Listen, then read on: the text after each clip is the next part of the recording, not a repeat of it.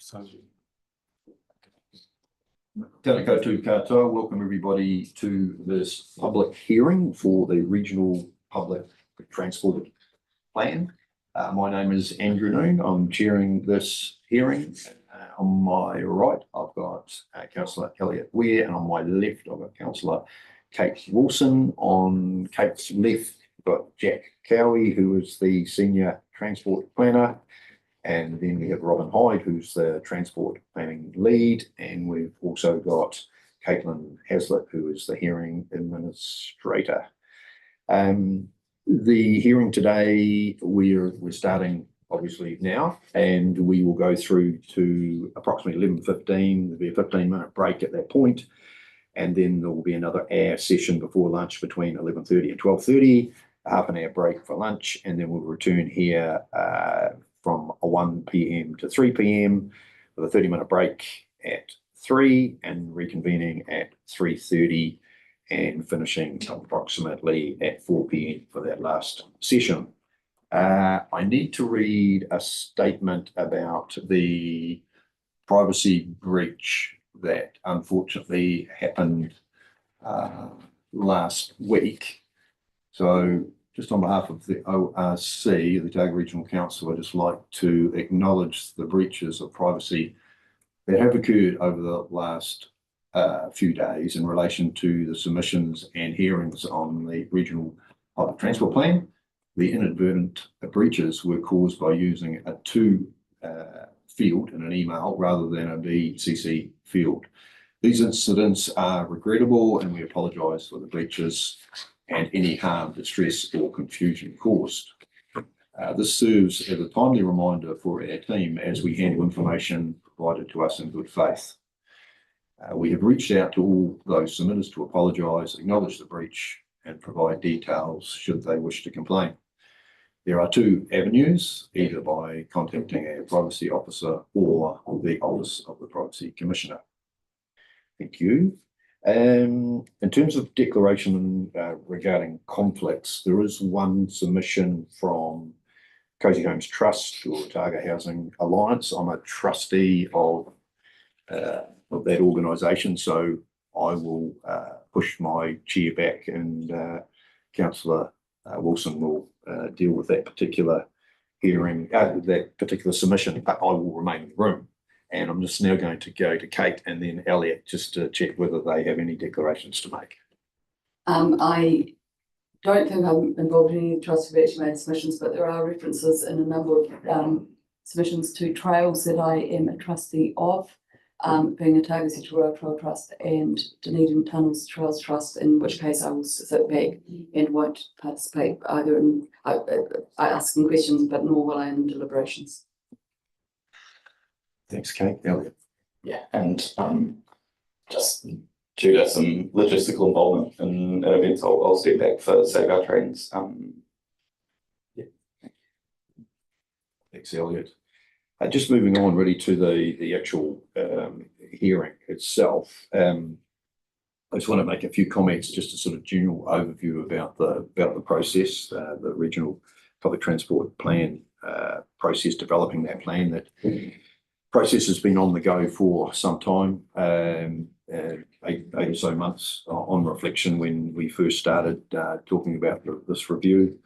It happens every 3 years. I just want to just reference the Land Transport Management Act and the purpose that a Regional Public Transport Plan, why it's developed, and sort of three main pillars or directions that come from the Land Transport Management Act on these particular documents. And number one is to ensure we as a public transport provider work together with our partners. NZTA, of course, by far our biggest partner and investor in public transport, but also our other partners, territorial authorities as in the district and city council, and also public transport providers.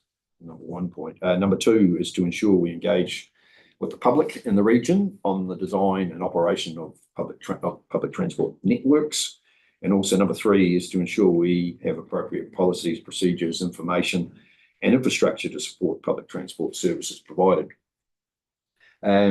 In recent times, central government through the GPS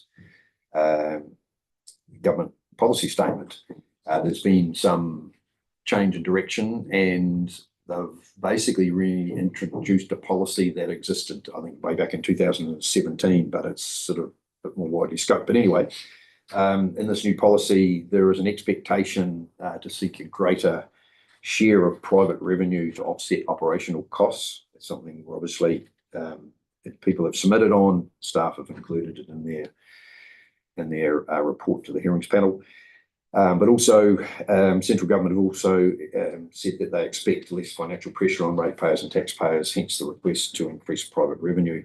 Central government have also said they expect value for money for services provided, with services expected to be efficient, effective and safe. And I think you can also add that they need to be affordable, accessible, sustainable, convenient and reliable. Submissions, there was 549 submissions, and that far exceeds any other submission process in relation to reviewing the regional public transport plan. So we're delighted to receive all those submissions and delighted to think that there's considerable interest right across the region about this particular process. So we want to just pass on our thanks to each and every submitter for their efforts, and we will take on board and consider every submission and every submission point. So thank you. We've all read the submissions received, and about 8%, I think, of all submitters had indicated that they'll speak to the panel on their submissions. The idea really is submitters, as they come to the table, it's good if they can focus on their key points to get the best value out of speaking to the panel rather than just reading their original submission. And there may be questions from the panel, from submitters after their presentation. There's approximately 10 minutes allocated to each submitter, which includes the time to present and questioning from the panel. And I think that is about it, but I did forget to talk about health and safety. And if the siren goes off, if we need to leave the building, we head down the stairs. Stairs are just adjacent to the lift, or the lifts. And we head out to Rattray Street and assemble, I believe, on the footpath out on Rattray Street. And I better just check there's nothing else. No, I think that is it. Okay, is there anything I've forgotten? Elliot, is there anything I've forgotten? Oh, have you not? Okay, so I'm now going to Robin, who, well, I imagine is the author of this report, the report we've received, which is the hearings report. It's a public document. So Robin, I'll hand over to you to introduce the report. Thank you. So just introducing the... Just get you to pop on your microphone. Sorry. Thank you. Thank you very much. Just introducing the draft Otago Regional Public Transport Plan, the officer's hearing report. This has been compiled by staff to advise the panel of our recommendations following reading all the submissions. What this report sits alongside the summary of responses that we also provided to the panel, and both these documents are online for public view. The panel outlines our legislative requirements as part of developing the Regional Public Transport Plan.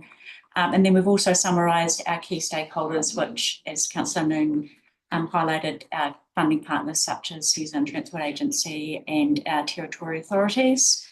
We've then provided a summary based on topics, which were the key topics that we were asking questions on in particular. Followed by a recommendation in each case, and then also a summary of sort of the other topics that we found coming through in our, from the submissions. So this is really a summary of all the submissions received and the feeling from the public. And I also just wanted to reiterate how, just overwhelmed we are by the response to this submission and how we've created some really good conversations about public transport, and it's lovely to see that coming through from the community.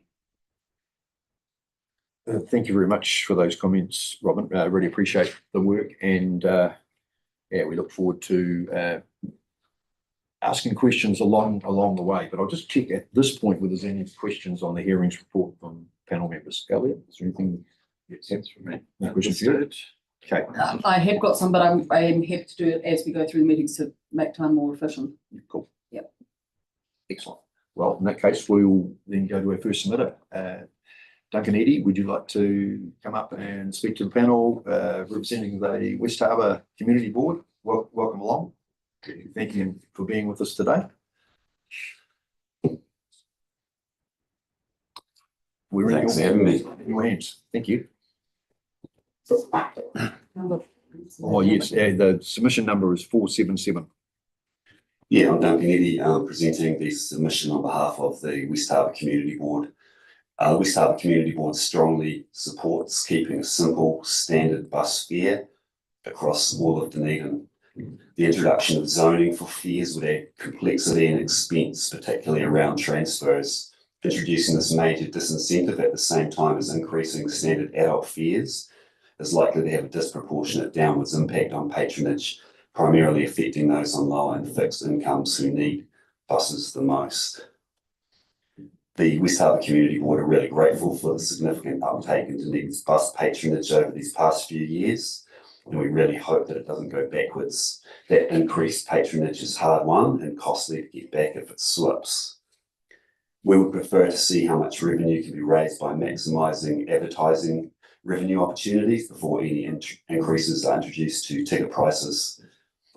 The previously planned extensions to the number 14 bus service were very welcome, and we're sad to see them drop off the list. We would also like to see planning for a commuter train between Port Chalmers and Mosgiel in the longer term, but right now, considering the legislative changes, we ask that you prioritise maintaining current service levels and fare levels as much as possible with no major shake-ups, even if that short-term stability means a slower rate of improvements to the existing service for the next few years. Zoning is the big issue that we're concerned about, and I've got a few comments to make. Page 20 of the hearing report says that staff are working on a zone fare structure that balances the simplicity of a flat fare by retaining large zones in the urban centres with the ability to charge a higher fare to outer zones. On my reading, that simply means preserving inner city simplicity while introducing complications for those in outlying areas. We note that there's been no dissection of the benefits or the costs of zoning, and basic fare increases are one thing, but zoning is a major structural change, and inexplicably, the hearing report has no financial projections for the proposed zoning, either of anticipated income generation nor of what the new zone fares might be. These details are not included in the proposed fare structures on page 80 of the draft plan either, nor is there any mention of how zoning will contribute to achieving central government's expectations around increased private share. It's hard to see how you can commit to such a substantial shake-up of the ticketing structure without access to this information. The hearing report contains in-depth modelling and financial projections of the impact of specified fare increases, but there is nothing at all like this on which to base a decision about the impacts and viability of zoning. And now there isn't even any clarity about where the zone boundaries would be. The draft Otago Regional Public Transport Plan did propose 3 specific zones with the boundaries marked out on maps. But in the hearing report, these 3 clearly defined zones that went out for consultation have now become 3 or 4 zones yet to be determined. And again, there's no mention at all about proposed zone fares. It's a significant change to cost and complexity, and you'd need more solid information before approving it. In terms of those 3 proposed zones that went out in the submission document, Port Chalmers and all the stops above Ravensbourne are included in Zone 2, while McAndrew Bay is included in Zone 1. Although Port Chalmers and McAndrew Bay are almost the same distance from the bus hub. That's unfair. We also note that some of the far-flung southern destinations in the proposed Zone 3 areas that went out for consultation, such as Milton and Waihola, are a long way from Dunedin's boundaries and don't fit within the DCC's local government catchment area. Milton is 32 kilometres from Dunedin's city's southern boundary, and I'm unaware of a public bus service between Dunedin and Milton. It really muddies the waters to include this as part of the consultation about Dunedin bus fare zoning. Zoning is a major change with significant impacts, and based on the lack of information about proposed benefits or costs, projected impacts on patronage, potential impact on fares, how this will contribute to conforming with new government directives, or access to any potential zoning boundary information, that wouldn't be responsible to commit to such a significant shake-up of the fare structure. Thank you. Thank you very much, David. I'll just go to my left. Okay. With leave of the chair, can I just ask the staff reporter? Yep. The question about, because I haven't read the report, I understood that some of that will be consulted in the annual plan process, and I'm just understanding which parts, the fares themselves will be subject to a consultation next year. Was it? With zonal fares? Yes. No decision's been made on that yet. No, I mean, that's it, so, yeah, sorry. And that's been, it is Yeah. tricky, yeah. So there was a suggestion about an annual review of fares, which I think was a suggestion for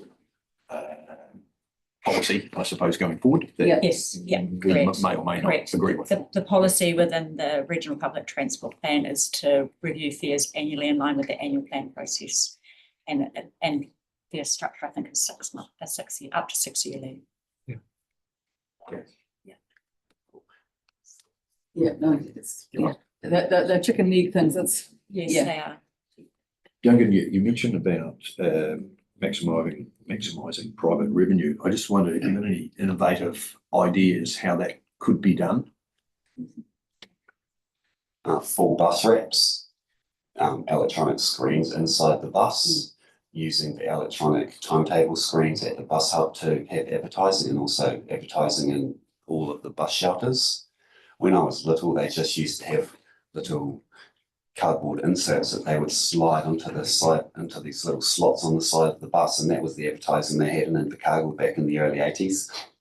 Real simple, but I know now that there isn't really any advertising on buses, and there's huge potential there to make money.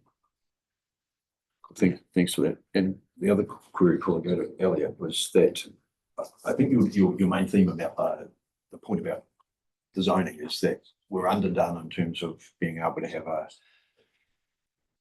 proposal that has been perhaps through a business case or looked at the whole financials and just how it would work, and comparing it. I think you highlighted the difference between the zoning difference between Kangaroo Bay and Port Chalmers, for example. So I think it's your own trust. Is it fair to say?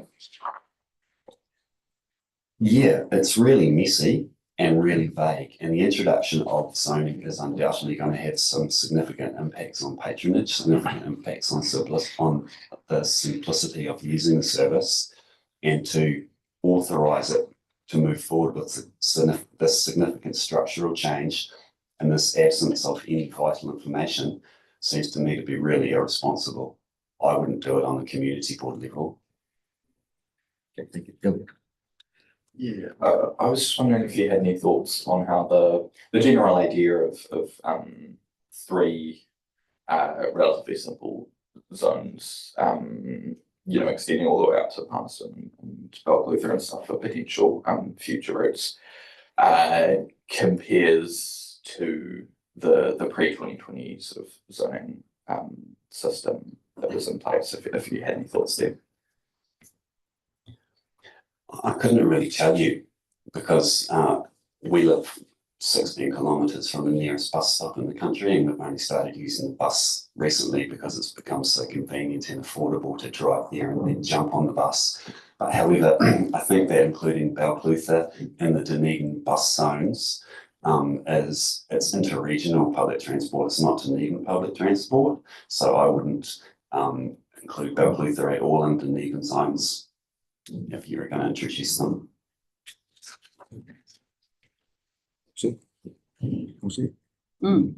Robin, I'm just thinking with resource management hearings, the officer, the reporting officer always gets an opportunity to ask question, ask question if there's clarity from the submitter. So I'm going to give you that opportunity, whether you want it or you may want to pick up on it or not. That's fine. I just want to reiterate, just in terms of the regional public transport plan, the fare zoning is or the zone fare structure is a type of fare structure that we've put in the plan and could implement at any time. Or we say it's a type of structure that we can look at for understanding how we charge our fares on public transport. We've floated it with the community as part of this consultation, but we've not yet completed the work to understand if that's something that we would take to council to proceed with at a future date. So it's just one of the things we've looked at as part of the regional public. Can I respond? So where are these proposed zone fare structures? Because I couldn't find them in all of the documentation. So as I say, there's no fare structure to it. The first part was just looking at the zones and just really indicating that any potential zoning structure that we would use, it would be based on distances, could be a zonal structure similar to that, and just acknowledging that we want to keep the simplicity of a the low, easy, flat fare, but recognising that people travelling to Palmerston, for example, we've got some pretty long distance trips within our network that we could look at charging additional fares for at a later date. So there's more work to be done, but it's really just as part of this plan, we've tried to incorporate a policy to allow us to do that. It might have been better to do the work before you went out to consultation and ask for support from the councillors from that. Yes. Look, that's fair comment, but I think also, Robin's made a fair comment as well, and we appreciate that, the opportunity just to clarify as we work our way through the process, and we take on board all your comments. So thank you for being with us today. Thanks for the great work you've done on the buses in the last few years. It's really making a difference. Yes. Thank you. Bye. We now have Dave Rivera from the Rail and Maritime Union. I'd like to come forward, Dave.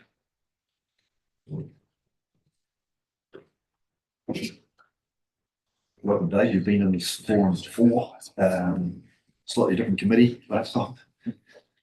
But welcome along. Thank you for being with us. Really appreciate your taking your time out of your day. And we're in your hands. If you just like to press that right hand button on the down the bottom there. Yep, we're in your hands. That's working? That's working. Oh, kia ora koutou. I'll just correct my name. It's Dave Kearns. Oh, sorry. I've got a funny email address and it must have caused it to come up with that surname. Kearns spelled Kearns. That's it. Thank you very much. Cheers, Dave. Well, thanks for hearing from us. I'm here to speak on behalf of the Rail and Maritime Transport Union submission. The Rail and Maritime Transport Union, I'm a member, of course, and just a tiny bit of background. I did my time at Hillside Workshops in the trades and then subsequently drove freight trains at Kiwi Rail as a locomotive engineer. And then last year I left Kiwi Rail and I now work for Dunedin Railway. So I've got quite a good kind of overview of the rail situation. But just to be clear here, speaking on behalf of the RMTU, not any of those organisations. So the RMTU, I guess, primarily advocates terms and conditions for our members, but we also take a view on relevant policy and wider issues, societal, community and environmental. And I think on both counts, the inclusion of efficient modern passenger rail, both interregional and commuter in the future, fits this kaupapa.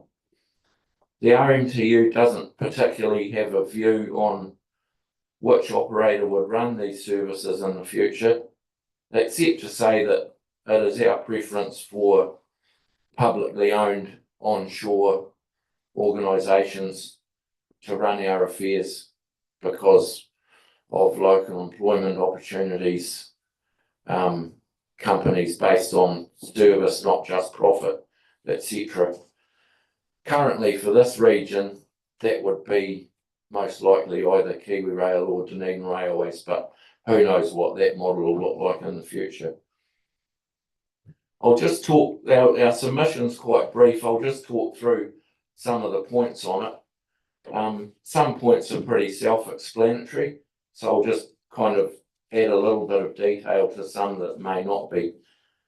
I guess the essence of our submission is that regional passenger transport plans need to include a full analysis of all current and future transport modes, which obviously will include passenger rail.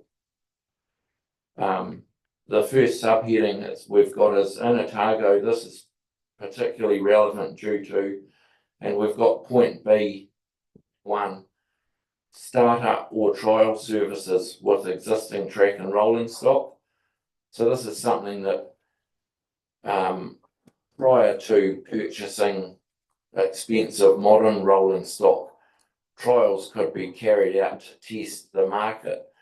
And we did this some years ago, advocated for Dunedin Railways to use rolling stock that wasn't being used as the COVID restrictions started to come off. And we had a mini campaign around that to test and particularly the Mosgiel to Dunedin route. Surprisingly, I think the studies were done at the time, and I can't recall the numbers, but commuter numbers between those two places stack up against much bigger cities in terms of car movements. So a very small percentage of people getting out of cars and onto a train, for example, at a Mosgiel Park and Ride, where there's available space, would be all that it would take to justify 2 or 3 trains each peak time. The next point I'd like to sort of clarify is D, the ability for rail to contribute to the resiliency of transport systems. Potentially this would add another corner to the, I guess, triangle or square of options that we've got: road, rail, air, travel, for commuter and interregional. If, and sadly, the further we go forward, weather seems to be taking out damaging infrastructure in one or more of those modes. So this gives more resiliency to backing up public transport. We've even seen lately, of course, that IT issues and technical issues can stop big cities' transport briefly. The next point is the newly restored presence in Dunedin of a major rail engineering facility. So the resurgence of Hillside Workshops, my spiritual home, the place now that has large capacity, and that's certainly possible that KiwiRail and other operators can work in together. Possibly might require some direction on that from local or central government, but the space and the capacity is there to maintain a really good and modern fleet. One of the things that the RMTU would like to draw to your attention is point H, the confirmation by the government of new passenger rail rolling stock purchases and services in the Lower North Island. So the current government has confirmed the previous government's purchase of new hybrid or tribrid rolling stock for the Capital connection and the Wairarapa connection. Hamilton to Auckland Passenger Group has requested to join this order.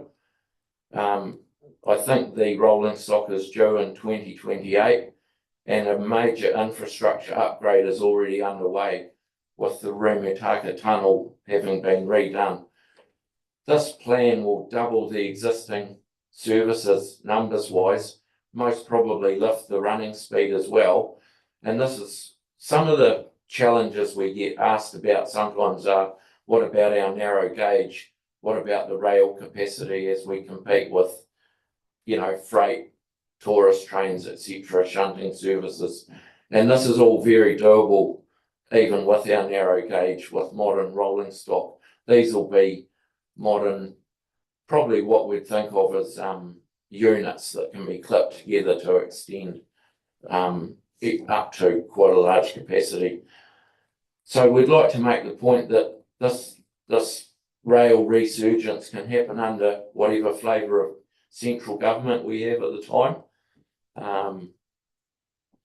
And the rail capacity here, whilst sufficient now, can still be improved with, for example, quite a simple signalling upgrade at the Mosgiel end of our ideas, where that by extending a signal they could speed up arriving and leaving quite significantly, and the addition of crossing loops where there's now only single line running between Mosgiel and Dunedin. But there are certain places where the land now is sufficient for double line crossing loops. Abbotsford Burnside is one example where a major drainage work has taken place in the last few years. Another one is the Ravensbourne industrial siding, which runs from Dunedin station to Ravensbourne, used to be part of the double line. And another example is the Port Chalmers branch, which has a single track on it, but they have made room for two. So there can be alleviations quite easily made if there were to be any sort of capacity issues in the future. I've probably forgotten something, but I'll just finish by saying we have lots of discussions in the rail family about this with managers, workmates, etc. And it's pretty easy to find challenges in saying that's too hard. But it's also possible to find solutions, and we feel that the workers and the members in the rail industry know the answers, or groups have the ability to look overseas and see how things are done.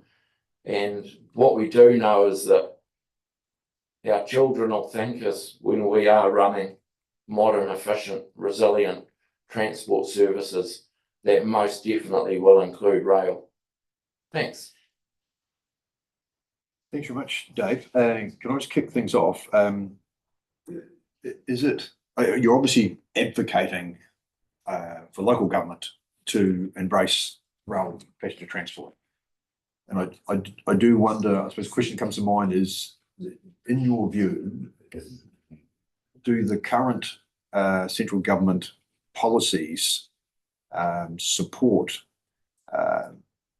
passenger rail transport to the extent you would want them to support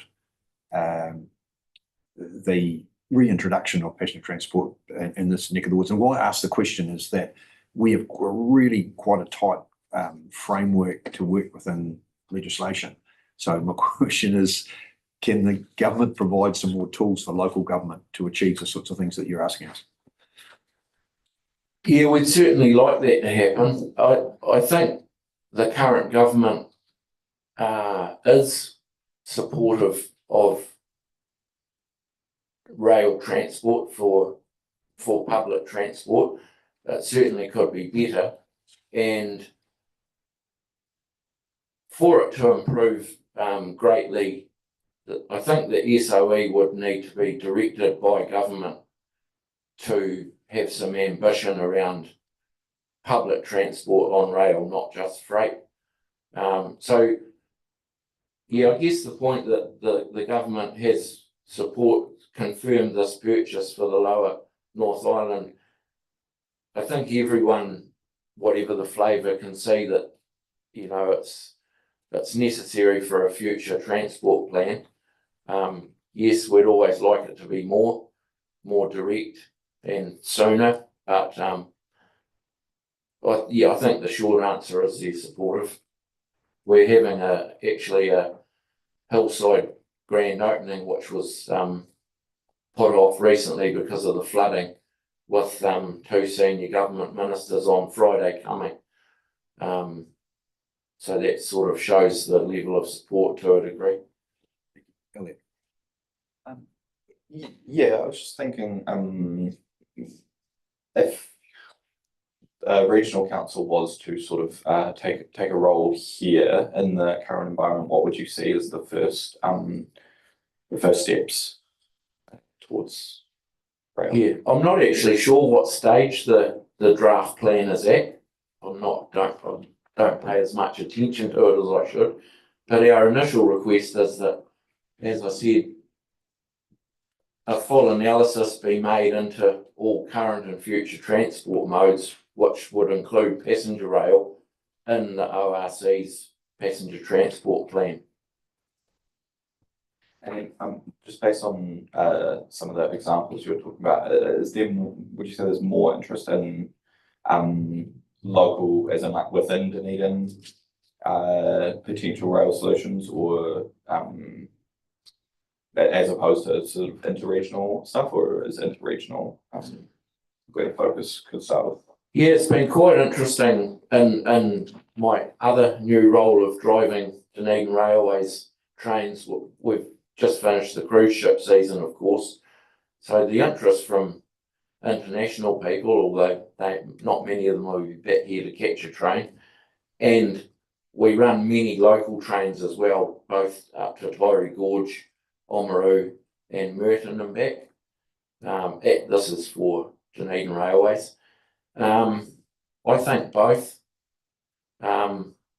Personally, I think the RMTU would see the commuter route as one to really target.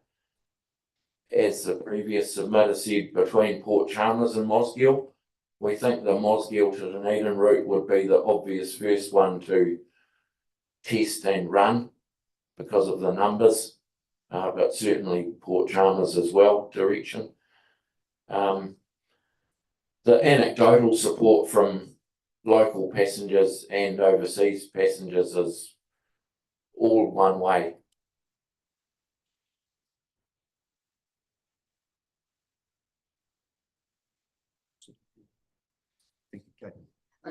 Hopefully quick questions. I'm just intrigued, where do you think you're going to put the railway station in Mosgiel?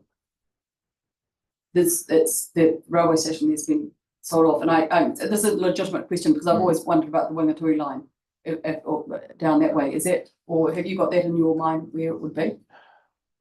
Because all of the land around the Wingatui station, I think it would have been sold off as well. Yeah, that certainly wouldn't be my decision or the RMTU's decision, but sort of just thinking about the space that's there, I think we would envisage something like a park and ride at the Mosgiel rail yards, which I think are owned still by Kiwi Rail. Okay. As for the station itself, ideally it would be at the current platform, but as you say, the station building itself is no longer owned by Kiwi Rail or New Zealand Rails. It is a legitimate question because I've always wondered if it would be Wingatui instead, which is a different. Yeah, that's fine. I think Mosgiel I don't would need be. to ask Dave the question. He's already nodding his head at the background. So. I think Mosgiel would be preferable because that's where the Mosgiel township is. Preferable to Wingatui. Except for it would conflict with the traffic. So that's why I was wondering about Wingatui. It has a at grade crossing. Yeah, so I guess one issue with the traffic at Mosgiel is it would require a crossing from Burns Street, which runs behind the rail yard, to access that as a park and ride. My understanding with the station and the platform is that Kiwi Rail still own the platform for a certain distance back, but not the building.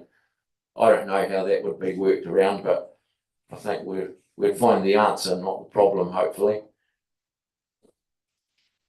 That's cool. When you talk about Port Chalmers, they've made room. Do you mean that when they've put the single track down, they've already ensured that they didn't put it on the centre of the line that they used to do?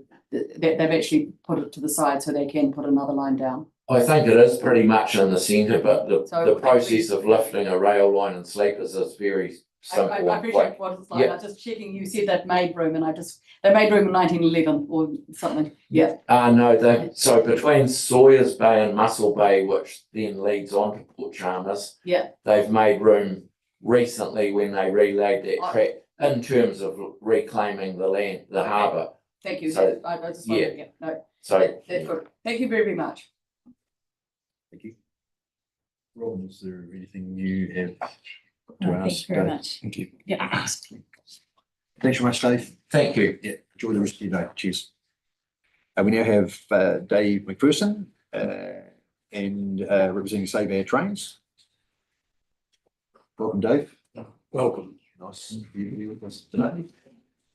and apologies from who's going to be able to submit her, Elena McLean, who's ill today and was been ill for a couple of days and can't make it.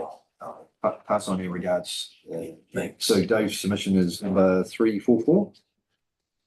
So in your hands, Dave. Yeah, I'm just firstly want to check that you got our larger written submission and not just the answers to the questions, because you answer the questions were just a placeholder, if you like, and the written submission is the primary one. There were a number of submissions submitted as separate attachments, so to speak, over and above the standard submission form. So that we've received all those. And you've received yours.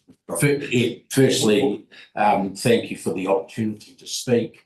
I have to say right at the outset, though, that we were extremely disappointed in the draft passenger transport plan because it didn't discuss a significant mode, passenger rail at all, not one mention of it. And we felt that was quite deficient. We're not suggesting that it would be possible or even necessarily desirable to go out and start passenger rail tomorrow. But this is a plan for going 10 in terms of funding and 30 years in terms of vision, and there's no vision at all about rail. So we're critical of the report in that respect. We think there's an assumption, looking at the report and particularly at the staff comments on it, that we're going to have the current government for the next 30 years in terms of comments about what the current government's policy is and how that restricts whole areas of public transport, and an inbuilt assumption that it's going to not be supportive of rail. We don't think it's true if you have a vision of looking at 30 years or even 10 years, or even in fact looking at the current government's actions. The current government has not only, and we support all the comments from the Rail Maritime Union, not only confirmed the purchase of new passenger trains in the North Island, it's also confirmed the continuation of the Hamilton to Auckland pilot or trial service that's going on at the moment. It's confirmed that it's going to purchase rail-enabled ferries to enable the South Island to be connected properly by rail to the North Island. They have a New Zealand Inc. approach as opposed to just a North Island approach.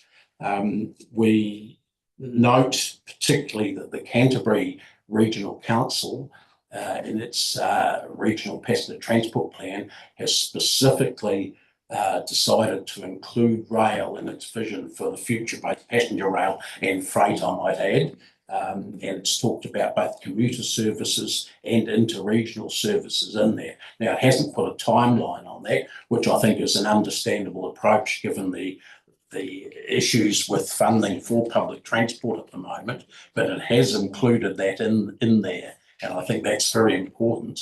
Last year, when we submitted to this council, we were told that in a response that the issue would be forwarded to the South Island Transport Committee Chairs Forum to have more of a discussion, but we've had no response from that other than seeing that Canterbury hasn't now included something in there. So we think at the very least, the Otago Regional Council needs to include the same sort of vision statements and the same sort of willingness to investigate down the track and the possibility of rail. Now, I'm not going to repeat a lot of the technical things similar points that we make to the rail union, because we agree with them all, no need to do them twice, but there are some pilot schemes that could be started right now. I want to repeat the issue that was touched on with the last submitter there. We have existing rolling stock, tracks, and therefore the potential of pilot services that can be done right now without any new equipment particularly being needed, a bit of a policy change and a bit of a funding way of handling the funding. We've actually suggested some of them in here, which we're disappointed that there's not even in the staff report a discussion about those possibilities. We haven't just suggested let's have a train from Mosgiel to Dunedin or from Oamaru to Dunedin. We've said this is a way that it could be funded, and I've seen personally how some not that innovative, just slightly outside the normal sphere types of funding could be arranged.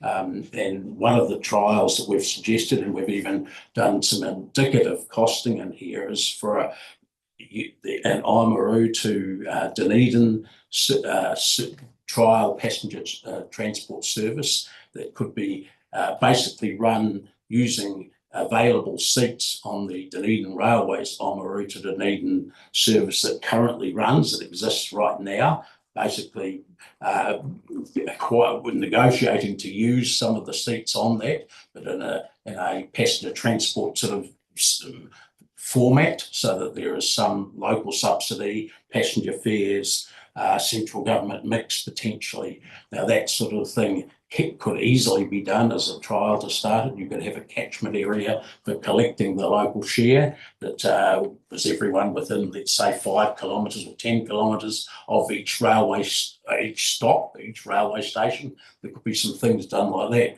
Middlemarch is another one. Dunedin Railways is about to extend over the next year and a half or so current services that go up the Tidy Gorge to Middlemarch. Now their schedule from August onwards includes 5 scheduled services a week between here and the Strath-Tidy areas, to start with Pukerangi, but once the track gets opened up through to Middlemarch, that's an area actually within the Dunedin City Council catchment, though I know you have slightly different boundaries, but in terms of the catchment to rate to collect some sort of funding support for that, would be entirely possible to be done. And with a scheduled 5 days a week service, it becomes something that could be quite easily imagined and used by the locals up there to access services and facilities and even work in Dunedin with that sort of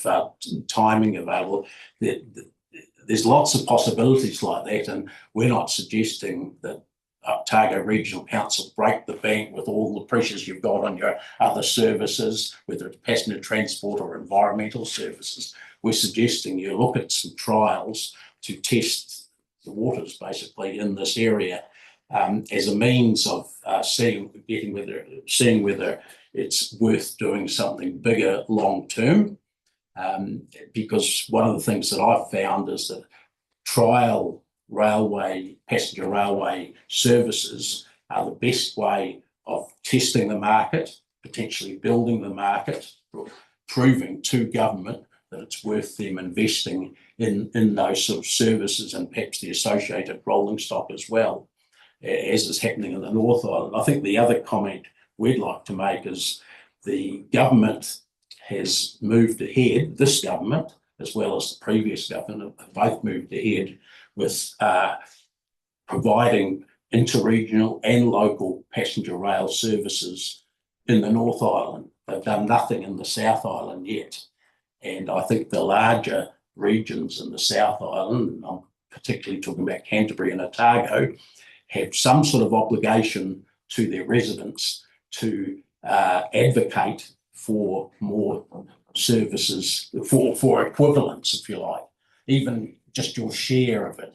Let's say we're half the size of the Wellington region, okay, half the resource going into rail here or into looking at other modes. Now that sort of thing won't happen overnight, but unless the regional council here is willing to do some more in-depth analysis and study of that, and to try, and we suggest part of that should be actually some trials using existing rolling stock that's available. Unless you're willing to do that, we're never going to get our share for anything other than buses down here. Now, buses are great and can be integrated easily, as has been shown in the North Island, with the passenger rail services up there. And that's the sort of synergy we should be looking for down here, not just whether we have a bus to Palmerston or not, but what does it connect with at the end? How do people from Oamaru get to Dunedin?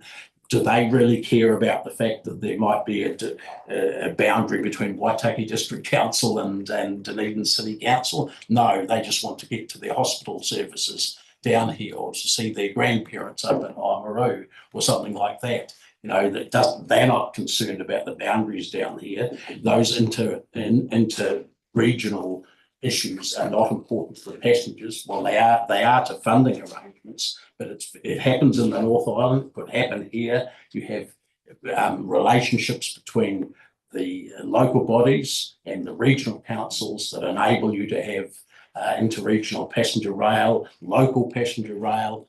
All of those things are possible. So we want this council, I'm not really talking to the details in the submission anymore, but we would like this council to have a bit of vision for the future, to allow for this sort of work to be done, to encourage studies. And there is going to be an election next year. Firstly, one of at least of the current coalition parties has signalled that it's very supportive of rail generally, and that's New Zealand First. We all know that things can change quite quickly on the election front, and that's how the Hamilton to Auckland rail service got going under a national government. All the preparatory work was done, and when the Labour-led government, including New Zealand First, got elected, within weeks the actual planning and the funding was starting to be organised for that passenger rail service. But they were ready to go, the council, the various councils up there, both regional and local. We need to be ready to go to take advantage of opportunities like that come up. And I think during the election year, I don't think you'll see this current government standing in the way of that. So that's our submission. Thank you very much, Dave. I'll check with Kate. Any queries? Yeah, look, I've just want to test you on the mass rapid transit planned for Canterbury. I appreciate that they're talking about it. My understanding is that they're talking about it being light rail or bus, and that they haven't committed to. No, they haven't committed to that, but what they have said is that passenger rail is a mode that's available for the future. It should be considered. And the issue with mass transit is that you start with buses, usually with the lower capacity. You increase to light rail as your capacity needs sort of outstrip what buses can do, and then heavy rail for longer than that. But there's systems now in Germany and other places in Europe, and they're actually looking at them in some parts of the UK as well, where both light rail or trams to run on the same tracks as heavy rail. So then it's a matter of timetabling and signalling and things like that, so that you can move to bigger capacity over time as you prove the need. So my question was that they actually haven't committed to rail. They have said it will be buses or. No, they have. There is in the Canterbury regional. Okay, I'm just guessing, like I've only just had a week's quiz, and I just want to check that. Sure. Yeah, I'm not debating it, sorry. And if they have that, thank you. Look, I'm also aware that I think that this government, and you're emphasising absolutely understandably passenger transport, but they've also committed a substantial amount of money to freight, which can at times preclude passenger transport on rail. No, it doesn't preclude. Okay. In fact, we argue that it helps. Firstly, the number of trains travelling on our lines has diminished over the last 30 years in New Zealand. So there's more capacity than there used to be when we ran passenger rail and freight rail back then. There's better signalling, so there's more room anyway. There's better signalling arrangements, electronic train control system, which they're now installing in the Upper North Island and are looking at installing in the Wellington region, enables trains to travel closer together so you can fit more trains into a particular scheduled piece of time. That's becoming the norm now. In fact, it's the requirement in the Upper North Island now. So there's lots of ways that can be handled. And freight the needs for rail freight also make sure that the track is in good condition, the bridges and so forth are kept up to speed, and if they can handle a heavy freight train, they can easily handle a lighter passenger rail train. So it actually helps, and the whole thing is to do with timetabling as well. For instance, I understand there's 6 trains a day potentially use the Dunedin to Canterbury network at the moment. Now, you could easily fit a couple of passenger trains around that sort of timeline. And the same with Mosgiel to Dunedin. That would share, for instance, with Dunedin Railway's Tide and Gorge trains. Now, Dunedin Railways is significantly increasing its use of the part of the track from Ringatua to Dunedin City Station. And that's rail's not getting on the road of that. They've been able to immediately from August on slot in more or less twice the number of trains that they've got now. Very good. Thank you very much, Dave. Look, I just want to pass on that I think your theme is that, you know, you don't want to be forgotten about in terms of passenger transport option and the having some sort of vision is really what you're looking for from the Otago Regional Council to ensure that at some point in the future there will be further consideration given the and that you do some initial scoping work, which doesn't have to be an expensive exercise or anything like that, and that you don't be cowed by funding difficulties because of current government policy, that you actually look at the potential ways around that. I'll just check with Robin. Is there any Sure. queries? Thanks very much. Thank you. And Caitlin, you obviously noted that Elliot sat back from the table. Conflict. Okay. Thank you. Moving on, we have got Donna Peacock. 514. Donna Peacock is 514. Submitted number 514. Welcome, Donna. Thank you for being with us today. We're here to listen to you. I'm not sure whether you were here right at the start of the meeting, but I talked about a 10-minute allocation for submitters, which basically allows you to present and for us to ask some questions. So that's what we generally work off. And I've been supposed to be using a stopwatch, but I haven't been. So I'm in your hands. Kia ora, Donna Takuingoa. Kia ora for all your mahi, especially in view of funding obstacles. Some of my comments may not be relevant in that sometimes I have a problem working out what's DCC, what's ORC, da-da-da. Okay, just a few, some things are questions, just to bring the matter up. Right, so passenger experience, value for money, it's a tricky question, how to serve best, the least well off, at the same time gaining from a reasonable fare from those who can afford to pay. Do community card holders receive a discount or free ride? Bus stops, could drivers and the public give suggestions about where? Once again, there's a crossover here between the DCC and ORC. And will zoning disadvantage those less well off? That's a concern for me because often the less well off live further from the city.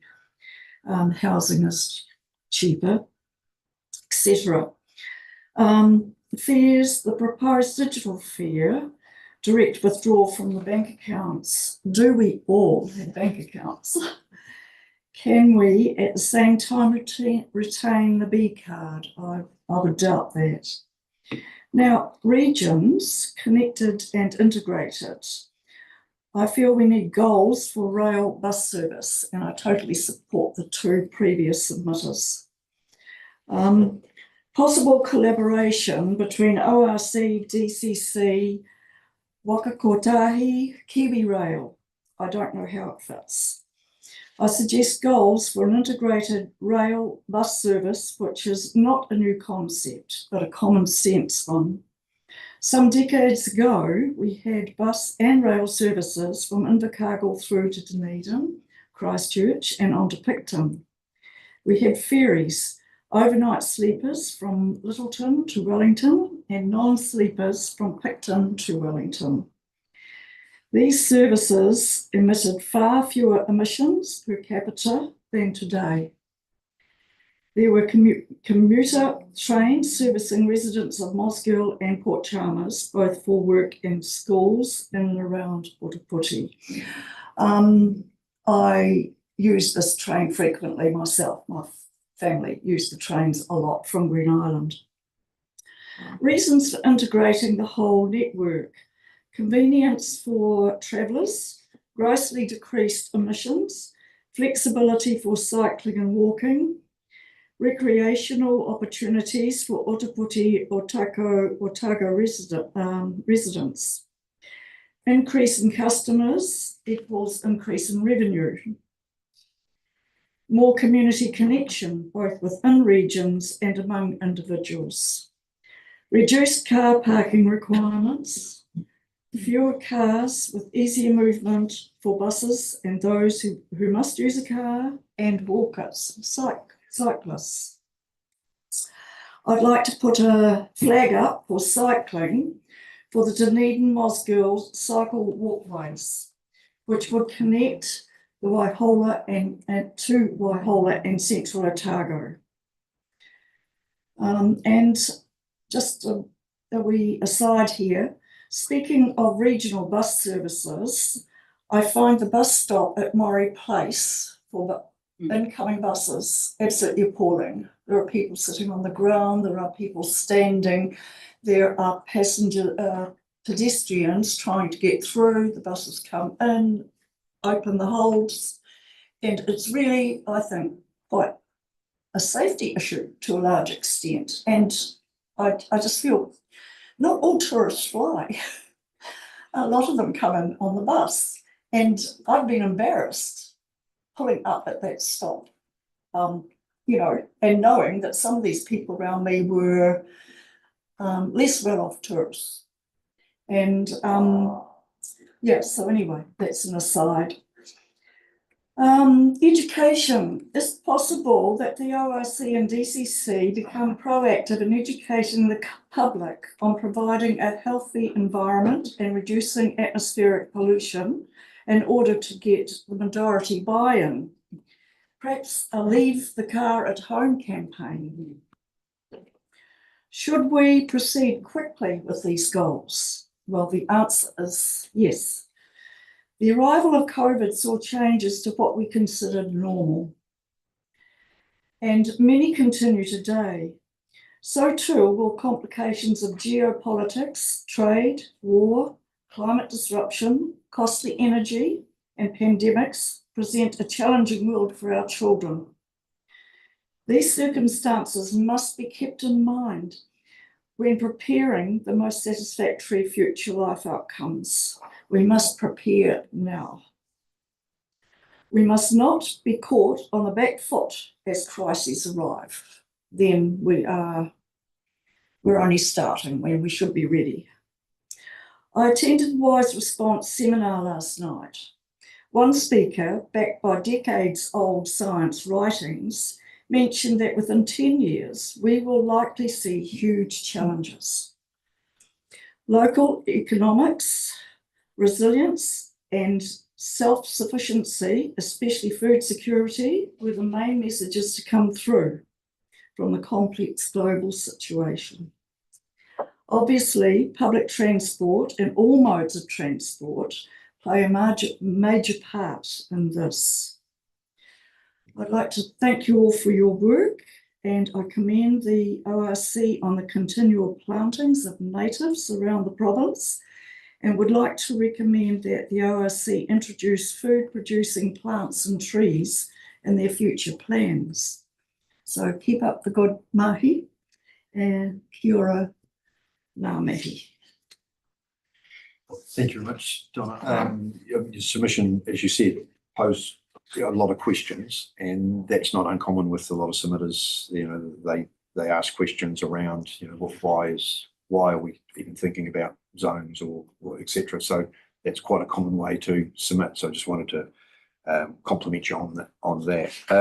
When you talk about goals, you're talking about we should have more, whether they're aspirational or goals to achieve targets, etc. Right across the board. You touched on goals obviously about usage. I imagine about efficiency, and you talked about environmental goals as well. But it's when you talk about goals, you're talking broadly about achieving right across the board all aspects that would enhance a passenger transport system. Yes, and in particular rail, because I've seen those days. And I know many things have changed since then. I know that, privatisation, all that kind of thing has come in. Things have been divided up, so it's not so easy. I understand all that, but I think we really have to push for this for the next, to be ready. Climate change is not going to go away. People are going to become poorer as a result of that. We need to be able to move around and connect with each other and feed each other, house each other. That's very good. Thank you. I'll just check with Ellie. Questions? Yeah, thanks, Donna. I was just wondering around your concerns around the safety of that stop and the bus hub. Were you specifically referring to that one outside Countdown that the intercity ones pick Yes. people up from? Yeah. Yes. Yeah, cool. Thanks. Just wanted to I check have that. sort of thought of a solution to it. And that if Countdown were prepared to do that they take away the 5 cars that are immediately behind the fence there. The fence be shifted back with seating and an overhang, and perhaps the council pay rent for that little area. I know that's not simple because you've got privatised transport, you've got Countdown, 3 different aspects to consider. But I really think it's quite appalling. Thanks, Donna. Thank you. Kate. I'll just note that I walked past it when bus was in yesterday, and I have to say the height of the luggage racks was right at my eye level, and made me relatively nervous. Yeah. And I really appreciate that concern. And then you can contrast it to what a airport is like, and the welcoming experience. It is very different. It's a very interesting one. If it weren't at that site, have you any other suggestions where it would be an appropriate place to site it? Because there are some big issues. Yes, I know the things we suggest are not always simple. I'm thinking of the area behind New World where we used to have, you've got a curved overhang there. We used to have the local buses pulling in there. And I'm wondering if that could be used instead. And there'd be room for a lot of seating along that area. And it's covered already. I think it's still covered. No, thank you. Yes. Okay. Thank you very much. I'll just check Donna with Robin whether she's got any questions of clarification in relation to your submission. No, thank you. Appreciate you. Yeah, thank you very much. Feedback. Thank you. Thanks so much. Thank you for being with us today. We now move on to the next submitter, is Cheryl Dodds. Number 485.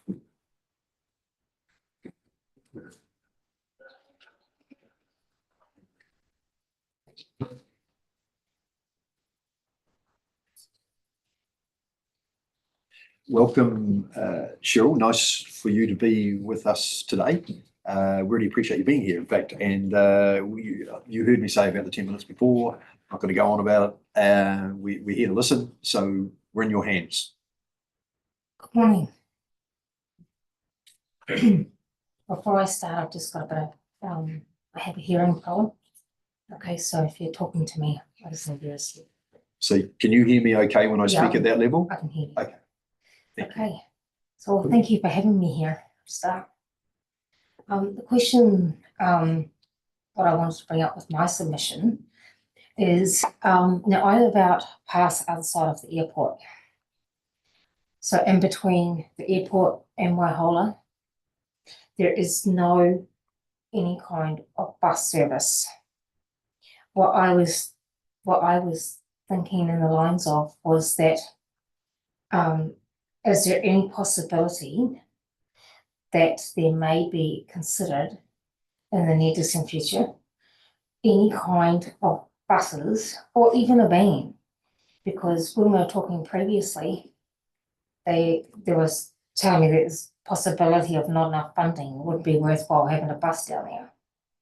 So then I was like, well, what about, like you've got like your Rosa vans or something smaller, whatever, as a trial to see.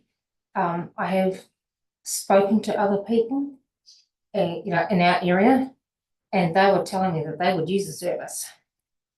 If you had, if you run a service, you've got your service from Palmerston to town, but you need to run it from like Balclutha to town.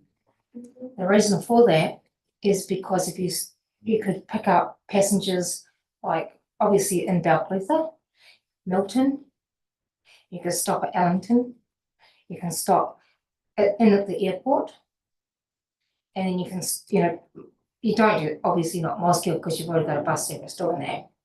And then, maybe Green Island and into town or whatever. And and I thought that's quite a long time for somebody that's coming from Balclutha, that wants to come straight to town. And then I was like, well, maybe there could be a service, you could have like services like from Waihola, to the airport, something, an option, you could have like an express. Okay, so that could mean that you're going to go to Balclutha, you're going to stop in Ellington, and then you're going to stop Green Island or wherever. That's it. Or you're just going to run a route straight, to town. That might be like first thing in the morning. Like that's where you still got people that are still not having that service, and the demand is there.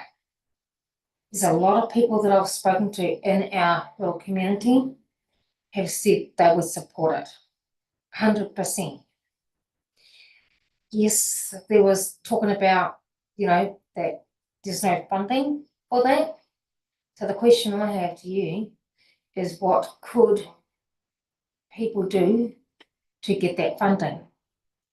And my thoughts are, instead of running big buses, start with a smaller van. See how it goes. See where the demand is. See what people want. Because at the end of the day, that's the people are wanting services that at this point can't be provided. And aren't provided at the moment, unfortunately. So and the other service that we don't have is a bus or a van or something.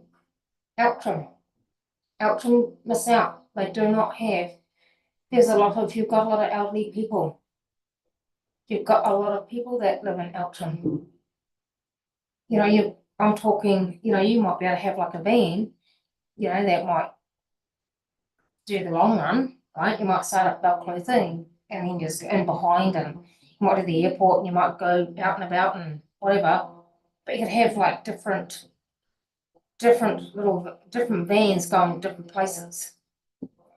But it's about supporting everybody in that community area. I don't think the Mosgiel bus goes there, do they?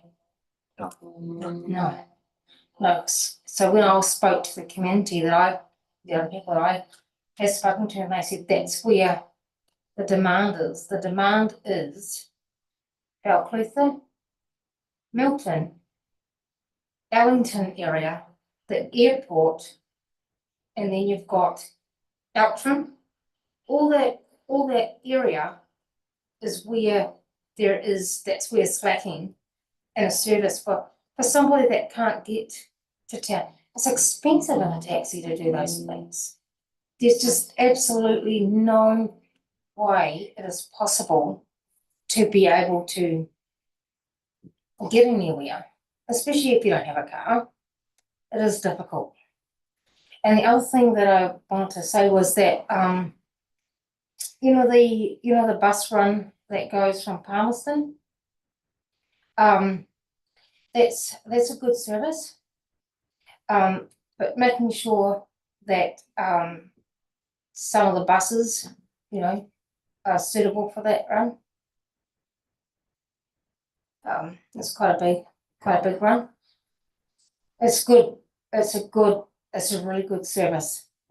It's good to have that service, that option for people that are coming from, you know, the Palmerston end of town. Why can't it be an option to go from the south end? You got it from the north end, why couldn't we run something from the south end? It's, yeah, pretty clear, Cheryl, what your submission points are. Can I just ask, some of the people that you've spoken to, are they people that, you can hear me okay? Yep. Yeah. Here. Are they, yeah, some of these people you've spoken to, are they people that don't own a car? And the second question would be, how do they cope currently? Do they rely on other people who Yeah, have cars? So they, Okay. that's what you have to do. Like, so they have like, you know, if somebody wants to, you know, that I didn't ask that question actually, but I think a lot of it also is that you've got, I guess you've got people that do, you know, everybody just goes in one car maybe. But to have a service, so important.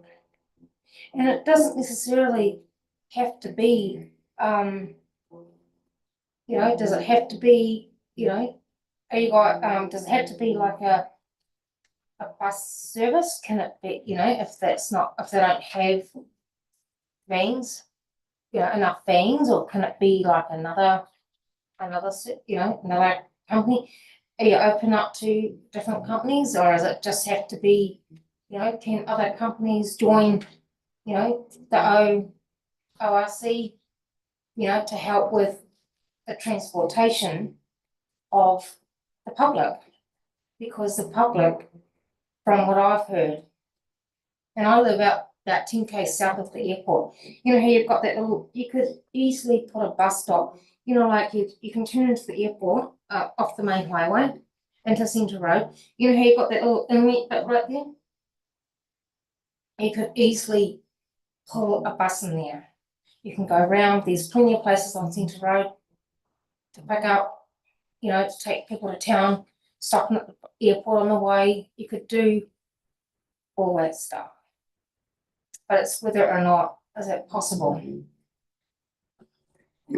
Anything's possible. It's a matter of, I suppose, having the resources to be able to do it, and having the indication from the community that there's a willingness to support new services. But and as one of the key pillars in the consultation document talks about the connectivity beyond Dunedin and Queenstown, and the rural connectivity. So it's a hot topic for us to turn our mind to. So yeah, really appreciate you sharing your thoughts. And the other thing, sorry, there you go. didn't mean to cut you off.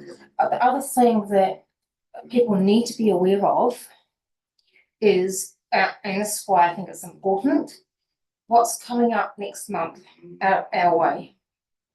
You've got the international flights coming. You got public.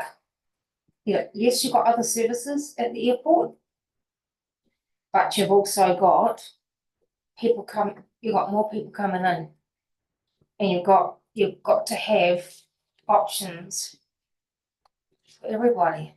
I think Dunedin is the only place in New Zealand that doesn't have a bus service going there. In Hamilton. In Hamilton? Okay. Yeah.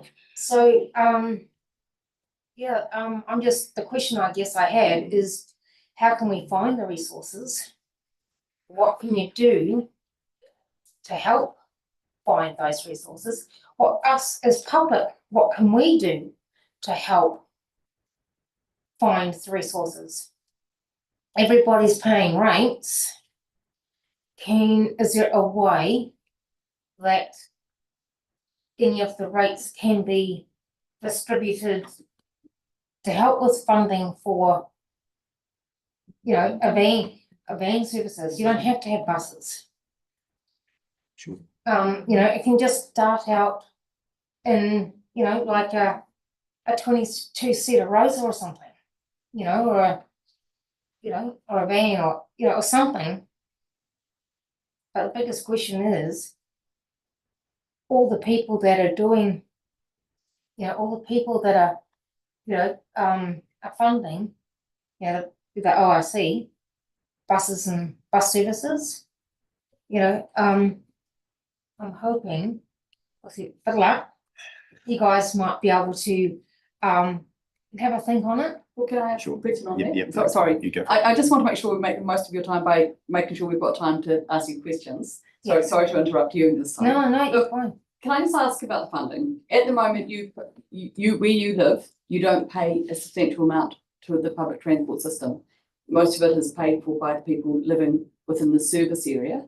Yeah. The question is, I've got two questions. One is, would you be prepared to pay for a bus service? And if so, what would you be expecting that bus service to be looking like? Is it weekly, daily?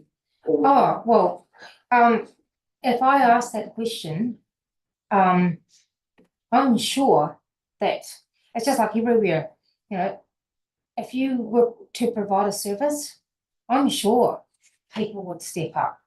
you'd be prepared personally? I would. Yeah, thank Personally, you, for thank me, you. I would just be wanted to- prepared. Thank you. Yeah. And the second part of that question was, what was that service look like for you? Is it a daily service or a Daily. weekly service? Daily? Yeah, because there's a lot of people that go in and out of town.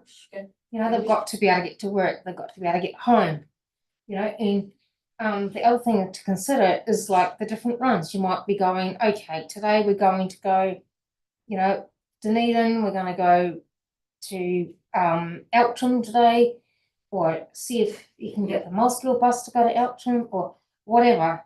Okay, That's that's good. And the only other question I had two, but I put two into one, is if you looked on the maps in the brochure, what centres in your mind have been missed out in the Dunedin area that you've been talking about?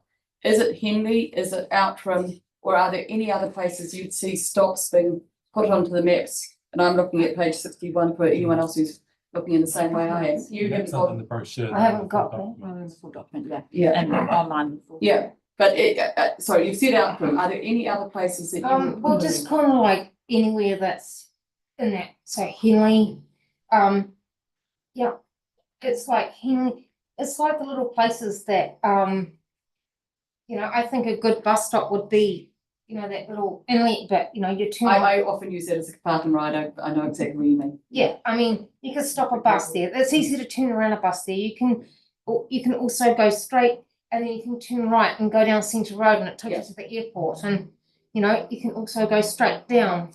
No, thank you. Elliot. Yeah, just reflecting on our aspirations and the plan to eventually have a service from Balclutha to Dunedin, stopping at those stops you mentioned, as a sort of full bus service. But in the meantime, there are opportunities for community services, like you've said, sort of community shuttle van type things. Do you think there would be the support in the community, even if that was sort of volunteer drivers? And then slightly different question is do you know of anyone in the community that uses intercity buses to get, say, from Balclutha or areas along that corridor? I haven't heard anyone get into city bus.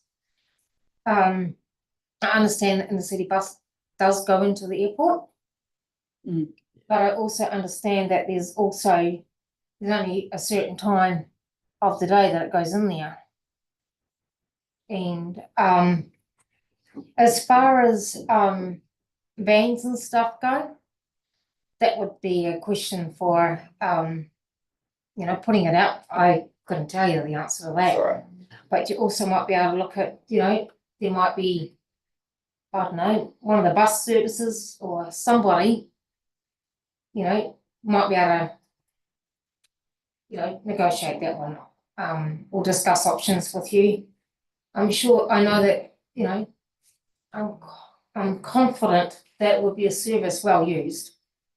And it might take a while for a start for everybody to know about it, but I'm confident it'll be well used because I live there.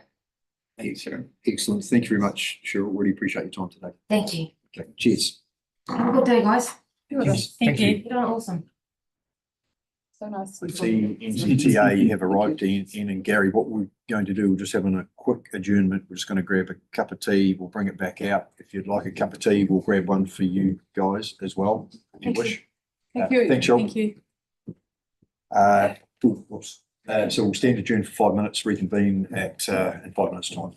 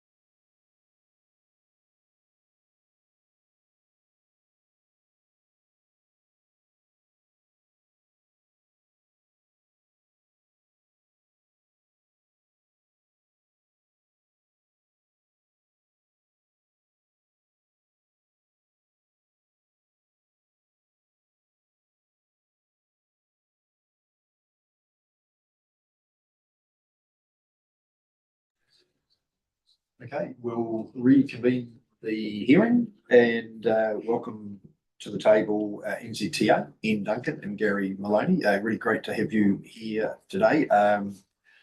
You've got more than 10 minutes because I think you need more than 10 minutes and we need more than 10 minutes. But yeah, we're just going to make time. There's a lot of important stuff, obviously, in your submission, and we look forward to hearing it verbally. And yeah, thank you for being with us today. Number? The number is 539. 539. Submission number 539. Thank you. Thank you, Ian. Okay, thank you for the opportunity to come and present to the committee. We've got a few slides we'll just talk to on the way through. While our submission covered a number of points, there's three main points we really want to focus on, and that's going to be the purpose of our discussion today. So we might just move to the next slide if we can. One back. Look, at the outset, before I start, I just want to say from an NZTA point of view, it's a really good plan. So we want to commend both the councillors and the staff on that, and we think it's been well developed and put together. So kudos to you on that. And we note that the NZTA has got a statutory role with respect to PT under the LTMA, and that includes funding, but it does include a number of other things in that space as well. And we note that other than Otago Regional Council would be the other single biggest investor in PT in Otago.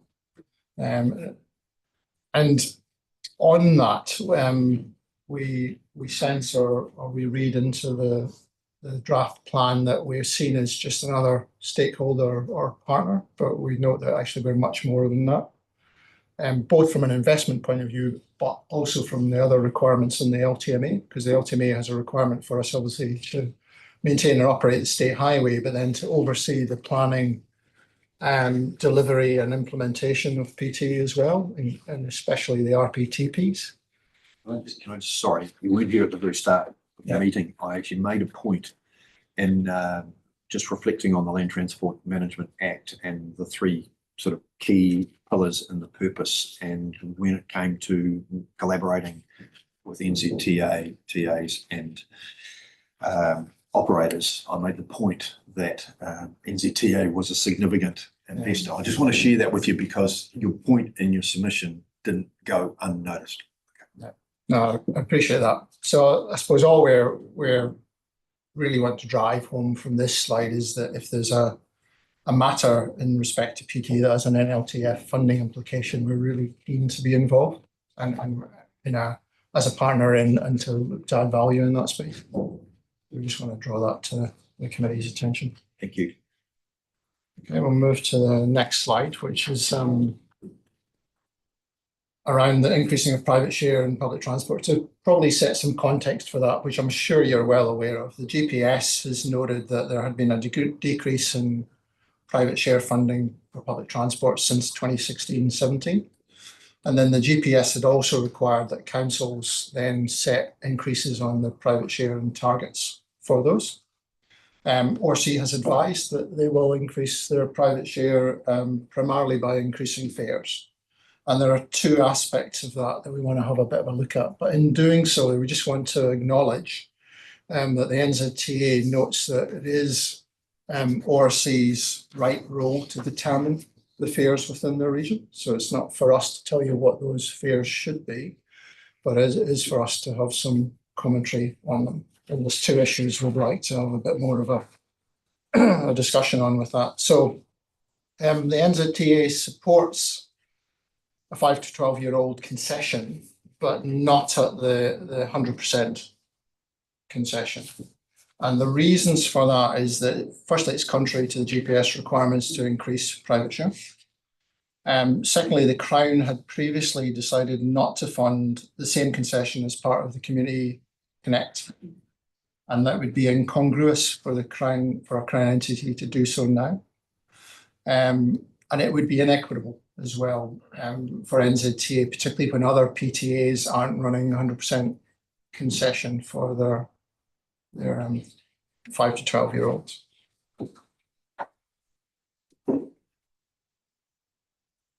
The second thing I'd like to comment on in terms of your fares is that we would support you going from a $2 to a $2.50 fare, so that 25% increase.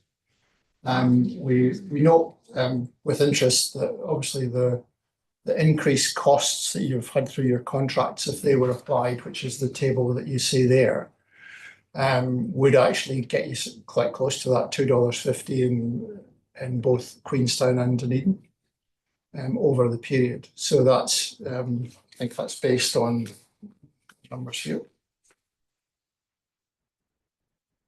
You've had Queenstown contracts had an inflationary increase of 26% and your Dunedin contract 21%. So actually the $2.50 actually gets you to a point where you're maintaining pace with inflation.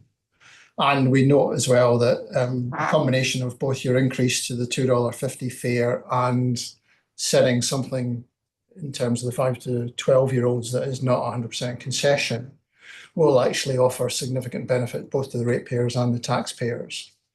And the $2.50 increase will bring in more revenue. Happy with that? Okay. So we'll move to the next slide if we can. With respect to Queenstown, we just want to call out, we think it might be prudent at this point in time for ORC to recheck some of its assumptions around the Queenstown public transport business case. Particularly because the PT service uplifts and vehicle changes forward planned within that business case were predicated on the fact that Queenstown Arterial Stage 2 and 3 would occur. And the reason we raise this is in the current QLDC LTP, and that's not the case at the moment. They're not visible as being confirmed. So in the short to medium term anyway, I don't think that can be relied on. So what that potentially does is we think it's probably going to have an impact on where you were proposing to take your frequencies, your routes, and your bus fleet, because you're going to go to bendy buses or flexible buses within that. And we think because you're not going to end up with stages 2 and 3 of the arterial in the short to medium term anyway, that those things combined might end up causing you some congestion problems within the CBD or geometric problems in terms of manoeuvring, and it's worth having a bit of a think about those.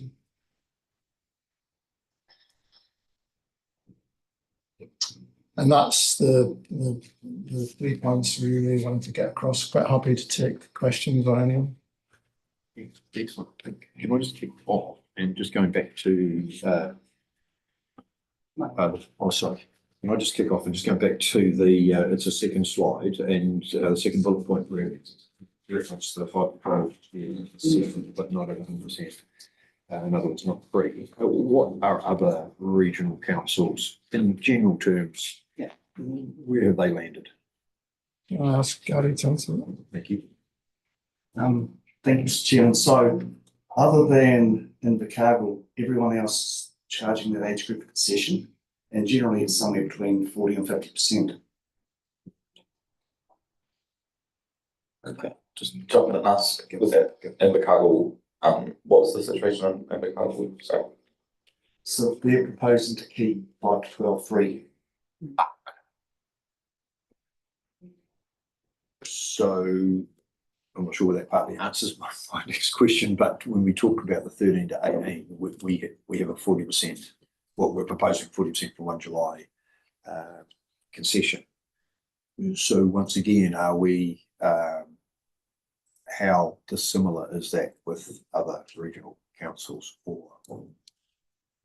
Yeah, Mr. Chairman, so my understanding is most of the Ritz councils have a concession for that group, and it's, and generally speaking, again, it's between that 40 to 50%. Cool. Thank you. Okay. Sorry, thunder, but that's okay. Oh, so, sorry.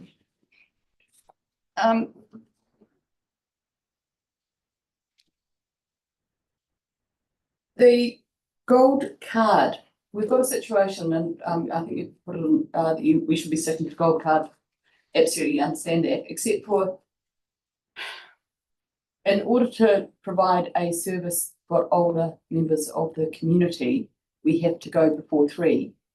So in this case, I think it's the Palmerston route, there are no buses within that time frame that operate. Now, I'm presuming there is absolutely no flexibility or nuance or exceptions in the legislation for the gold card.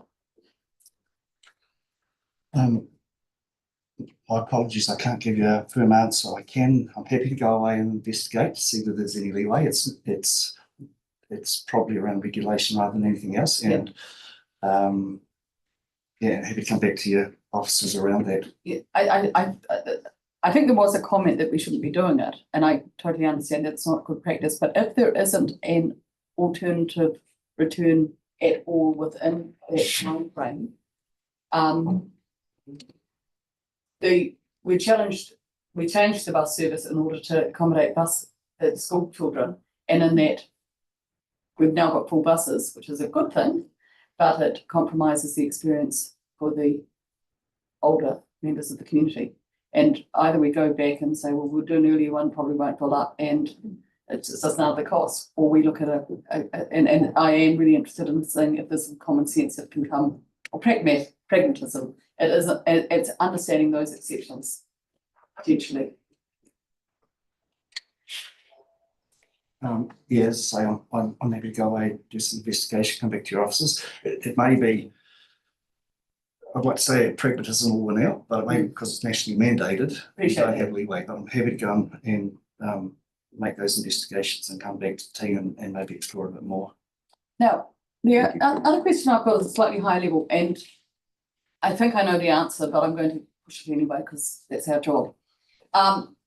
What we've found, this is the Otago Regional Passenger Transport Plan, and we should be reflecting what the aspirations are. We've been challenged by the community to aspire to certain things. And in the first 3 years, at least, we're limited by a GPS.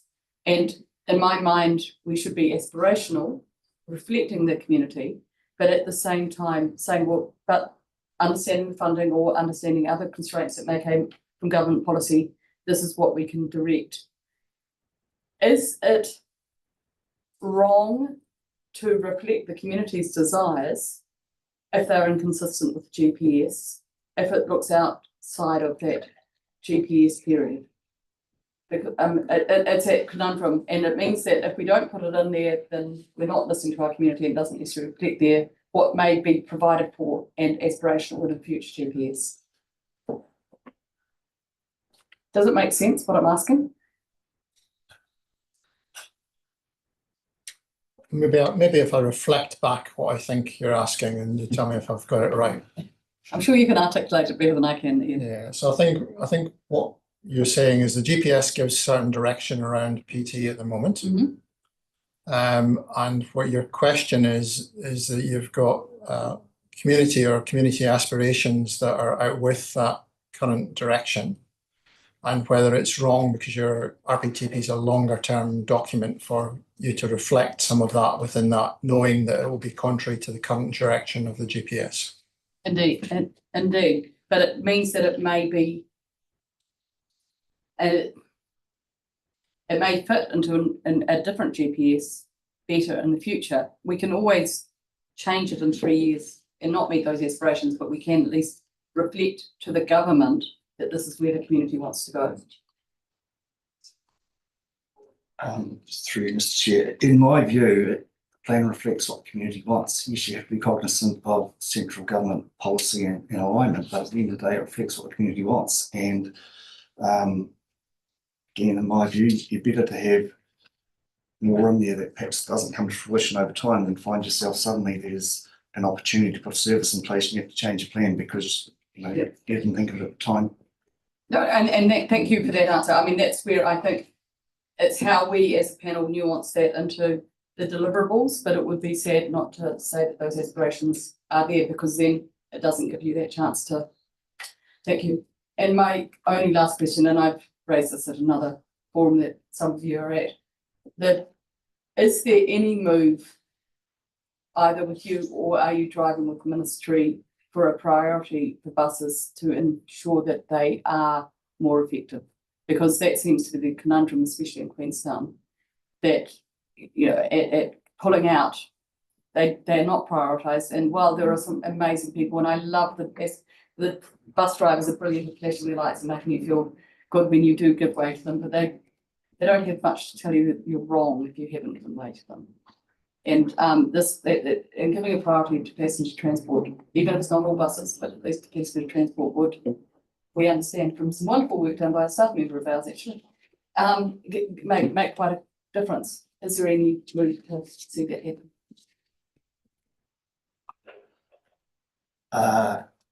There had been previously, and it had made it into a draft rule, but that was some time ago. Again, I'm happy to go away, do some investigations, come back to staff in terms of whether it's moved anywhere or not.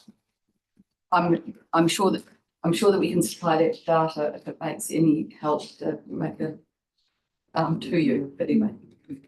The only other comment I would make is that the current direction of the GPS is very much focused on efficiency.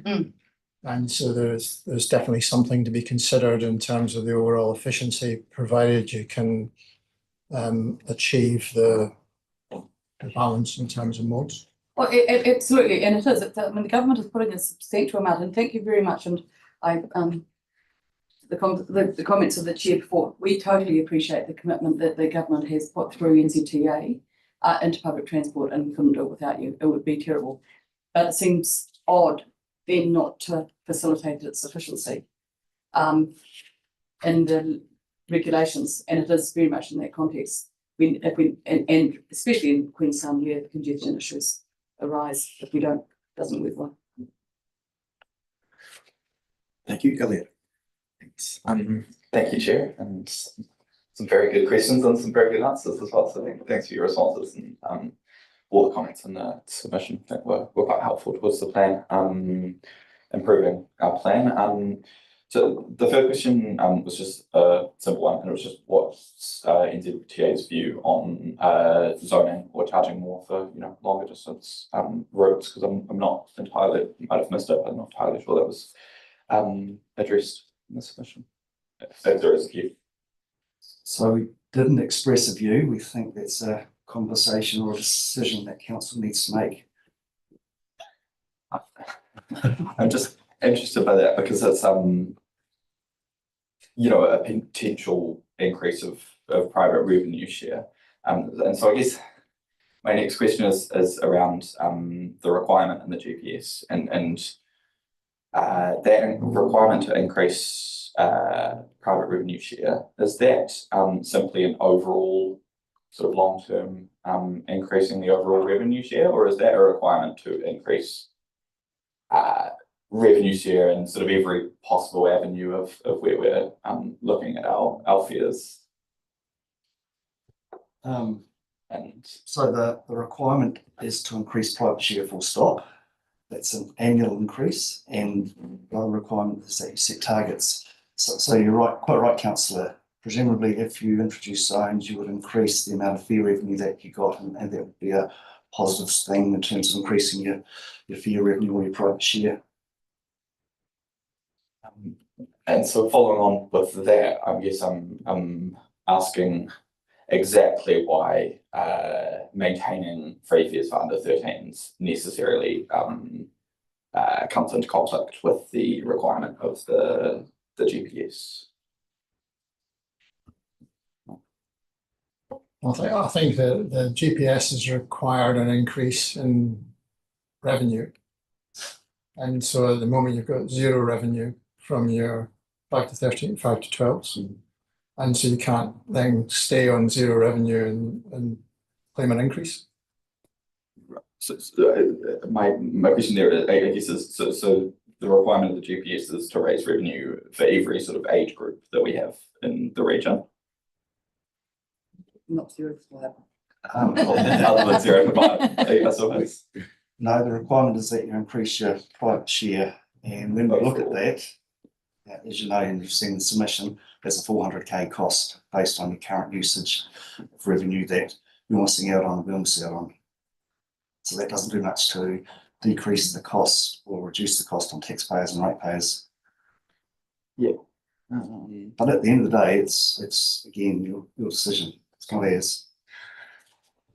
And then I did have a question around those figures as well, because we have and I understand you may feel this is a question for our staff, and we'll definitely be asking as well.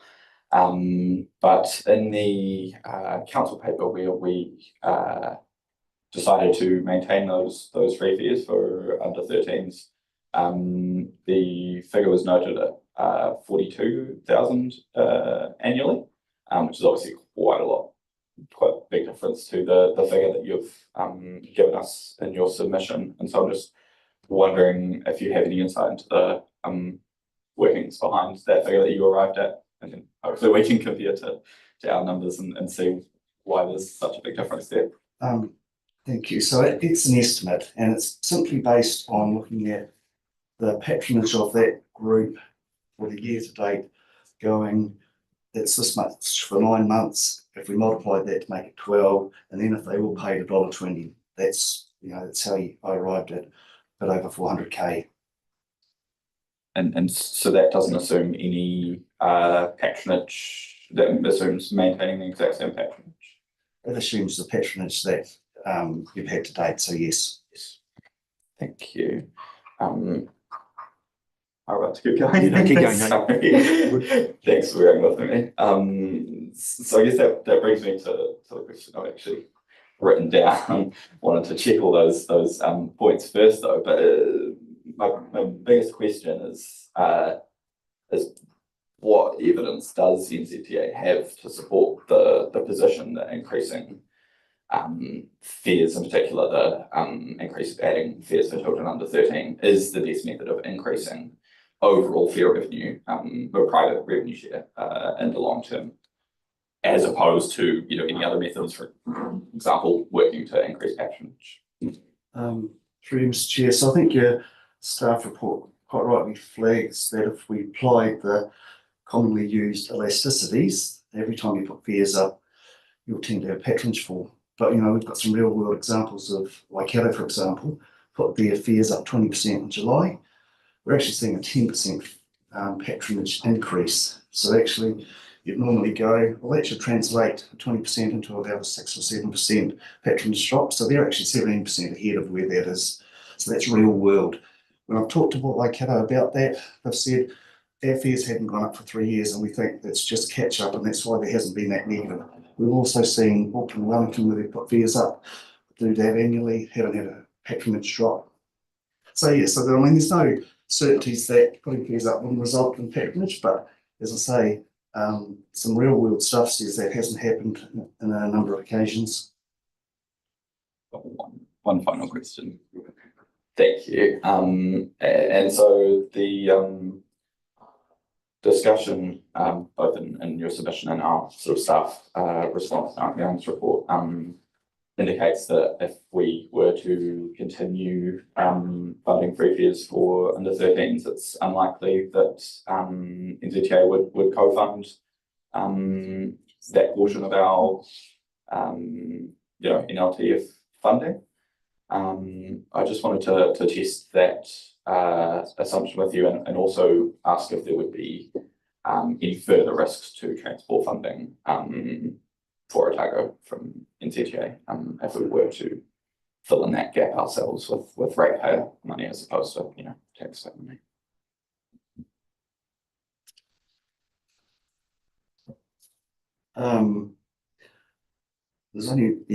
It's not certain that we wouldn't fund it, but it's it doesn't stack up for the reasons we've outlined in our submission. I think at the end of the day, with respect to increasing private share, we've mentioned that the requirements are you increase your private share annually, and you actively increase your private share, and you actively engage around setting targets. There's nothing specifically around you must achieve those targets. Targets are always aspirational, but that's the certainties. I can't advise you on risk, but yeah. Can I just go back to zones from a number of submitters that made the point that if you live in the outreaches of the city, probably relates more to Dunedin rather than Queenstown. principle is probably the same, that having zones would generally penalise people in the outlying areas who effectively take a car off the road for a long period of time, for example. So there's the reduction from an environmental point of view is far greater. Any advice in balancing those sorts of points as we work our way through our decision-making process, particularly in relation to zones? How much weight, if any, should we give to those sorts of points? So you look around the country and a number of regions operate zonal fare systems. And so, for example, you live in the Bay of Plenty, it doesn't cost you $2 to get 90 k's from Whakatane to Tauranga. Similar in Waikato, Taranaki has fare zones. Yeah, I think what, as you know, zones are about is, should you pay more if you're travelling further? And you look currently $2 to get to Palmerston, which is 60 odd k's from Dunedin, versus 6.5 k's to get from one of our suburbs here into the town. Thank you. My second question was around fare revenue or private revenue, increasing private revenue, and with the focus on advertising, etc. Have NZTA got any position on, I'll just use the Macraes Gold Mine buses as an example, where the vast majority of the bus on either side of the sides of the bus are a form of advertising. So if that sort of approach was adopted by the Otago Regional Council, would NZTA have a contribute on that sort of approach for increasing private revenue? I think you've got to take all the opportunities that you have, and it's again for council to decide whether it meets its branding standards or not. We're currently about to commission some research looking at, are there other third-party private share opportunities out there that we can get down on? That research won't be completed until towards end of quarter 3, maybe into quarter 4 of this calendar year. And once we have that, the intent is to share it with PTAs or councils so that they can go, hey, there's some opportunities here we weren't aware of. Your limiting factor might be what your contracts say. As you know, currently the contracts don't allow the ORC to influence what the operator or the contractor does in terms of advertise. They have the control over that. That's the best way to describe it. Sorry. Oh, I was just going to say, I think that while the expectation was that the increase in private share would largely come through fare adjustments, the NZTA is certainly open to other ideas and opportunities for mechanisms to increase private share. So, yeah, because I think at the back of my mind, I feel is there another division of NZTA that would perhaps see that as a road safety concern? That was probably where my question was coming from. I mean, in the past, it's been very much the form of advertising and what the messaging and the advertising says that causes the road safety issues. So I think it's on a case-by-case basis. Thank you. I'll just check with. Oh, sorry. Okay. Sorry. Look, the other stakeholder, not partner, I think in the room is MOE, Ministry of Education, and I just want to test something which I think they subsidise 100% school routes. Yeah, well, and I think somewhere in all of these reports that we've had the pleasure of reading, there's something about we shouldn't be cross-referencing state money with state money. And on that basis, that should the end result be that we put on more services because of bus routes going away, in many ways, the government is pulling away money, and any contribution to those services from fares should be considered in whole as private money in. Does that make sense? So say we put on an outbound bus, first thing in the morning, at the moment there's no service, it's an MOE service several buses come through Outram.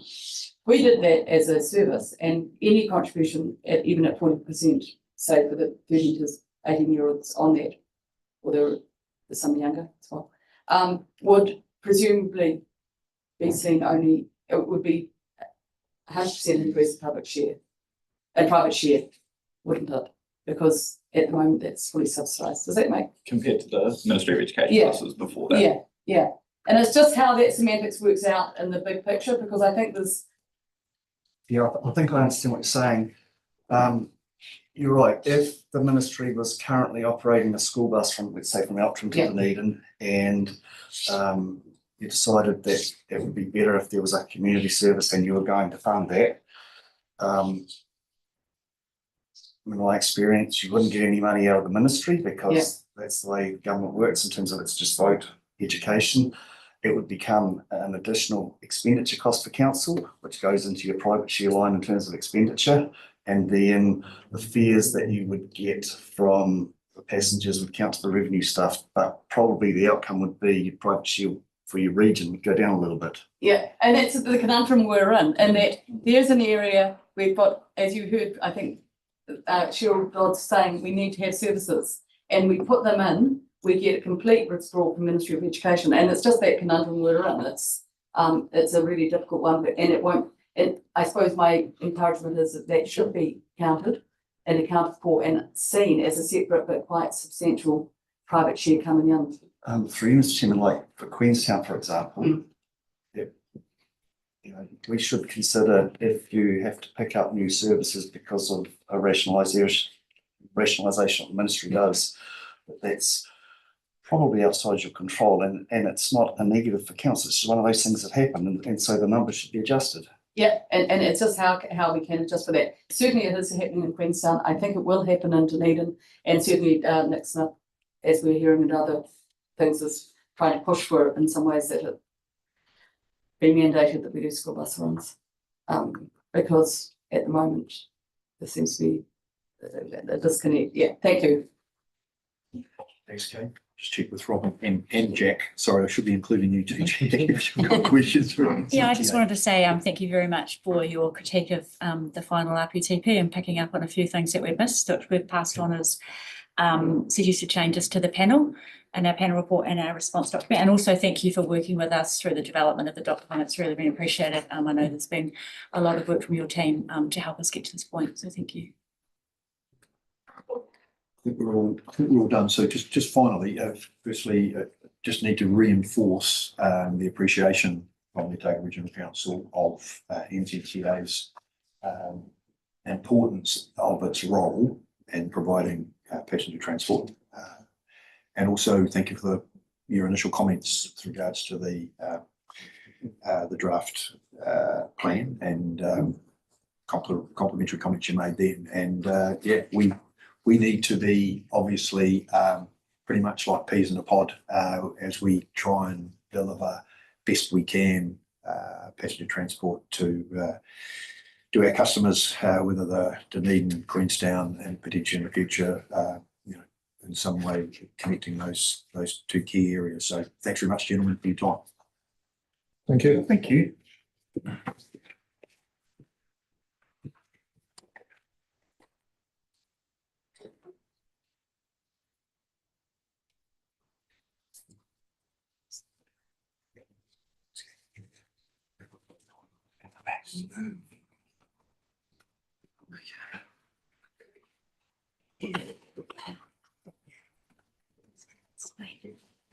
Jackie Eglinton from CCS Disability Act.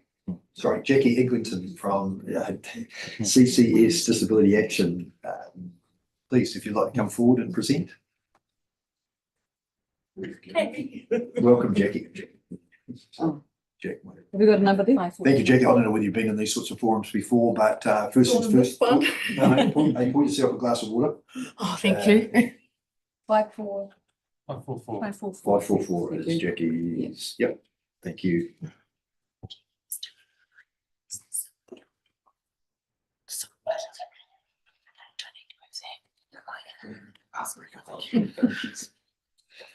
Yeah, so Jackie, and look, really appreciate that you're here today. We've Yep. Obviously, read your submission.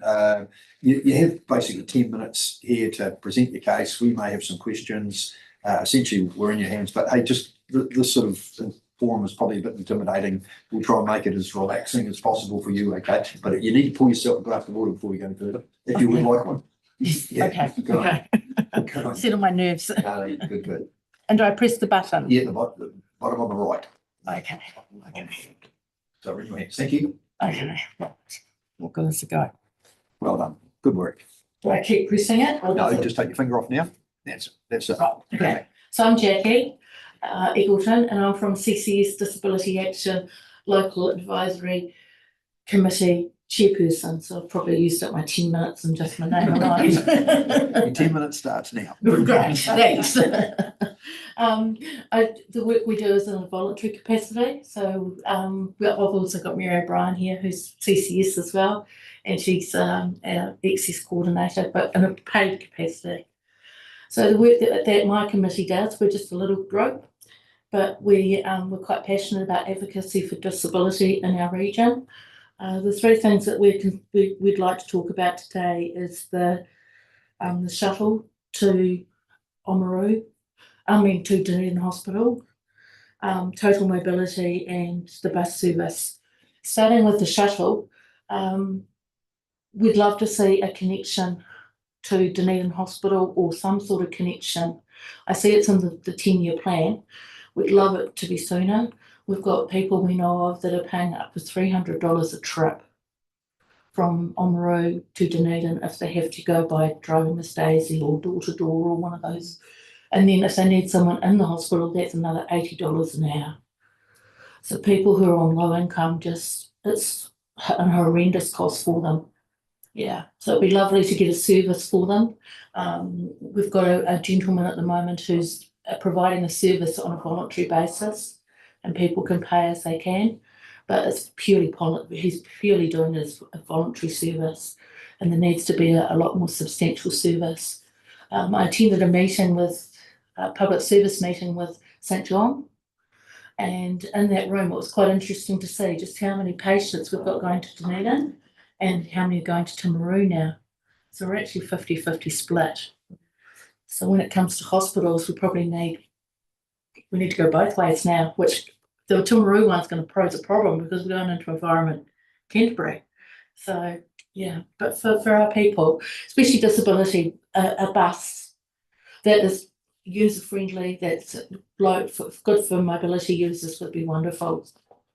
Just purely to reduce the cost, or even to connect in with Palmerston, just some way to get people to Dunedin in a timely manner. We know that St John's have done a feasibility study and it's stuck there at the moment.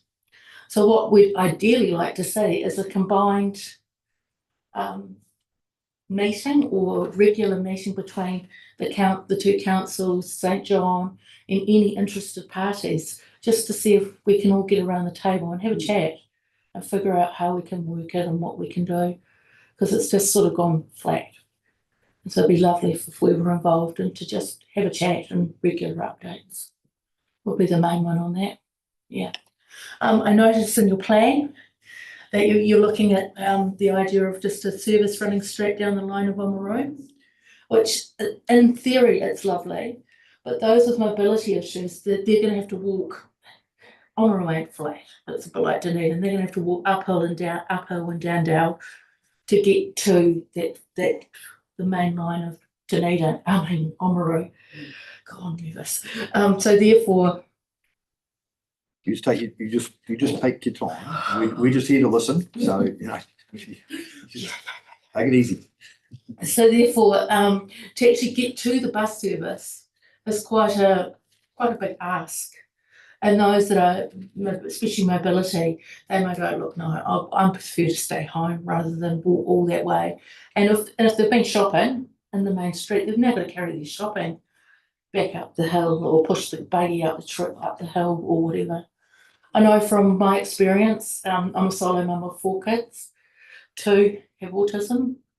So trying to get 4 kids to a bus stop and two with autism, you've got one running one way, one running the other, and you've got the two in the middle going, look, you try and I'll try.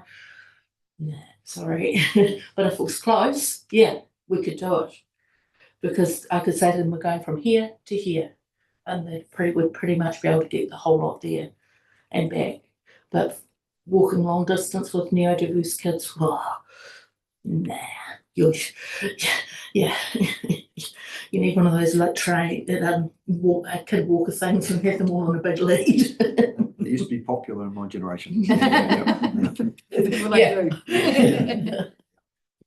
So for that reason, and yeah, the mobility and the neurodiverse kids, I know my oldest son now, he wouldn't walk that distance to the bus because it's just too far, and he's be too nervous. And where do I go? Yeah, he wouldn't. But if it was closer, like the My Way bus service, or even a fixed route going in around the suburbs, yeah, he'd get on the bus, and so would his mates. Yeah, and they're all about what, 20, 25 now. They would all get on the bus for sure if it was a closer service. Yeah, for sure. And the third thing and the final thing is total mobility. We love it. Please don't take it away. With no buses, for a lot of LA people, it's the only way of getting their shopping. And like the carrying the shopping long distances. No, total mobility is wonderful for them. They can go shopping. They might want to go down to the bridge, get some out and about. Yeah, it's a wonderful, wonderful service. And a lot of people in Oamaru on low incomes, and we talk about, well, I've just recently been to research from Otago University on double energy vulnerability. I don't know if anyone's heard of it. So it's where you have somebody who's got I'm one who's got double energy vulnerability, whereas my benefit will come in and I will spend it on transport and I will spend it on heating. So there's my two double vulnerabilities, therefore reducing my food because I'm spending it on transport and spending it on heating, and my food cost goes down. So we have a lot of people at Oamaru that face that conundrum of, what am I going to? I'll sacrifice my food so I can get in the car or I can heat my house. And a lot of elderly are like that too. When it comes to total mobility, I believe I've known a beautiful couple. They're both in their 90s, both on walkers, lovely couple. They can't get out on the weekend because the wheelchair service or the wheelchair van is not available.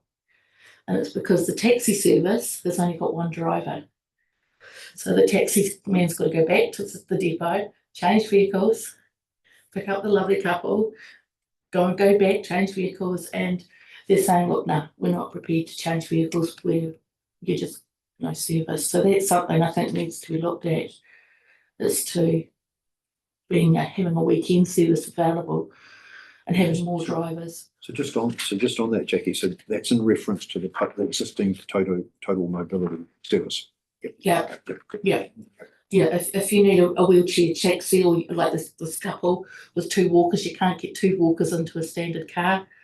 So this lovely couple can't go out on the weekend. They've got to be prepared with all their stock because only one of them can go. Yeah. It would be interesting. We'll find this out during our deliberation process, but the sort of contractual arrangement that the providers have, we'll look into that just to see how much influence we've got over them to ensure they have a service available during the weekends. Yes, that would be lovely because a lot of people, they can't go out if the taxi's too busy. He's like, sorry, I'll take my passengers over a wheelchair taxi. Yeah. So that's me. You've done exceedingly well. Oh, Very impressed. Well done.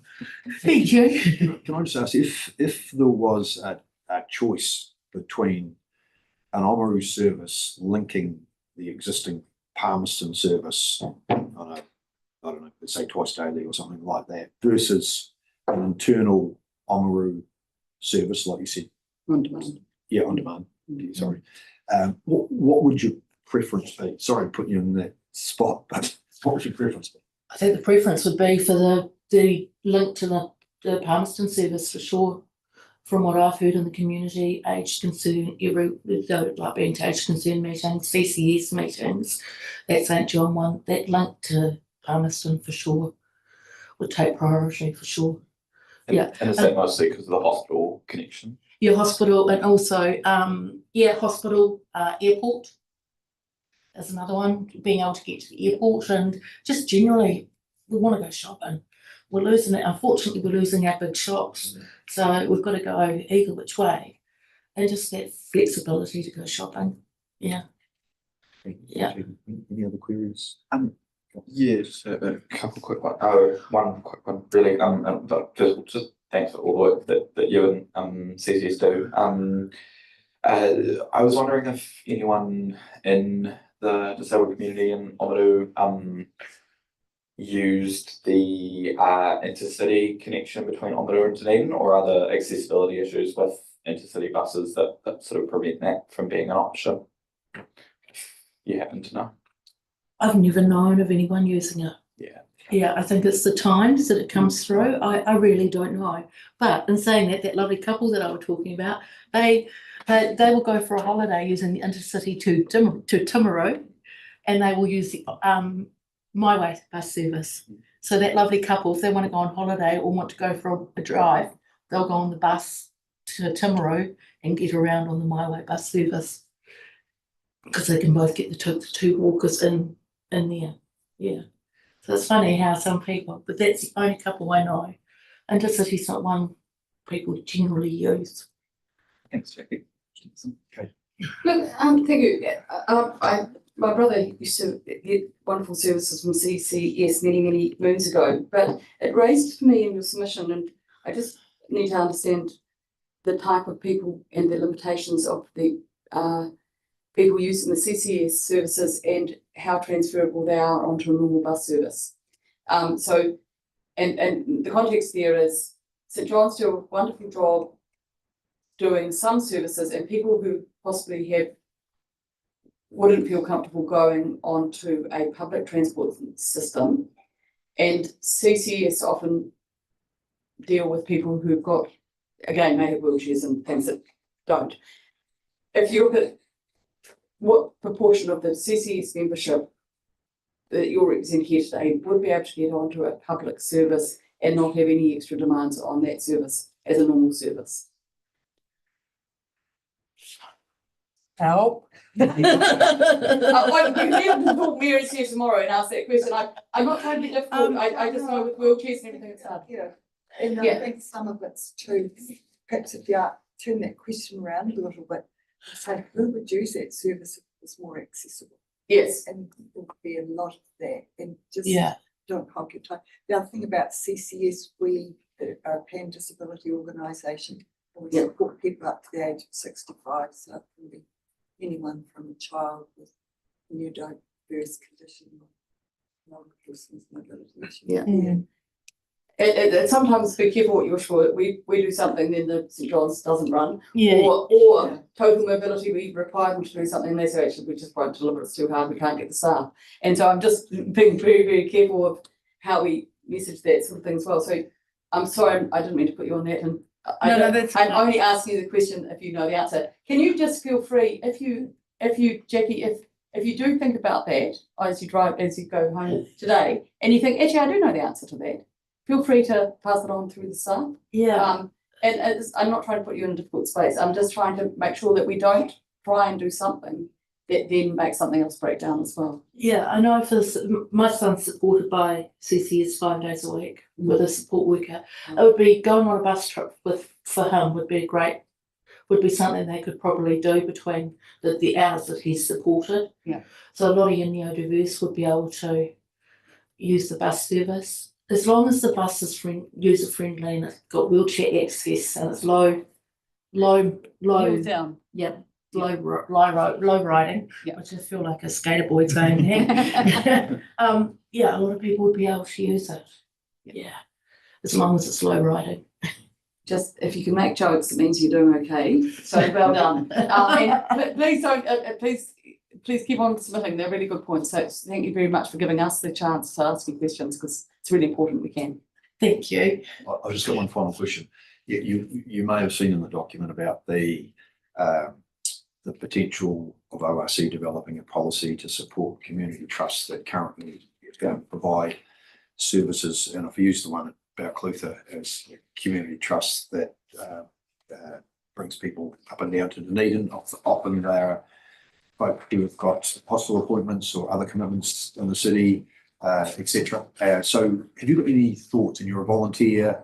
The main reason I'm asking you is that what sorts of things could be in that policy that would help to support and ensure that the current services continue on to be sustainable and people don't get burnt out, and those sorts of services remain viable? Well, we fully support a community bus. Be brilliant because it's locals taking locals. So therefore, the interaction that the person with a disability would get from having a local taking them would be wonderful. So we're fully supportive of that. And after a while, they'll get to know the person. Yeah. And being a volunteer myself, and I was actually really surprised at the St. John public meeting that we went to, the number of people that said, I'll drive. Yeah, there was a good uptake of drivers. It was just, well, where's the van? So I think there's a lot of people out there that are wanting to drive and have put their names forward. They're actually finding the drivers, mainly retired people, that I don't think would be that hard, just from the feedback I got from that when I went to that St. John meeting. Because we so want the service that we're prepared to, we had enough drivers in the room, we just didn't have the van. Look, thank you very much, Jackie. And thank you very much for coming along and dipping the toe into the water and being in a public forum like this. So big congrats to you. So well done. Thank you. Cheers. Thank you.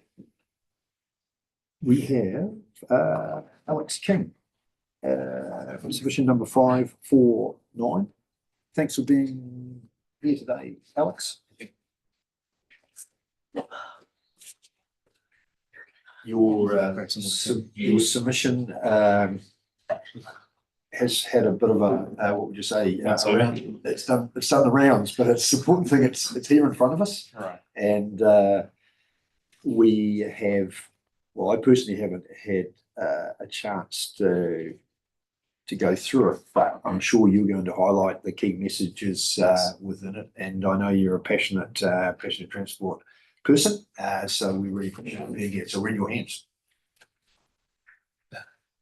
So if that's the right button. I've just got some notes on my phone here if I can find them. Oops. There they were. Just disappeared. What was that? And just in regards to I think my submission got caught up in email machinations and didn't get through in the first instance, but just in relation to the previous submitter who seemed to have left, but I did make the point that let's look at the possibility of a hybrid total mobility, because we've got great low floor buses with all the kind of physical capability to take wheelchairs, and a bit of a hybrid system where, especially if you're going to run buses from Oamaru to Dunedin, you could have a taxi running around, or have a van running around and collecting people and bringing them to the terminus and putting them on the bus, which then comes to the hospital to the bus hub.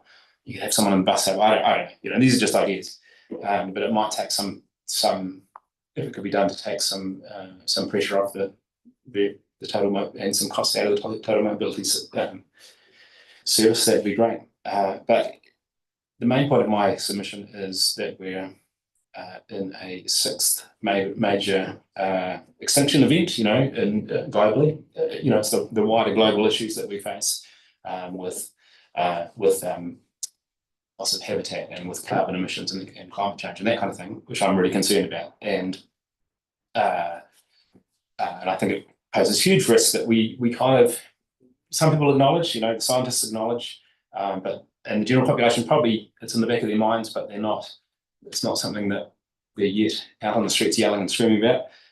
But nevertheless, I think for leaders we need to take it very seriously, these issues. So So I would like the public transport plan also to recognise these risks and to do more to get mode shift away from private vehicles which are fossil fuel intensive.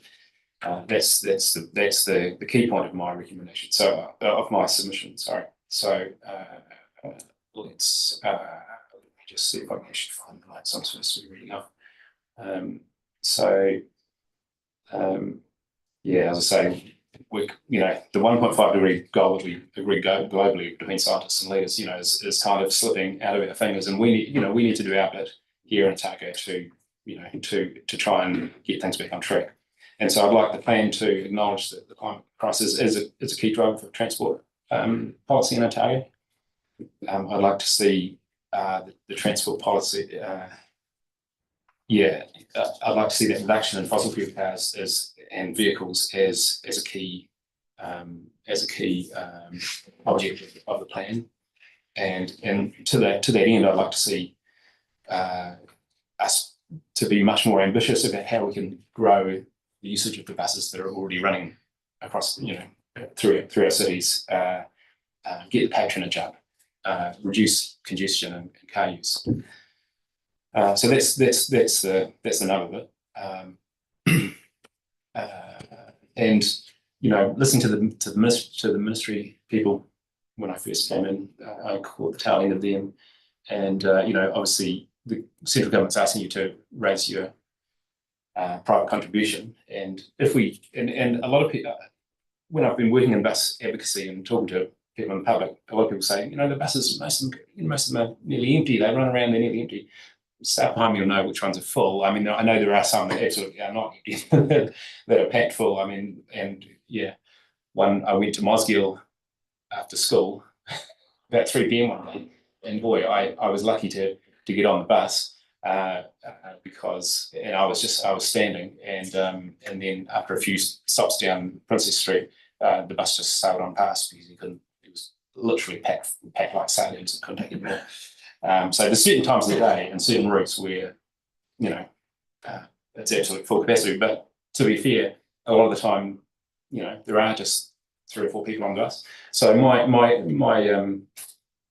feeling is that we could double the patronage without any more buses, and without many more drivers, if we get our thinking caps on. So that's what that's the key thing that I'd like the plan to focus on, and for the council to focus on, is to raise patronage. How you do that, of course, is it's a difficult one, but I think it's possible, and I think it's already been happening. It's just that we need to accelerate what's the good things that are already happening. So I've made several suggestions of actual, where the things in the plan can be changed, and I commend those to you, and give it a good read, and see what you can pull out of that. But I think I'll probably end it there for this presentation. Thanks, Alex. I'll go to Elliot. Any queries? I think thanks for getting into the weeds further down. I think a lot of that's been reflected in updated officers' hearings report. So some of those minor changes will hopefully come through. But in terms of the sort of main points in our regional public transport plan, other than your points around increasing ambition and reflecting climate crisis as a contributing driver, in terms of those key decisions, I wondered what you think on, say, free fares for under 13s. Well, yeah, I think, in terms of fares, I've put in my submission that I would not like to see huge changes in the fares, because, I don't totally disagree with some of the ministry people who said, they've put some councils have put prices up a little, and they haven't had terrible hit in patronage.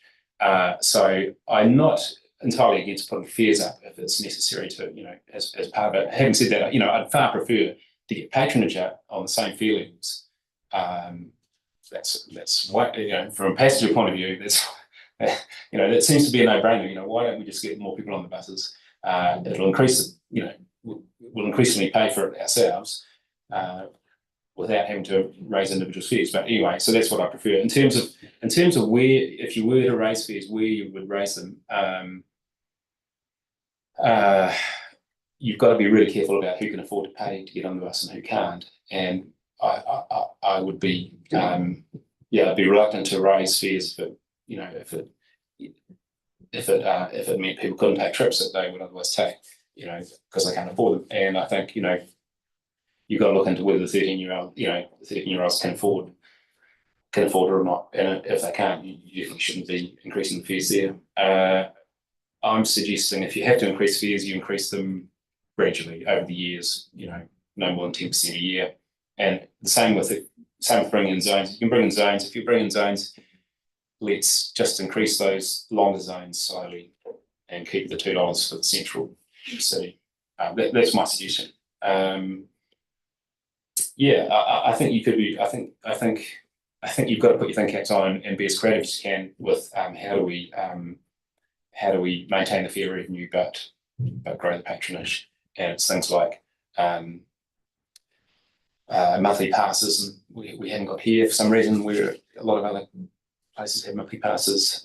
It's things like, can you incentivize people to take trips they're not otherwise considering? I mean, I think that it's things like keeping the frequency up and the quality of the service up, which you're doing good, but it's like you're doing well, and the patronage is increasing because of it. But you've just got to carry on. You've got to not stop doing that. You've got to double down so that we can really grow the patronage. Yeah. I'm going to ask you for some advice. It's probably beyond barbecue weather, but I often, particularly through the summer months, around the barbecue, public transport comes up, and there's and the consultation document indicated that we're single digits in terms of percentage of population that use passenger transport. Yeah. What do you say to that 90+% that you bump into who want to only criticise passenger transport service? And we know, I'm not a regular user, but I use it from time to time. But we know it's a pretty jolly good service for a population of 100, somewhere between 120, 30,000 people. Yeah. So we've got a really good thing going here. But like you say, we've got capacity that with no extra cost could be absorbed at particularly certain times of the day. So what do you say to those people to try and convince them? Because I haven't got the message yet. I haven't been able to deliver the message that has converted some of these people. But any thoughts?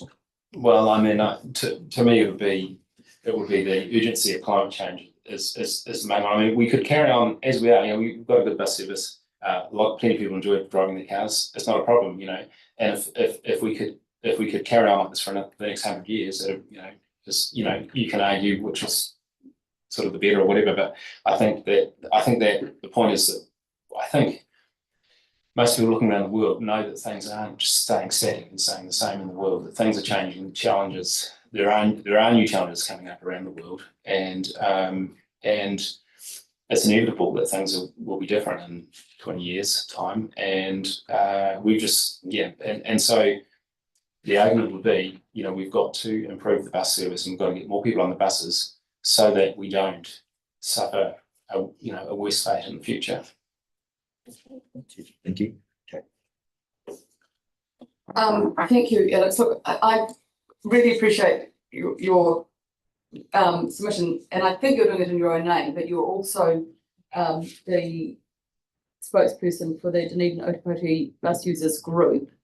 This isn't their submission? Correct. Yeah, well, no, we didn't actually organise internally to officially present a position submission on in time. So I just, I thought, oh, geez, the submission's coming up, and I haven't got time to arrange that, so I just thought I'll write it myself and put it in. So that's what it is. But yes, I have been involved in the bus users group, and you're still active in that. And still active in that. Yeah. So it's a group that we only probably interface at these sort of meetings. I'm not sure if staff do it at different times, but I just I had a rare bus trip this morning and I'm feeling virtuous with the fact of it, which I shouldn't feel virtuous, I should be feeling terrible that I don't do it more often.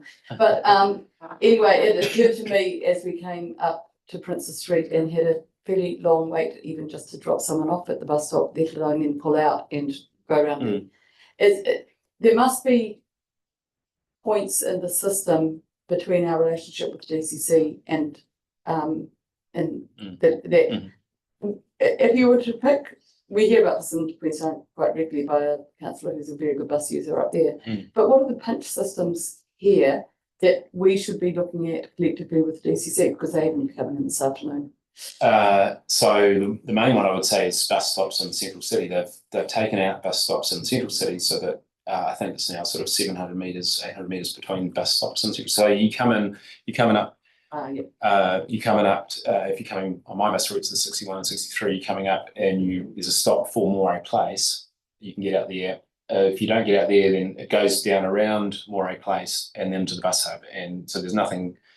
Yeah. So that last bit, it'd be great to have a stop on Moray Place itself, like around First Church or the Ministry of Social Development or whatever it is. No, it was in education. It's somewhere around there. That'd be great. And also on the one way, some buses go along the one ways and they just seem to be very that's right. I was coming up from on one of the southern routes into town, and so you come along, onto the one way north. So you're coming along, past the warehouse and then turning onto the one way, South Road. Yeah, and I think there's a stop. Yeah, there's a stop before you turn onto there's a stop actually at the start of the one way. Yeah. Just I don't know what the shops are around there, but it's just right at the start of the one way. But then there's not another one until and so I wanted to get off. I wanted to go to Binnin, which was halfway down, and I had a 10 k's of spuds from Veggie Boys, and so I had to drag them a couple of blocks to get to Binnin, and then I called my partner and said, "Come and pick me up," because so I'm not going to walk that far with all this other shit as well. So the buses do go through town, but right in the centre of town for some reason there seems to be a paucity of stops, and the council, in my opinion, the council should address that. The other thing, of course, is just the wait time at a bus stop. I mean, I'm pretty lucky because the buses go every 20 minutes down High Street, which I normally catch it. But the time you always question yourself for being a bus user is when you're when you're standing at the stop waiting for the bus to come. That's I don't really care if the buses are pretty slow. I'm relaxed enough to be to be okay with the meandering bus and one that might stop and drop people off and pick them up. I'm not wanting to go as fast as a car, but it's that 10 minutes or 20 minutes wait at the bus stop that is the most off-putting for me. So yeah. Yeah. No, I always start walking and therefore you miss the bus completely. Yeah. I'm with you. Luckily, the last two buses I caught, one on Sunday from Mosgiel, which runs early. I just got out and the bus came 2 minutes later. Damn, score, And the other one from the university last night. The bus comes every half an hour, but I got out there and 2 minutes later the bus arrived. So just keep the buses coming when I need them. You could use the transit app. Well, actually, I used the transit app when I came out of the university, but it told me I would have to wait for half an hour. I thought, from past experience, I know that if it says for half an hour to wait and there's a bus, I'm probably in time if I walk fast to catch the one that. Yeah. So. Just before you go, I'll just check with Robin and Jack if there's any queries for you, Alex. I just want to say thank you for your submission and in particular for the thoroughness of it. I really appreciate that, and apologies that it did go into our junk email box and we didn't recover it until yesterday. So thanks for following up on that as well. It is important. Yeah, thanks for the friendly faces all around and the good work that's done here at the council. Thank you. It's good that your email address didn't get shared. Thanks, Alex. Thanks for being here. Cheers. Yeah. Hope I didn't hold you from lunch too. No. All good. We don't need it. Thank you. Thank you. So we stand adjourned for lunch and we reconvene. We're supposed to be back here at 1 o'clock. So we stand adjourned. Thank you. So Cheryl, I'm sorry, I'm just that interruption. Yeah.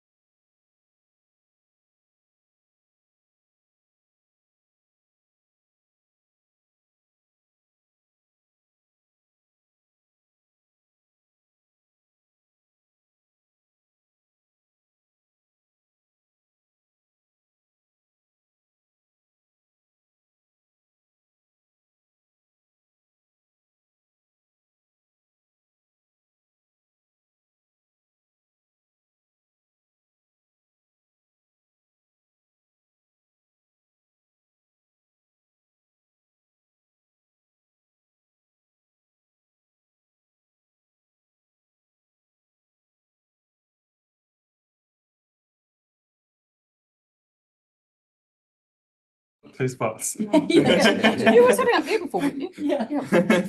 There's actually two of her. Yeah. Well, good afternoon, everyone. Welcome back to the Regional Public Transport Plan hearing.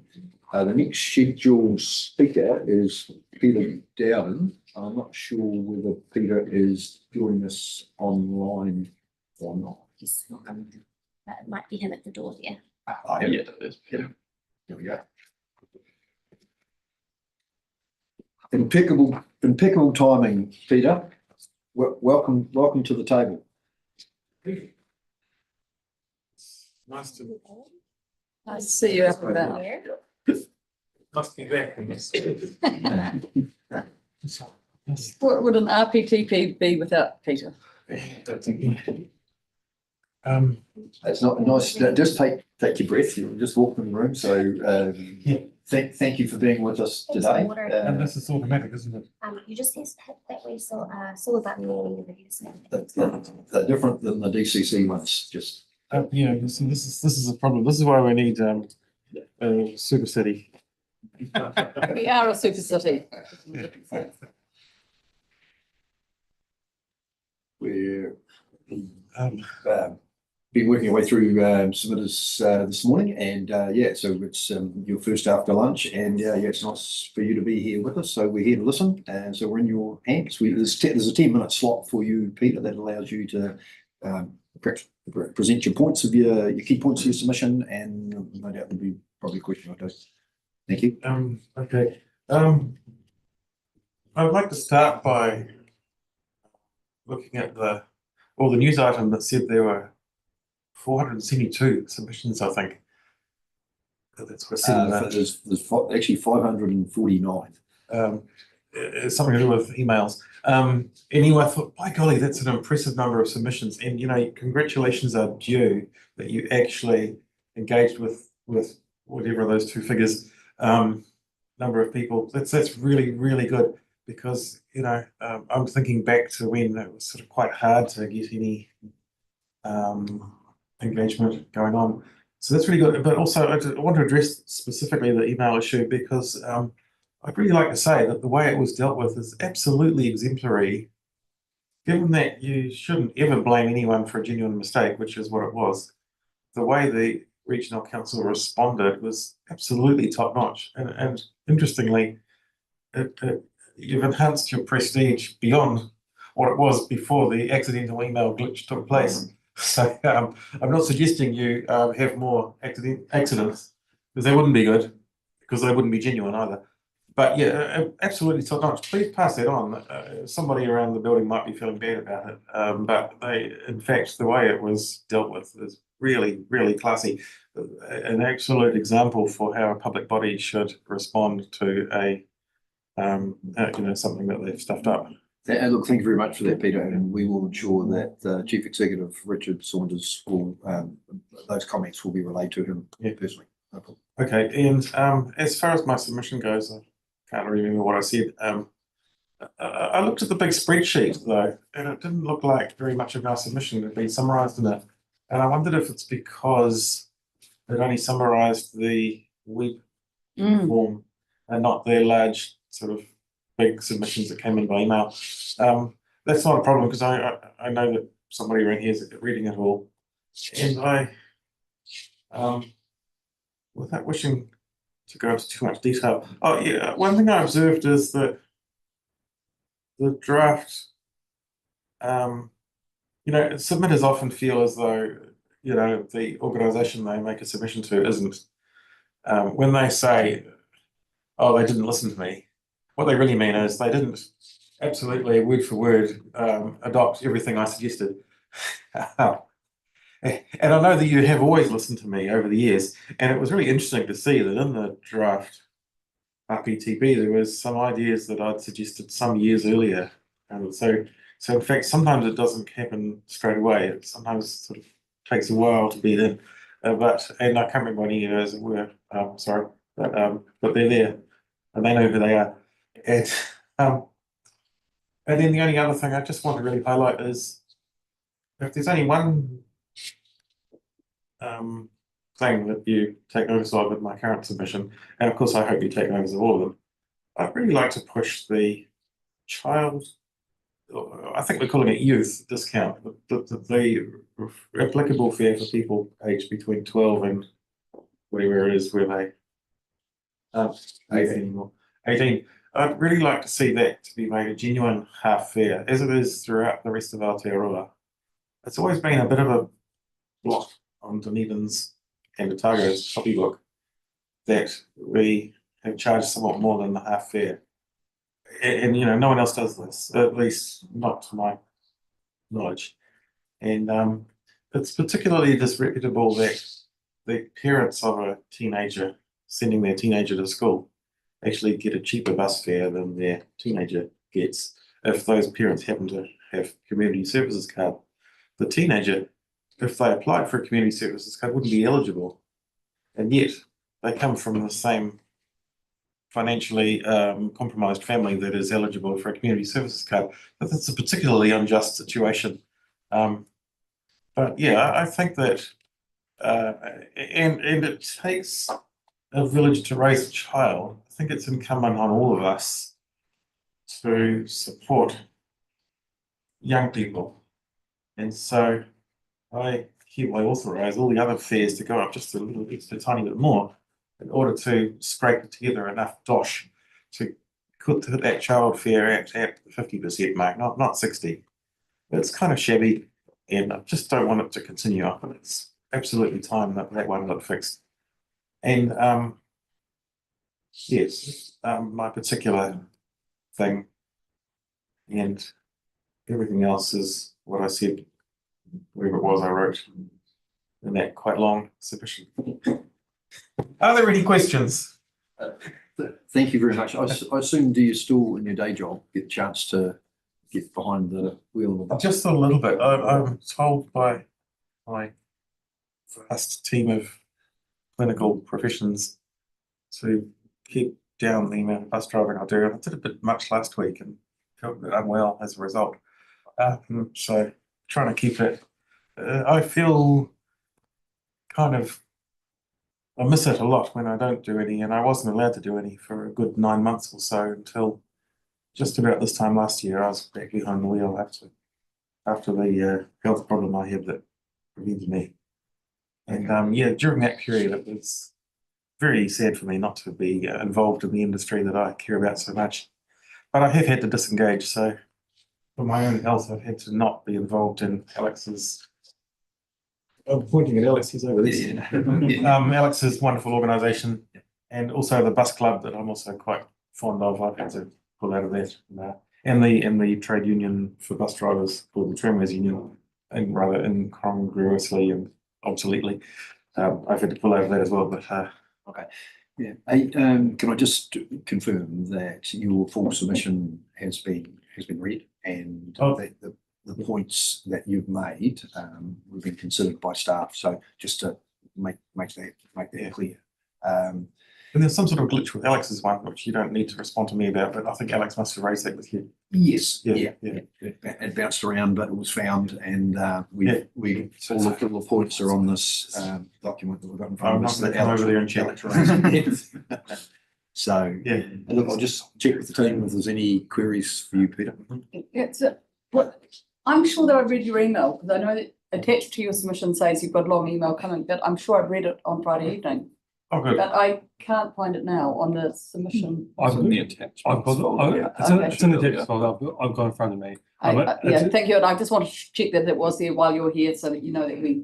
I read that, and I think that was one of the first files you sent us. Yeah, and it's the one that says, on page 12, third line down. Yeah, and a really considered response. So thank you. Yeah, we'll make sure that all those points are responded to. I think that might have been slightly missed in the process. Yeah. So we'll make sure to follow that up. Yeah. Okay. Thanks, Joe. Okay, if that's everything, I think I'll just check with Elliot before you go. Yeah. Excellent. Hey, well, thanks very much, Peter. Thanks for being with us today. Good luck with the health, and yeah, I'm sure you'll be involved in another process like this in the future. I certainly hope so. Yeah. Thanks so much. Cheers. Thanks, Peter. Oh, and that bit about long distance transport, It was really great that it's planned for 2065 or something in the draft. But, you know, you realise this is the only organisation that is taking an interest in long distance travel by, other than air or car, or possibly bicycle. To the government's great credit, they include bicycles. But in fact, the concept of people travelling by train or bus doesn't have any public servants in Wellington that are looking into it. It's quite surprising if that's the case. Yeah. Thank you. Thank you. If you people take an interest, that'll be good. Excellent, thank you. We Into regional council. we now have John Robson. If you'd like to come to the table, submission number 260.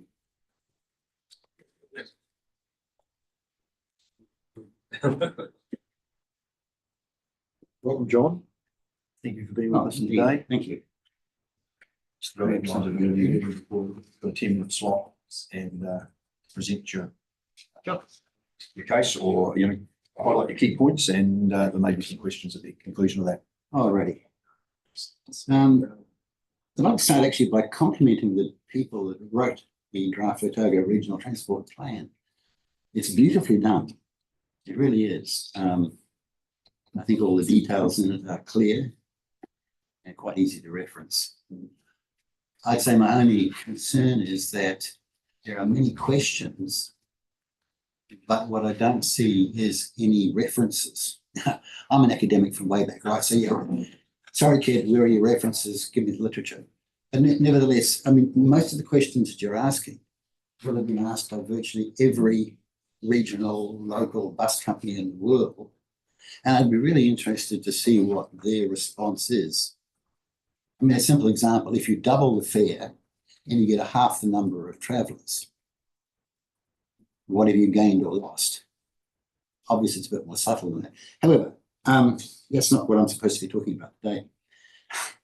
My submission is that I would ask the Regional Council to consider changing the rules for the travel of pets, specifically dogs, on buses. And in fact, what I'd like to start off with is really just to say, look, this is what Auckland Transport does. I quote from their website: domestic pets must be fully enclosed in a suitable pet container, not in a bag or backpack. I'm sorry. I'm reading yours out. All right, let's start with yours. Domestic pets must be fully enclosed in a suitable pet carrier, as pictured, and not just a bag or backpack. The carrier must be on the passenger's lap to avoid the tripping hazard. Reasonable. And it's a very nice picture of probably a small cat in a carrier. One of the problems, though, is that the most popular dog in New Zealand as a domestic companion animal is something like a Labrador Retriever. They are 30 kilograms. They're about that far from the nose to the wiggly bit down the back, and they're about that high. So you can imagine that a reasonable pet carrier is huge. In other words, it's quite possible that the bus driver would not let you get it on the bus. It would just simply be too big. You can't sit it on your lap. Oh, no, I don't believe you could. And also, the majority of the people that would be using this service probably don't have the strength to lift it. So I think you've effectively prevented most people from using the bus simply by saying, oh, with a dog, simply by having this rule. It just is totally impractical. Now, if I go to the Auckland Transport, they have a slightly different version. And I must say, I had a quick thought, what do I find around the world? So I flipped into places like the US and the UK, had a quick look. I had a bit of trouble with my German and French isn't quite up to it. But the only country that I could find quickly which has rules like the Otago Regional Council is Australia. It's almost like we lifted their rules and just dumped them into ours. And even then, there are some variations. For instance, Victoria, for example, allows you to take your dog on the train, but not on a bus. I can see some thinking behind that. Nevertheless, Auckland Transport, 2,000 plus buses. they must have run into every possible problem they could have. And what they say is dogs are allowed on buses at off-peak hours. I agree with that. The dogs that do not fit in a carrier must wear a lead and a cage-type muzzle. And I just walk along my dogs. Now, I do have a dog. He's a 9-kilogram miniature poodle. He doesn't quite fit into the Labrador category. He's had his muzzle for a while. It's not like the sort of strap it around the mouth ones. They're rigid. He can actually drink out of here. He can eat, in fact, with the muzzle on, but it's a completely solid object. And I think that is actually a very good idea. I think I would hate the thought that somebody came along, annoyed my dog, and for some reason he took a bite of it. He wouldn't, but you know, anything can happen. This prevents that. So I think it's a safety feature for both the bus riders and the dog as well. When I was writing this up, I couldn't resist doing a few stats. It turns out that as best I can determine, about 38% of households in the Dunedin area own a dog. There's about 19,000 in 2024 registered dogs. And if you work on regular house sizes and so on, that's about 1 in 3, but less than 1 in 3 own a dog. Now, many of those people are going to fit into the category that you have in your proposal, transport disadvantaged people. These are going to be people like elderly people that can't drive. Now, I must admit the motivation for this was I turn 75 tomorrow. And it had occurred to me, I mean, my vision is deteriorating. It's still okay, I can still get a driver's license, but you know, I don't know how many more years I've got now. And I would just like the option to be able to take my dog to the dog park on the bus. At the moment, I effectively can't. And it's extremely important, I think, to be able to treat a dog, to provide the dog with opportunities like a dog park, where he can run around, he can chase a ball, he can sniff other dogs, he can do all those sort of doggy things. Because I think what you need in any urban environment is the best behaved, best trained, best socialized dogs possible. And getting out and doing stuff is really so important for them. So by making it virtually impossible for somebody who doesn't have a car to get on the bus and take them somewhere, it's not good for the dog and it's not good for the owners as well. So I guess that really fits into also this equity approach that the Otago Regional Council is trying to promote. It's not just equality, it's equity. Those people that need it. And I would suggest that an elderly person at home, the more they can get out, the more they can do things with their dog, the better it's going to be for them. And one of the reasons I got a dog is I was looking at the amount of physical activity that they did. It was okay, but I note that when my dog goes to somebody's place for the day on Thursdays, and on Thursdays I do about 3,000 steps. Other days of the week I do 7,000 or 8,000 steps. And that's going to be pretty consistent. He gets a morning walk, then I get in my car. Now, the problem with that, I get in my car and drive him to an off-leash area, and he gets another walk. But my exercise has certainly been improving considerably by it. And I also think it's just getting out, doing stuff, meeting people. There's another element to it. I think there's an amazing range of novels possible from conversations in the dog park. What people talk about is truly amazing. And again, getting an elderly person out, or getting a person that simply can't get out easily. I mean, I'm talking here from elderly, but what about the young mother who's at home? The husband's got the car, he's got to have it to get to work. So she's basically stuck at home. She's another example of a transport disadvantaged person that really should be able to just get on the bus, take the kids, and do something. It's very, very good for them, good for everybody.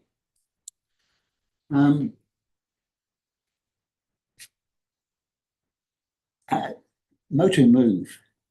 You know, it would be really nice if, as a part of Motu Move, all the bus operators had a standardized set of rules. You've got a standardized card, you've got a standardized payment system. Why not have the same rules for everybody?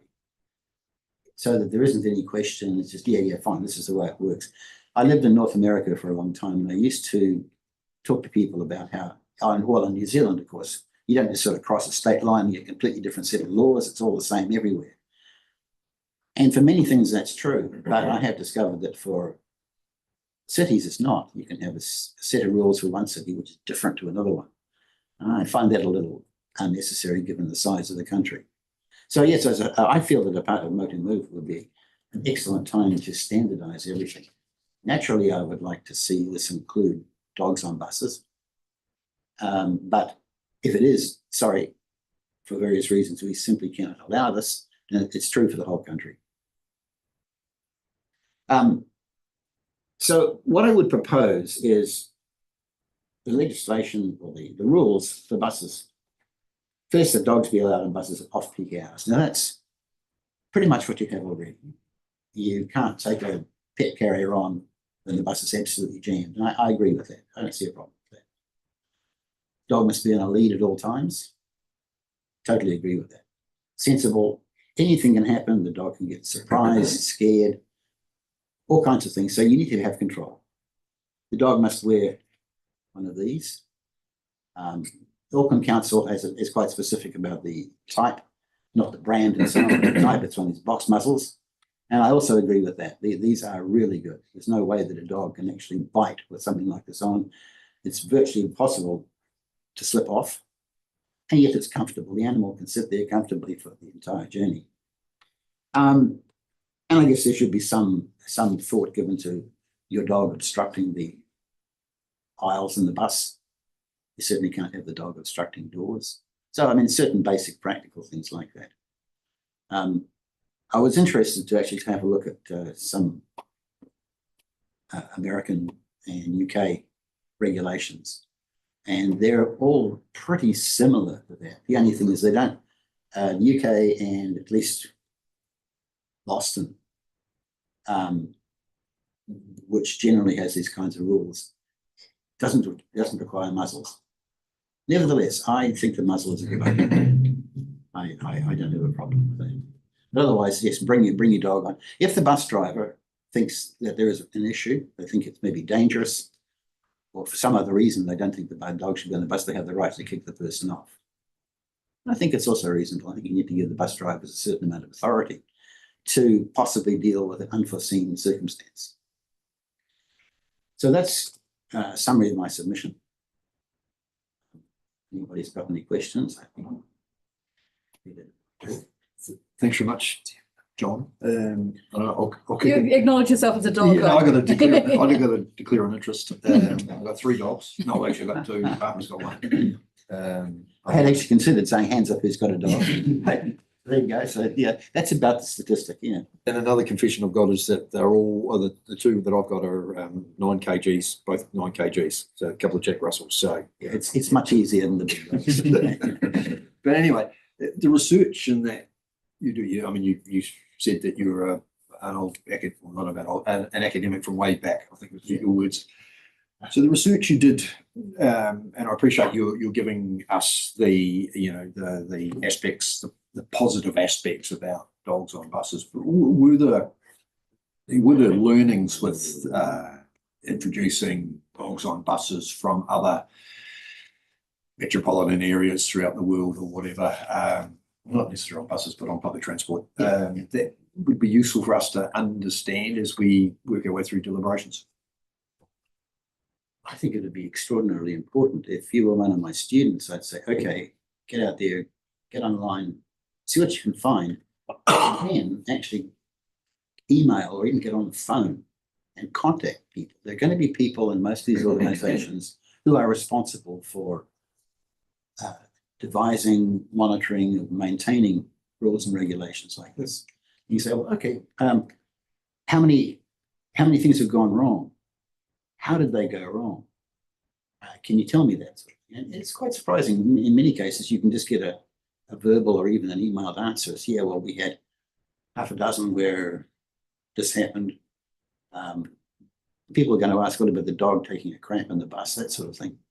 I'd be very interested to see how often that happens, because if you think about it, if any of you who are dog owners actually had that happen in the car, Dogs, I mean, they can, of course. I mean, anything can happen. But the reality seems to be, I think they tend to treat the inside of a traveling object like a car and probably a bus as a bit like home. And if they're toilet trained, that would probably be like, oh yeah, nah. Something that comes to my mind is that, you know, some people are allergic to dogs, you know, that causes, you know, some sort of allergy or whatever. I'm sort of just thinking broadly about potential well, things that will pop up will be difficult to manage. Allergies, for example, do you ban peanuts on buses? I can extend on that. And there are all kinds of allergies. Dogs get allergies too. It's quite bad in some cases. But I don't believe that there is a real issue with allergic reactions. There are a lot of attitudinal reactions. Now, I've got to say, my mother, for most of her life, hated dogs. She thought, I mean, her idea of a dog was your typical classic Koori from out on the farm. And they're dirty, they're dangerous, or they're noisy, you know, blah, blah, blah, blah. And then her best friend suddenly lost her sight and got a seeing eye dog. And her attitude to dogs just flipped. She was just stunned at how nice this dog was. I mean, okay, so it's a very specially trained dog, but then she actually, not long before she passed away, was talking about getting a dog. And it was just purely an attitude that she picked up, possibly from her mother, certainly not from any particularly negative experience. And I think many of the negative responses that you're likely to see, well, they're unlikely to be from a dog owner, and they're unlikely to be from somebody who's actually had experience with companion animals like dogs. It's the same with cats too. Once you get to know the animal and sort of understand a little bit about the behavior, you can generally really enjoy their company. But if you've never had, I mean, for instance, if you said, fine, we'd like everybody to take their pet rat on the bus, totally reasonable. I mean, the regulations at the moment allow them to do that. You can even put it under the seat, as some of these regulations ask you to do. You put a pet carrier under the seat. Pet rat would fit. But I think a lot of people would not like the idea of having rats on buses, even though they apparently are very calming little creatures. I can just see the dog chasing the cat that's chasing the rat. Lucy Ryman there. That's the sort of thing you'd really like to find out from another bus company. Like, oh, really? Yeah. Sorry. I mean, I obviously, there's always going to be exceptions to everything. I just don't think it is likely to be a genuine problem. I mean, the number of families that have dogs and certainly don't allergy test the kids or the grandparents or anybody else before they get them. Occasionally, yes, there are reactions, but it's usually from if your dog sheds hair everywhere and all that dog saliva floating on the hair. It's more likely to be that. It's just that, yeah, this one's a little bit messy. Can I just ask, what's the approximate distance from your house to the nearest dog park? Approximate? I live about 5 kilometres along Portobello Road.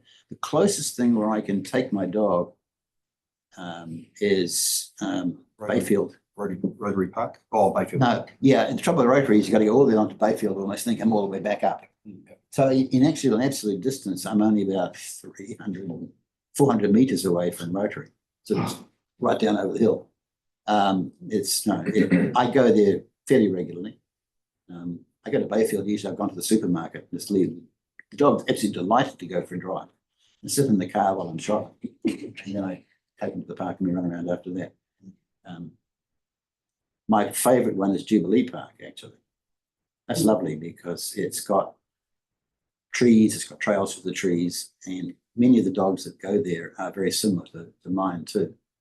There are some other places where you tend to get a lot of very large, slightly dodgy looking dogs. He's fine. I'm a sawn off Rottweiler, mate. And he barks at them. But yeah, so Jubilee's my favourite. And that would be a bit of a mission to get to by bus. But nevertheless, I mean, if that was my only way of getting there,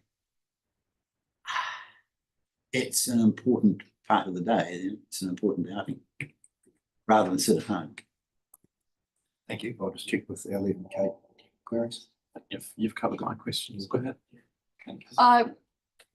one statement, I have to take issue. The Australians would have picked our rules up and taken them, like the headline and everything else. But, that's a minor point.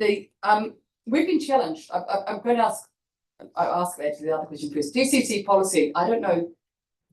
Are you allowed to take dogs everywhere now? They did have a policy where you couldn't take them into the Octagon. I Yeah, don't know. apparently you can now. You can now. I wasn't heard sure. about it. I haven't actually confirmed it, but On leash on beaches. Yeah, they shouldn't be, so they can't go anywhere. I just had a query about that. We've been challenged to look at other private funding, and I'm slightly serious in this, given that you'll probably be taking up most of a seat. Would you anticipate being charged for taking an animal onto a bus, which isn't inconsiderate? how many dog owners think of their animals as children? Indeed. Also half price. Right, well, but he's under Sit 5. by the age. I don't know. I mean, probably for me, the hardest thing about this whole plan really is funding. Yeah. I mean, I don't know how much a bus costs now. What, $250,000 for a bus? 700K or something for these electric ones. Okay. Well, yes. So, I mean, 100,000 a year. it is huge. Sorry, 700,000, not. Yeah. Something like that, Yeah. I seriously, if we have to look at making things happen and facilitating charging may be one part, and whether that's unrealistic. I don't know if we can charge. I don't know. I mean, Okay, and bags. unfortunately, the people that we'll be dealing with mostly will be the disadvantaged. In other words, people who probably have very low incomes. There's a lot of elderly that may use the service who aren't necessarily disadvantaged. Yeah, no, it's a completely valid question. Yeah, my daughter was a goalkeeper in hockey, and I can tell you that took up more than your dog would on a bus. And maybe, and especially we're looking at the airport and stuff, having luggage. There is other places do charge for that. So I just Valid question. It'd be very interesting to see what the public thought. Here I am saying, oh, I do your literature, but yeah. I'll think about it. I probably would, because I think it's important. I think it's more important than at the moment the fares are low.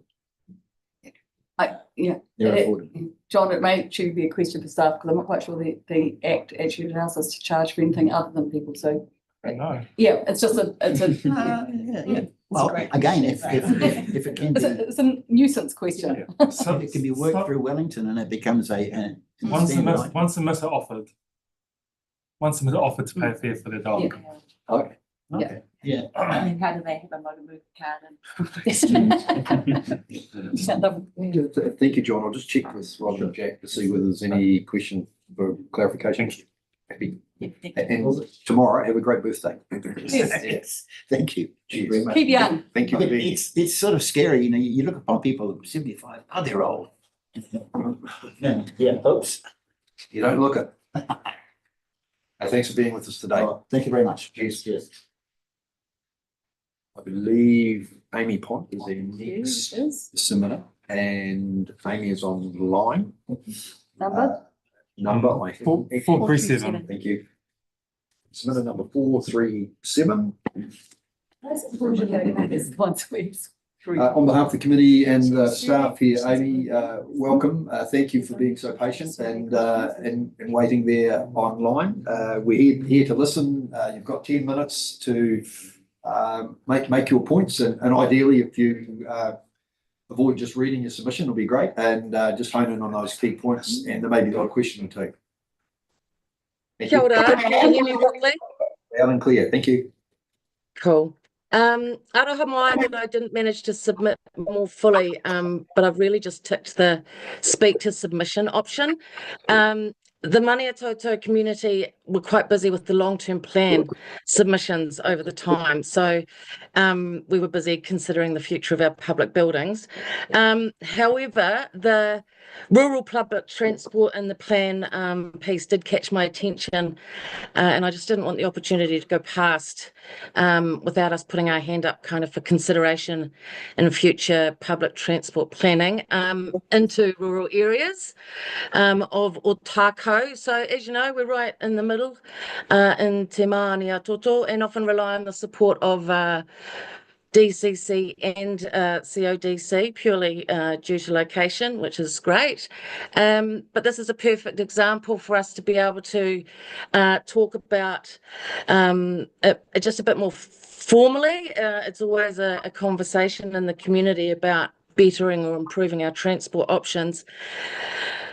In my experience, we have had a shuttle here before, and we used the service to bring my special needs brother up from Dunedin to Ranfurly, but that costs nearly $100 return. So that service no longer exists. We have gained some views by the community via our local radio station Facebook page. And as I said, it's been a discussion over the years quite consistently. Everyone is really appreciative of the service that's provided to the community by St John Ambulance. They take people down for their appointments to Dunedin. So of course, we would do whatever we can to make sure that we maintain that service and support it. But there's no easy way for anyone to get from Queenstown to Dunedin and return, especially people who don't have vehicles.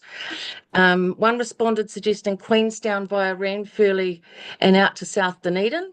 Others sort of said just once a month. A comment was just make sure that there's enough room for all our shopping. Conscientious shoppers here in the Maniatoto do check locally as best they can, I think, to make sure that retailers could have what they need, often getting the chance for them to order in. But I would say that a lot of the things that they can't source locally is perhaps bought offline. So literally, we're just sort of saying how that could drive, people back through some of our retail spaces as well. Yes, also talking about perhaps getting people to Alexandra, Palmerston and Dunedin, enabling people to get out and about more frequently. Then the opposite, enabling visitors to experience day trips and overnight experiences up here via public transport options, freeing up the bottleneck areas of Queenstown, etc. I think our area's ready. It's cranking. Naseby's cranking. There's a lot going on, and I think public transport would do a lot. I think it'd be a game changer. I was chatting to some cruise ship visitors up at the Naseby curling rink the other day. I noticed that they were all enjoying themselves thoroughly. Some questions that have been posed by the community is there an opportunity for current school contract drivers to expand their businesses and contract to ORC? Could intercity link services provide joining services through from Ranfurly? Please consider the promotion of the tourist route that's been signposted to Queenstown and Dunedin via Middlemarch and Ranfurly. And I think the last point was, of course, we all question viability. It's a hard one, but we just don't know unless we do explore it. And I just wanted to take the opportunity to, just wave that banner, really. And apologies for adding new content that perhaps hasn't been taken into the plan as yet. But those are my points. Thank you for listening. Thanks very much, Amy. Regional Council for some time have talked about this regional connectivity and being important or whatever, and obviously we haven't had a policy or even a policy consideration, and clearly within the draft document, that's something that's sort of at the forefront of our minds. You would have seen in the document how it talks about how ORC could, in some way, shape or form, assist existing community trust type services going forward. What, if any, and I'm not suggesting that this would happen overnight anywhere in Otago, but I think, Maniatoto obviously sits in a relatively remote area of Otago, and obviously plays an important part to the region's economic viability and lots of other ways, recreation and no doubt environmentally, culturally and socially. But anyway, what would you suggest would be some key things that ORC could consider in a policy to help support existing services in rural communities? Thank you. I think we would have to be very cautious of having it completely in a suggested community and community hands. Assisting in funding opportunities, absolutely any support. The services that have come and go, they've been private ownership. I don't know if any have actually ever been council funded at any level before, but something like this, because it is so fickle, and you would have to be committed to dedication to that route, no matter what. I think the security within your policy of it being funded through ORC and run by ORC would be important. Would that be right? Well, we're here to listen. I would like to suggest, but we had a lady present from she's Oamaru based and is a volunteer for CCS Disability Action, and yeah, and I suppose just thinking about what she talked about, and clearly there'll be a significant volunteer base within the Maniatota area, and so that was sort of where the question was sort of coming from to a certain degree. Okay. Yeah, I mean, there's discussions to have with Tourism Central Otago as well. I mean, I did speak to it on our with Mayor Central Otago, Mayor Tamer Ali on our local radio station on Friday, and she was also supporting more discussion around it. So, as you say, it's perhaps something that has been talked about for a long time, and just a chance now to see how you can bring that into a reality. I did hear the earlier comments about youth. I think it would be fantastic for our youth to be able to get out and explore more of the region if we have some transport available to them. We do work really hard to get their licenses as quickly as possible. We don't encourage they drive without the appropriate licenses. That's important. So I think in terms of youth and supporting their ability to be able to afford, and it'll all come down to affordability too. But I don't know. Dare I say it? We all enjoy the Forsyth Bar Stadium. Good stuff. Hey, thanks, Amy. I'll just check with Kate and Elliot to see whether they have any questions. Kate. Kia ora, Amy, how are you? Kia ora.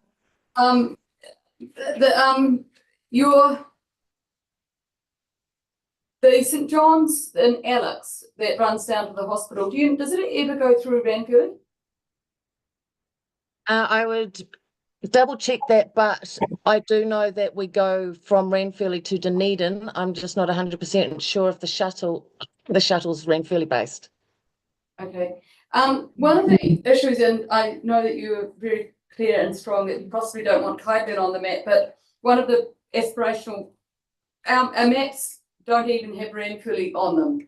And I'm almost offering you a light question here. Do you think that some of the smaller communities should be on the maps in the plan in order to be considered for services in your area? Yeah, I wasn't aware that they weren't on there. Sorry, Kate. Well, look, we are all, what's shocking is that Tapanui and Middlemarch have both reflecting the councillor representation in Molyneux, and seriously not the areas in Dunstan. So, yes, I think that's something that I just inviting. We have already had a suggestion that Outram should be considered and therefore would have to be on the maps. I just want I think that you mentioned Kyburn. I think the reality is that we need to address Kyburn because we're already having issues with people using it as a stopover place. So we are having issues with people using the back of the hall to defecate. So we've already got something going on there. So yeah, waving that flag. Sorry, and I think there was another question, but I might go to Elliot now, if that's okay, and I might remove my other question. All yours, Elliot. Yeah, just a question I've sort of been asking, a lot of submitters have brought up regional connectivity stuff. Because there has been some discussion of co-sharing. Just wondering if anyone in your community uses the intercity buses, and if so, are there any issues with those, or what are the I don't know, what does anyone in the community use those? I guess is the main question now. I would say that we are bringing our vehicles because we come home with lots of stuff. And there are no intercity vehicles past them. Yeah. That was what one of the questions was from the community, was if there is transport to Palmerston, would it actually take much to do a connection through to Ranfurly through the pig route, could be an option, and it could be run by someone who's already providing a bus service within the Maniatoto. I think we would have 3, 4 bus runs here, so they're all out there, but I just it's an option. If there were to be sort of community shuttle services of some kind that the regional council would have sought in some way, do you think there was the community support for, say, volunteer drivers within the community to help run those, or would that need to be sort of entirely ORC run? I definitely think there would be volunteers. I would question how we could ensure that they're all passenger license fit and all those sorts of things. But my mother-in-law does it very successfully, taking people down from Kurau to Dunedin, more for appointments again, more for the health appointments. I do know that there's a lot of people already in the community who take 2 or 3 down to Dunedin when they go anyway, or over to Alex. I see ladies doing that a lot. I think it's more of a freedom of movement that's needed around. There's a real bottleneck, especially in the summer. Like I think we would consider, for example, we're going down for a 21st to Dunedin tomorrow, on Saturday, sorry. My husband needs to leave early to go to a first aid course because he's on the Rural Fire Brigade. We will take 2 vehicles to Dunedin and leave probably 24 hours difference apart. We have to. We've got no other options. Thanks, Amy. Amy, I'll just check with Robin and Jack before. Yeah, sorry. Amy, it did occur to me, we often talk in the spending submissions talking about businesses and working in with businesses. And there are a lot of shuttle services for going through the Maniatoto.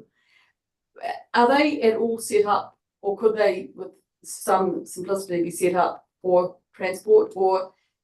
And the other part of that, coming out of Elliot's question, is a lot of people do have passengers transport certification, but they're actually also very, very busy at some times of the year, I presume, at the peak season of your shuttles.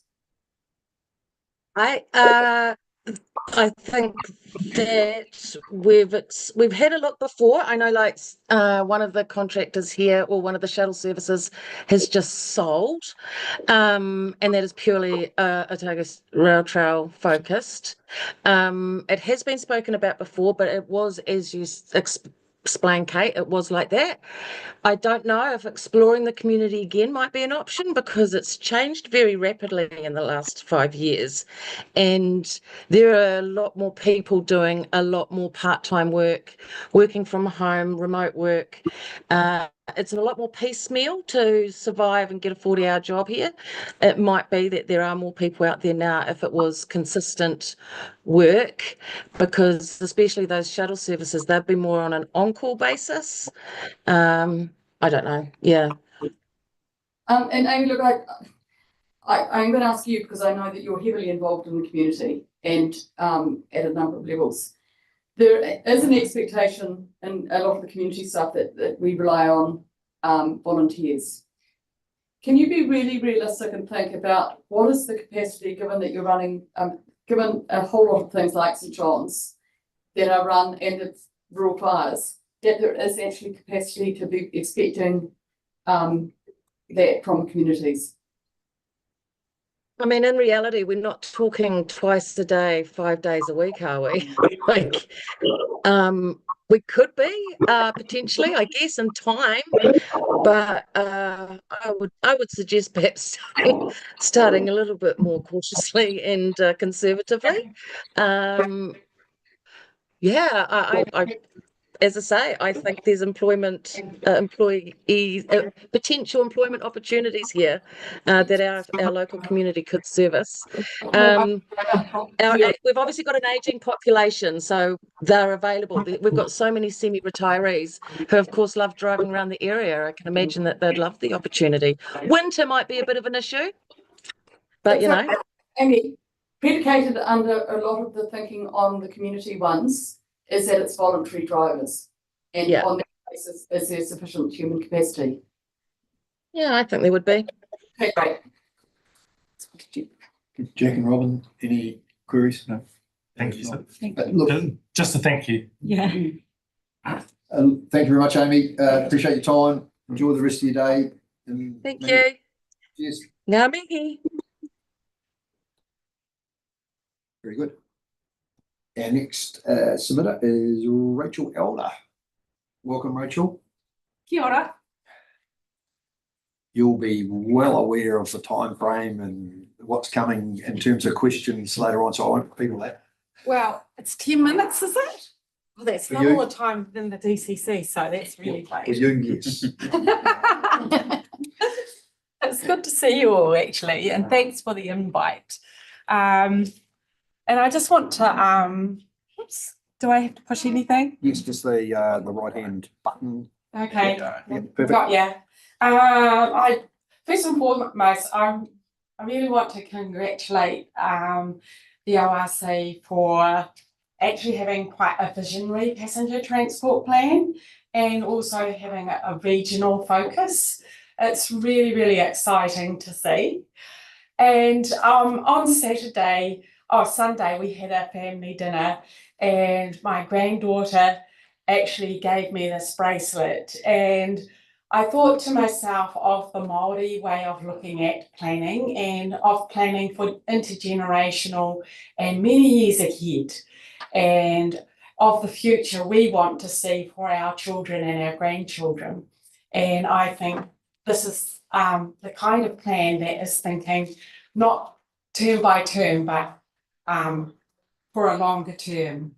I want to congratulate you on the electrification and continued electrification of the buses. The biggie, wages and conditions for bus drivers, because actually they are the heart and core of a bus service. Your growth and patronage, your work in a congested space in Queenstown and Mosgiel, and I know you're going to continue with that. Your ticketing system, which is awesome. I used to be a bus driver at one stage for 6 weeks. It's a hard job. Your commitment to a regional focus and the multimodal system and looking at that. And also your support for the Tunnels Trails Trust in the plan to the DCC, as it is a truly intermodal system. People could bike from Mosgiel, but they might be tired at the end of the day and want to catch the bus home. So it's that kind of thing. I commend you on the, your goals about economic growth and prosperity, because in fact the region is a very, very beautiful region. It's a real gem of a region, and its outstanding landscapes are its treasure, and enabling people to access those in an affordable and multimodal way is just amazing.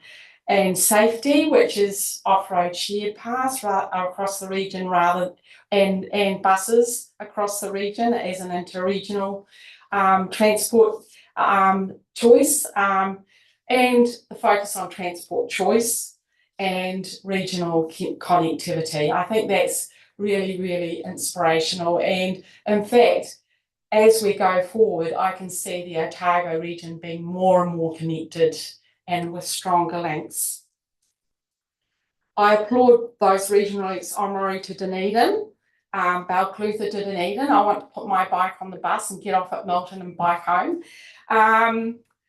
From Alex to Queenstown and Wanaka to Queenstown. And I'd really love to see that intercity buses have some bike racks as well, because I could then put my bike on and go up to Queenstown and bike home again. And I'm sure thousands of people across the region would love to do it in both ways. In particular, I want to speak to 5.3 multimodal access and 9.1 principles in the regional passenger transport plan.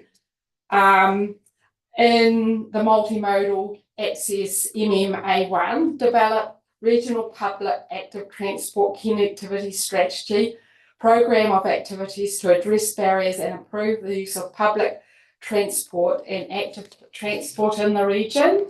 And I see the investigation of a regional plan, and I look at Southland, who have done this, and it's wonderful. I've just got the notes here.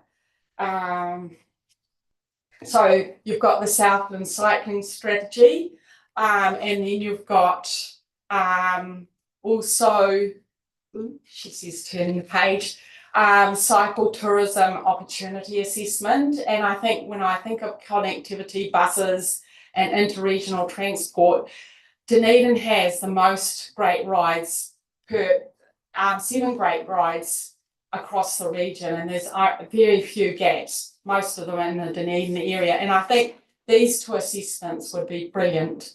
And Southland has done this. It's a real inspiration. And I think Dunedin and Otago and Dunedin City Council and the Otago Regional Council and all the councils should get together on this page. And I know that Whanganui have been even more aspirational, and the iwi mayors, the trails and the tourism partners have put in to do a regional infrastructure bid to get all the gaps in their network from the ocean, from the mountains to the sea as a regional infrastructure and connectivity thing. And I think it's a huge opportunity for all the regions, councils, because we've got so much to be able to do something like that. We have actually the biggest opportunity in the whole of New Zealand. If we connect those trails, it's the longest network of cycle and walking trails in the Southern Hemisphere, and really would bring thousands from Australia, international tourists, as well as domestic tourists.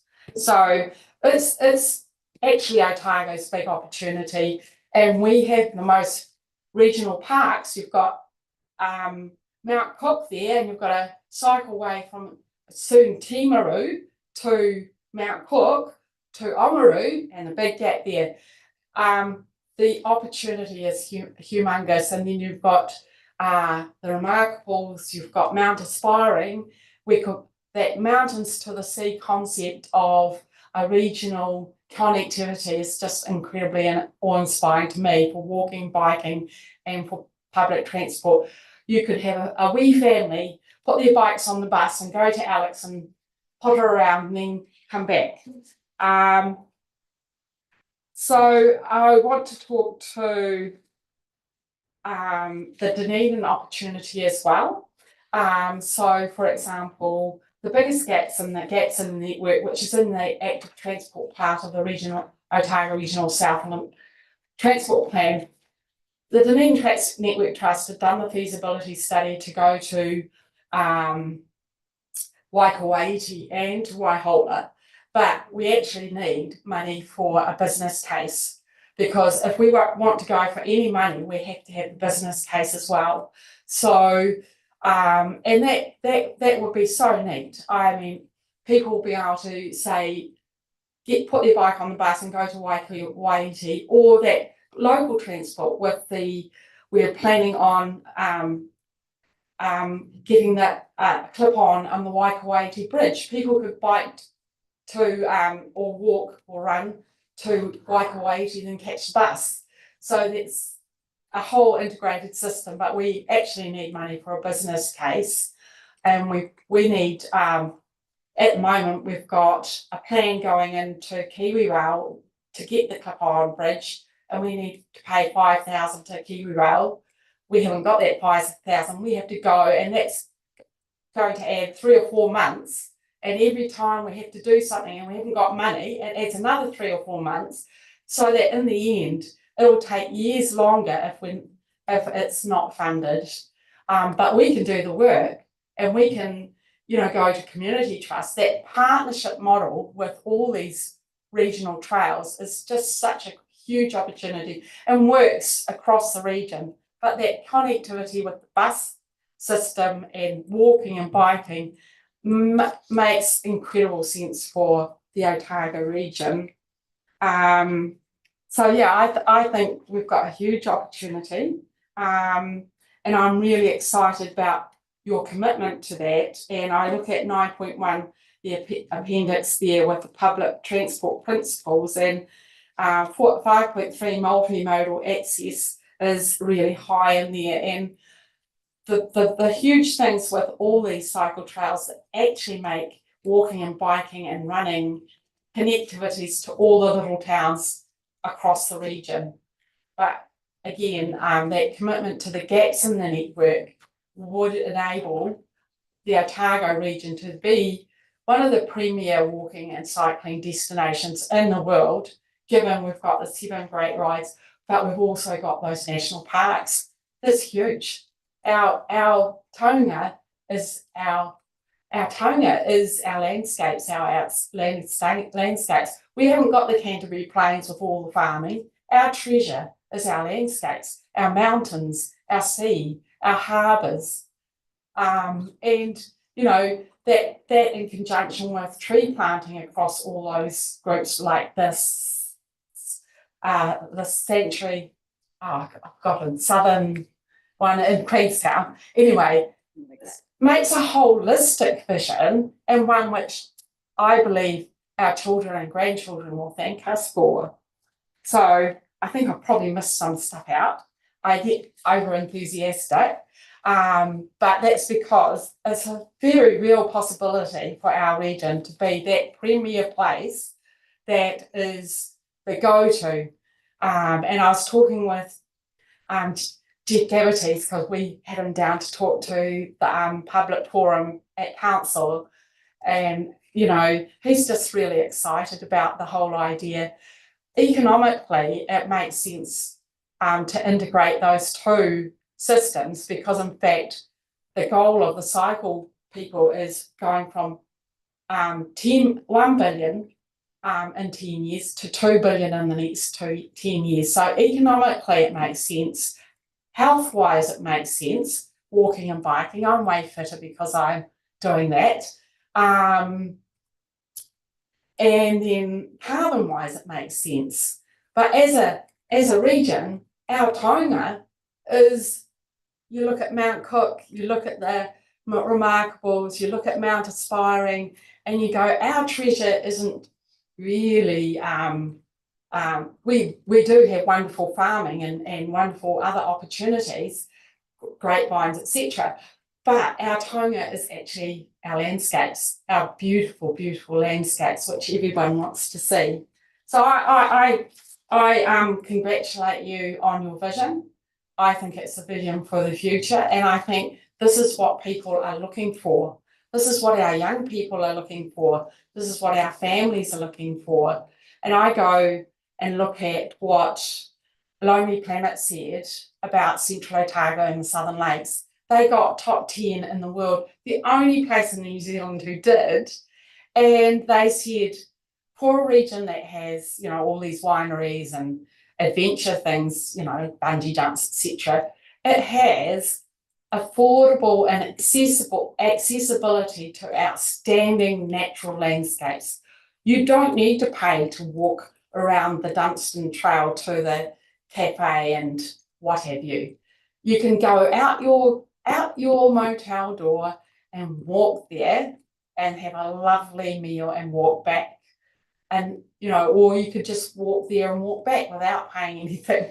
But it just means it gives equity of opportunity. I would love to see little families, if they haven't got a car or can't afford stuff, be able to put all their little bikes on and go to Milton and bike home. It's that kind of thing. And what the cycle tourism brings to communities, it's cycling and walking because it's 50-50, is people want to live there. So you look at Wanaka and Queenstown, and since all those things that happened, mountain biking and cycling and walking and running, people want to live there. 6% growth, 6% growth. If you're a digital nomad, where would you go? I know where I would, and it's quite simple. A place where I love to be, which gives me easy access to the outdoors right from my gate, and increasingly for the Otago region, that is our opportunity. But closing those gaps and the gap between Oamaru and Dunedin and Waihola, it's really, really important for a multimodal and active society. Yeah. Can I ask, no, you may not be finished, but you. Oh, right. Sorry, but I just want to ask a question. I mean, the thrust of your submission is, yeah, and I get it, the regional connectivity, but Yes. particularly the focus, the recreational focus. If we turn the clocks forward, let's just say a decade down the track, okay, and just imagine that those connections that you generally talk about are complete, and we've essentially got a cycleway connection from pretty much the mountains to the sea, and you know, the Queenstown to the east coast to Dunedin. Where would you see the priorities for regional passenger transport connections? If once again, if there was, you know, what do you see? And you've just actually mentioned Oamaru to Dunedin and Dunedin to Milton, to Mount Clutha, but would they be your priorities in terms of regional connections if ORC were of a mind to push forward with that approach? You know, clearly we've consulted on it, but where would your priorities sit in that regional connection from a passenger transport perspective?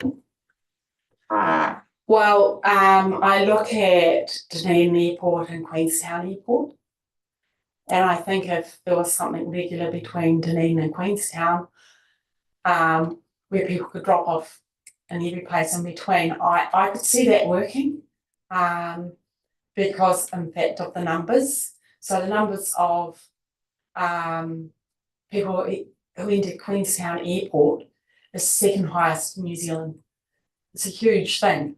And that connectivity then enables people to be able to travel and get off anywhere between Dunedin and Queenstown. So you've got Alex to Queenstown, but I know Intercity do that, but and I would like for them to have bike racks. But yeah, that I think that would be I could see it being quite successful. If you're looking at a successful route, I could see that being a pretty good one. intercity do to Invercargill as well. But I think if you look at the numbers of people entering Queenstown Airport, and we're looking at Dunedin Airport being international, then you've got people who could, that travel between enables people to get on and off all the way through. For example, I do cycling and I do it in the weekend. And so I go to a place, I'll go say to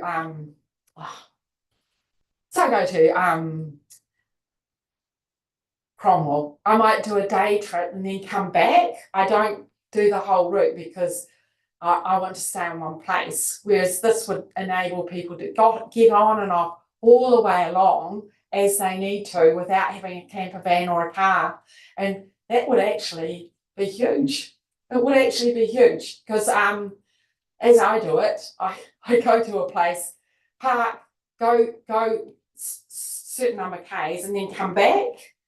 And then I do another weekend, do the same. And that's what camper vans do as well. So I think that route in particular from airport to airport, the numbers are there.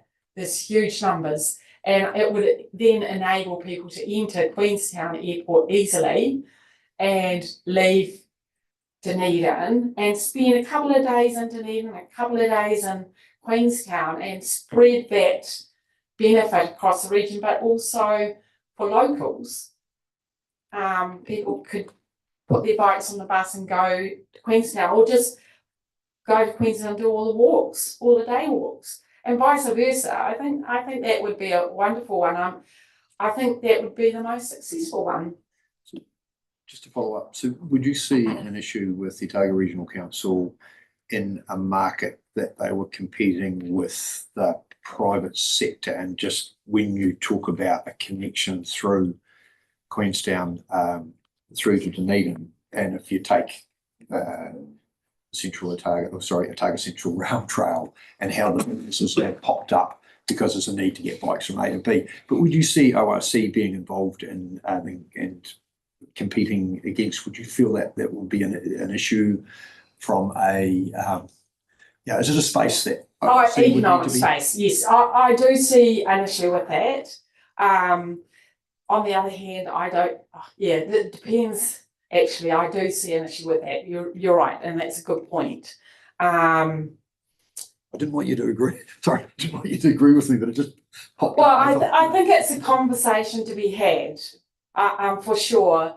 But once the Kawerau Gorge is done, which is the end of this year, then the Roxburgh Gap is done. The Dunstan Grail got 85,000 the first year.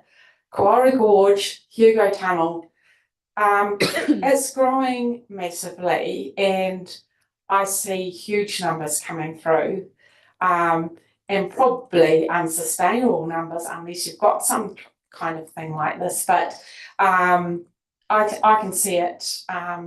Like at the moment, I think it's 50 or 60,000 on the Dunstan Trail steady.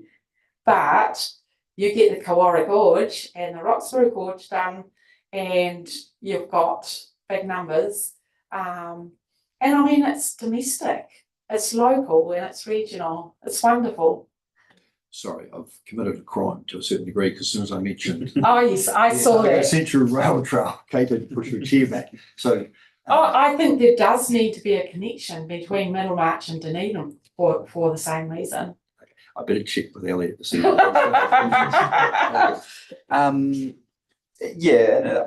Totally. All right, if you don't have answers to these. So the first was just a lot of discussion about 5.3. Is there anything that you would change about 5.3 as it stands in the draft? Regional urban transport. That's just the multimodal. Yes, 5.3. Here we go. So obviously, sound like you're supportive of that as a major. But is there anything you would change about it? And then maybe while you're thinking of that, the other question is just speaking of those regional connectivity of all those trails at a regional level, what role do you see ORC playing in that active transport space, or is it just the public transport, you know, getting people to the starts of those trails? I think one of the things is the big gaps, and particularly around Dunedin. I think also having a yearly meeting with all the providers, talking with them. I think enabling. I mean, most of those trials being made without ORC money. It's just about enabling, supporting, and facilitating, and resourcing for the gaps. So the resourcing that enables then someone to do it. But I also see the opportunity here that Whanganoi's done, and partnering and saying, right, this is regional infrastructure and we want it. It's multimodal. So let's put a case together. Let's fill those gaps, because actually that's the opportunity. And the trusts will do it, you know, partner. It's a partnership model, really. So it's enabling, it's resourcing, and it's facilitating. And I think there is an opportunity for regional forum on this, you know, everyone talking, because these strategic plans, I look at Southland Cycling Strategy, and I put / walking, because a lot of it's walking as well. But you look at this in association with Venture Southland, Invercargill, Gore District, Department of Conservation. There's a huge number here that we're in the same room and talking to each other about a strategic vision for Southland. We haven't got that. We haven't got an Otago-wide strategic vision, and that's we've probably got the biggest opportunity in New Zealand for it. We've got 7 great rides either on or in, and this document here is just wonderful, because everyone's in the same room and they're talking to each other and making it happen, but enabling, resourcing, and partnering. But also, I think, leading a vision. This is the Otago's. So you've put that vision in this document, and it's about facilitating and enabling and getting the people in the room and saying, hey, this is awesome, why don't we commit, you know, Dunedin City Council, Queenstown, all those people in the same room going, hey, let's commit to this. We've got the best opportunity out to make this happen. In the meantime, resource local to enable it to happen locally. I mean, we're looking for $5,000, and we're looking for $5,000, and we're waiting for someone to give it to us. We've got put an application in, but every time we wait, and there'll be a wait again, and wait again, and wait again for those little things. That's another year, another year, another year. And also, I think that whole enabling, facilitating role of a wider regional vision is massive for the region, because you've got Mount Cook, you've got the Remarkables, you've got Aspiring, you've got Wanaka wanting to link up too. It's just incredible. And I note, you know, that in, I've lost my piece of paper. I've got lots of pieces of paper. That the Upper Clutha business case for the Wanaka Trail, and we need that for here, and it's not cheap. We've done the feasibility, but if you want money, the business case has to be done. So yeah, it's exciting, and we carry on, and we've got exciting plans, but we need help, we need support, and we need resources, and yeah. Thanks, Rachel. Okay. I've got a question that I want to preempt for staff, not to necessarily answer now. That's come out of sort of this discussion and question you actually wrote. And so I unfortunately had suggestion of the FPTA gone and looked exactly what else there was on that page of the legal act that they didn't give us. Well, they gave us section 95, and I looked at it, and that led me down a contrary to section 115, which are the principles. that we're looking at is, I don't have to tell you what's in the act. And it's interesting, it talks about public transport services, support mode shift from motor vehicle use and equitable access to places. I should have kept out the private motor, it's not what I'm asking the question about. But equitable access to places, facilities, services, and social and economic opportunities. If they are coordinated, integrated, reliable, frequent, accessible, affordable, and safe.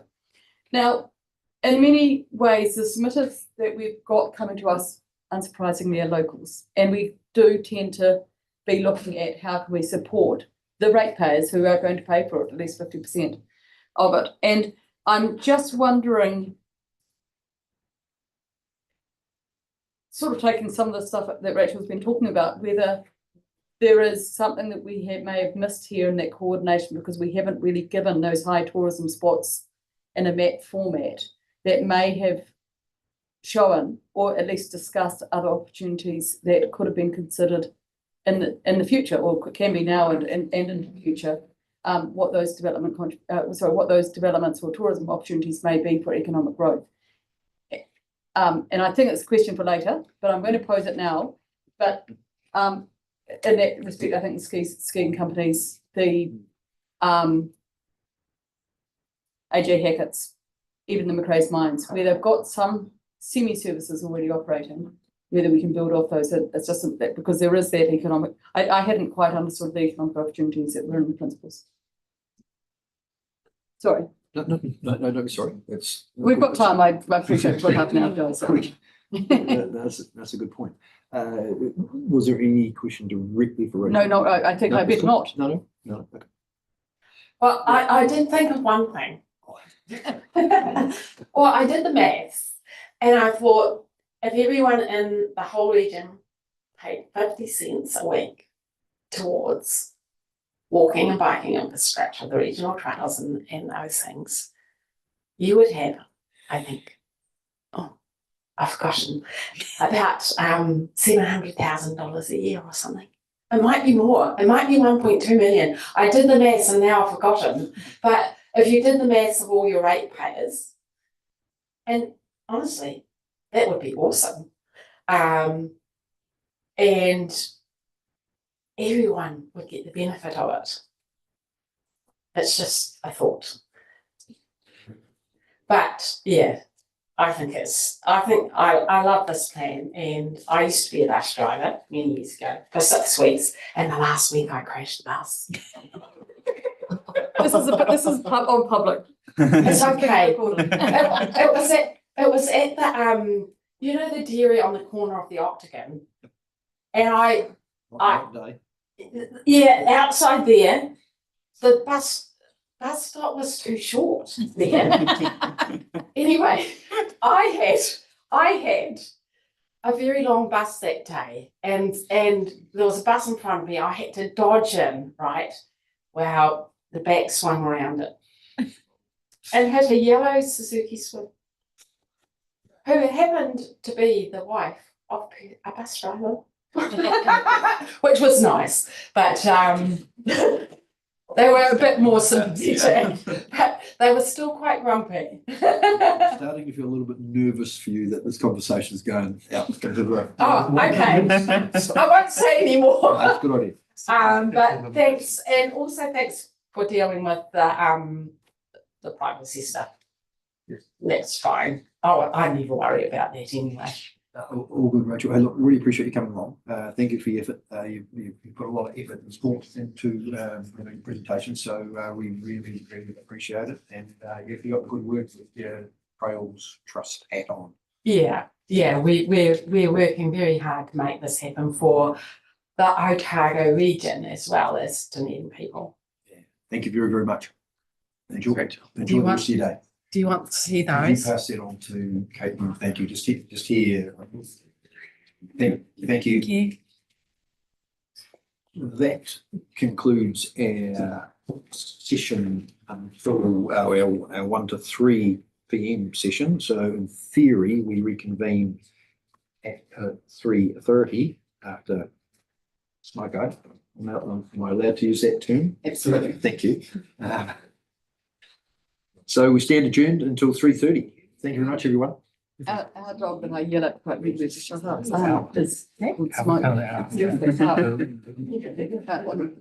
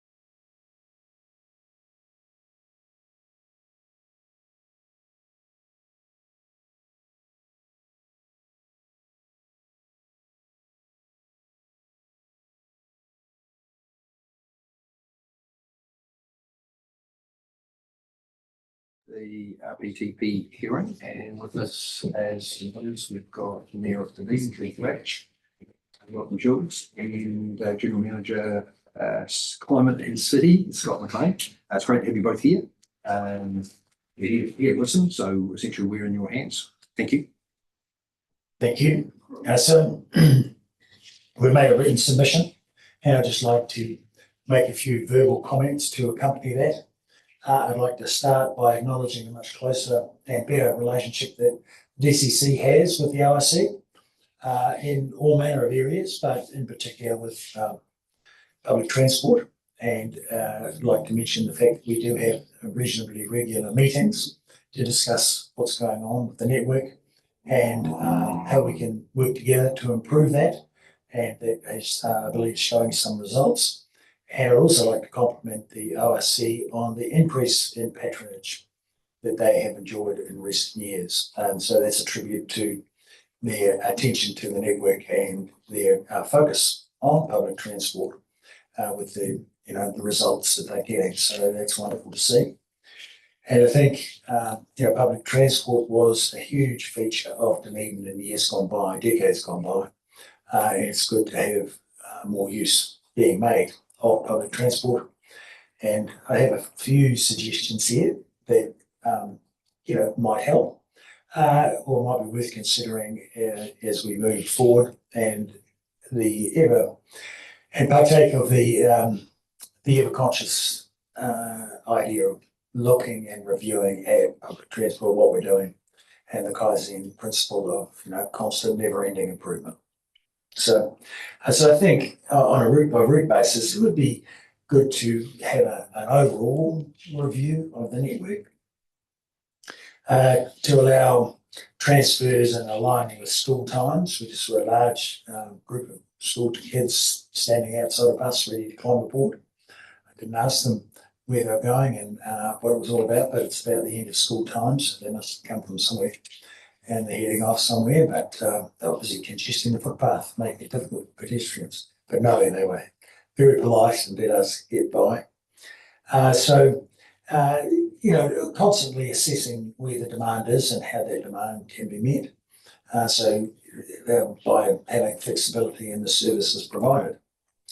We obviously have a range of thoughts about our investment and support of the bus service. And so a network review would provide some certainty of our investment and identify opportunities for improvement and increased patronage across the network. And reassure us that money that we're spending on doing things aren't going to be worthwhile. The public do talk a lot, and we see it a lot at non peak times. The buses are quite empty. However, more on that later. But the bus hub, of course, is a source of concern on an ongoing basis. But whether that's reviewed and future possibilities mapped out, but by and large, it is the best way to ensure that people can get across the city effectively. So they all come to one and then head off again. So it's a necessary thing. It's unfortunate that, of course, at the end of the day, particularly you get large groups of youth with time on their hands, and how better to employ that than get into mischief. Whereas at the beginning of the day, they're getting off to school and mindful of their education, so they don't have much time to muck about. However, there's a range of initiatives to deal with that, and looking at a youth hub. Youth centre is one of the ways.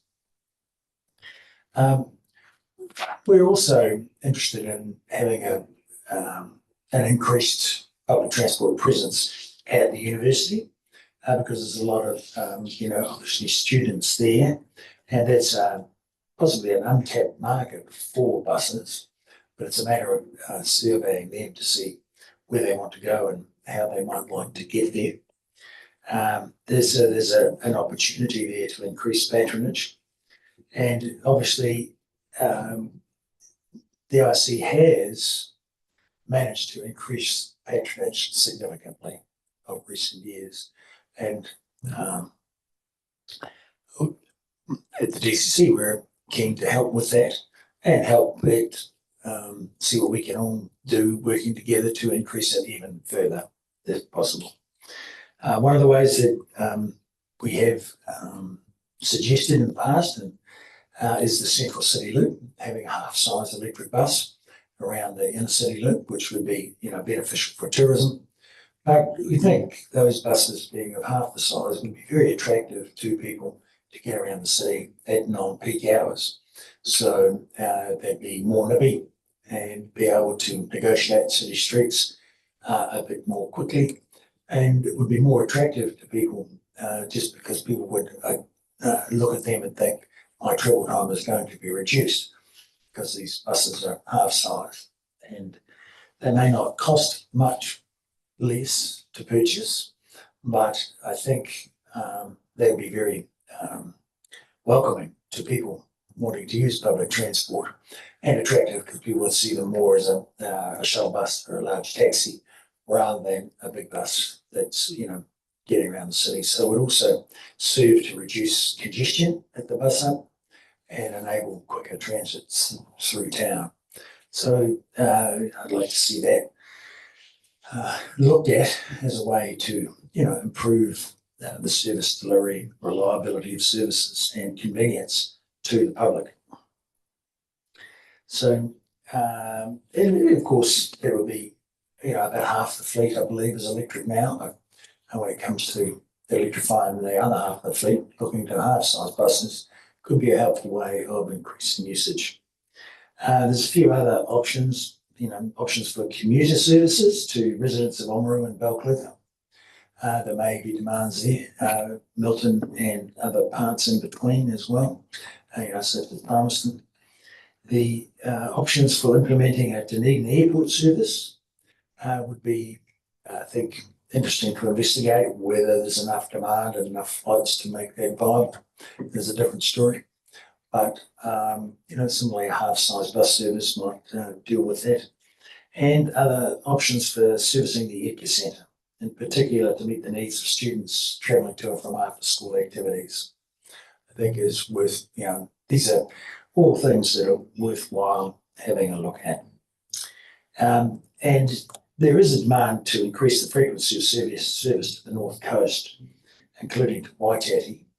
However, whether that's based entirely on the very low cost of those services over such a long distance, or whether that's demand that would be ongoing, even if the cost of the service got closer to the cost of providing it, I don't know. But that would be worthwhile investigating, I think. And we want to, work with you to keep public transport affordable and fares low. However, there is pressure from other parts to increase the rider contribution to the cost of the service. So we certainly understand that. So it's always about analysis and looking for opportunities and how to maximise the effectiveness and efficiency of the service. In my observation, convenience and reliability are major factors with public transport, but obviously affordability has been a very strong influence of recent times. So well done for making the most of what you've got and always looking to optimise the patronage. Thank you. Awesome. Scott, was there anything you wanted to add, or you? Thank you, Mr. Chair and councillors. I just want to reiterate Mayor Reddick's comments about staff. They've taken a truly collaborative and partnership approach to developing the RPTP, so that's very much appreciated. And further to Mr. Mayor's comments about undertaking a review of the network, we'd like to see that be a holistic and strategic review to ensure that we can align our infrastructure investment to get better utilisation of the existing network, and ultimately better outcomes for the community. And we're really, really keen to be involved with the LRC team on that. But other than that, nothing further. Thank you. Yeah, I was wondering about the review in terms of the scope of what you were imagining what the scope would be, and basically it's a holistic, the big picture. Yeah, it is the yes, an overall strategic big picture view at it, look at it. We'll just have a couple of queries and then I'll go to Elliot, but just with regards to working in with the university and trying to get greater patronage from staff, students, etc. Is there any innovative way to be able to connect through, whether it's the halls of residence or USA, where is there potential, in your view, that we could be looking at some sort of, I don't know, package deal where, can't quite think of the correct terminology, but you have X amount of, when you pay your fees at the hall of residence, you get some sort of package deal with your B card, and eventually next year will be a Moto Move card. But those sorts of things, do you think we should be doing more in that space? Because there is a mention about additional promotion, for example. Do you think there's opportunity there? Well, absolutely. I think the loop bus would be the pathway, because if you've got a half size electric bus, the students would be inclined to use it, looking at it as a shuttle taxi rather than a big bus. Because the big bus is quite a ponderous beast to get around the streets, whereas the smaller machine can get to a hall of residence and take a group of students, as a almost a charter to somewhere where they might want to go. But if the loop bus is doing a steady loop around the city on a daily basis, in a regular time frame, especially through the summer months, people get used to having that convenience of getting up and down the main street, getting from the museum, for instance, between the university library and the exchange, in the first instance, or possibly further south to Kmart and the shops to South Dunedin and the South Dunedin Library. It would mean that students would get to access more of the city quickly. And so they'd be more inclined to pop down to South Dunedin for something, whether it was to go and teach something at the South Dunedin Library, or to learn something at South Dunedin Library, or to do some shopping at the big box retail down there, or just get along George Street, get to and from the place quickly. But certainly tourists would get around and visit more of the attractions in the city. I think that convenience and reliability of the service is what would induce people to make more use of public transport. So that would, bring an element of flexibility and attractiveness to students. And I think you've got to start at the start. I don't see them. I mean, my observation, they will get the bus to go to St Clair. And we're going to go to the beach, so we'll get on the bus and get down there, and it's a decent length of trip, and happy to jump on the big bus to get there. But in terms of convenience and getting around shorter distances in the city, I think that a smaller bus would be an attractive marketing tool. But then from there, other areas of the city could be accessed by putting those buses on at non-peak times, the little ones on at non-peak times, so that people are more inclined to go to some of those other places, like they might scoot up to Mornington or scoot to Roslyn or scoot to the Gardens, that kind of thing. My second question actually related to the buses, and it's not a criticism of the whole George Street enhancement work, but in light of the one way of those three blocks on the other right in George Street, is a loop bus more functional actually now using George Street simply with the enhancements? That's not a trick question. I'm just saying as the city moves forward with roading enhancement, and I'm just focused on that particular area because obviously a loop bus would be in and around that space. So basically with those enhancements, do you think physically manoeuvring its way around the street, a smaller bus is a more practical option in and around that space? As I say, it's not a trick question. I'm just look, no, I think it's the loop bus versus two-way onto a street, I think it's less practical, because you can only go in one direction. However, it really doesn't matter. It's a good way to get up and down there. And knowing that on the way back, it might be a bit quicker by running along Great King Street or wherever it was decided to run the route. So, because the idea is that you have the loop bus going in two directions. But what the nature of the routes that it would take would be, I think, it would be best to make them flexible. So during the summer months when we have high tourist counts and cruise ships and so forth, then people would be, happy to use that to get around, and whether they pay by a donation of a gold coin or whatever, or they're charged, just depends. But I think by having a fee, maybe $2 for a trip, whatever it might be, I think people would be happy to use that if it's increasing the convenient access to the sea. Okay, good, thank you. Thanks for the submission. A lot of great points there, and especially the one of just us as a regional council working more collaboratively with the ASI DCC. I was wondering, regards the discussion around network and service planning, is there anything that you would specifically change about our focus area around a connected and integrated network? Based on those comments and the submission. No,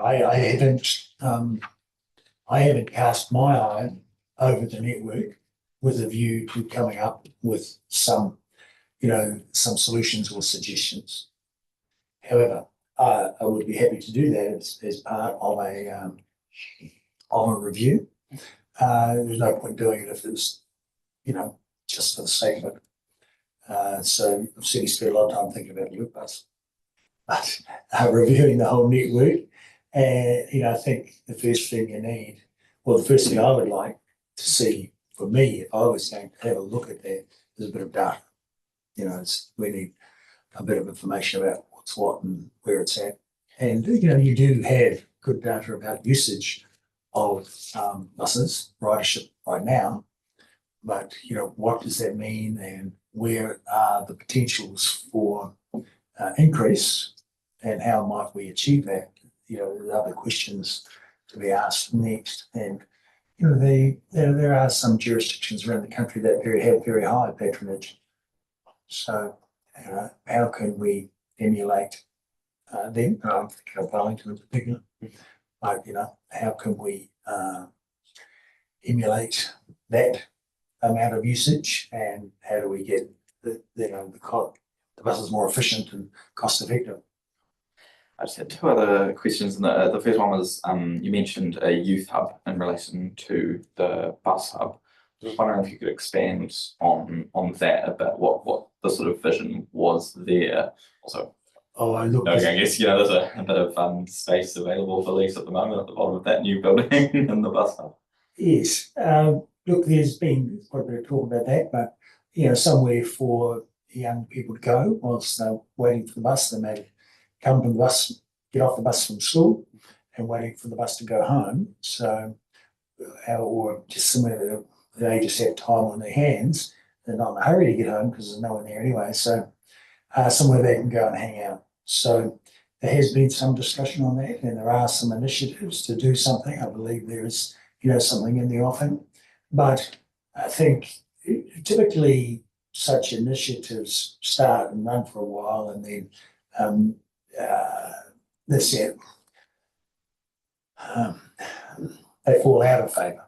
But there's a good chance to have something and have it come into favour and be used, and for the time that it is used, it's a useful thing to provide a sanctuary, if you like.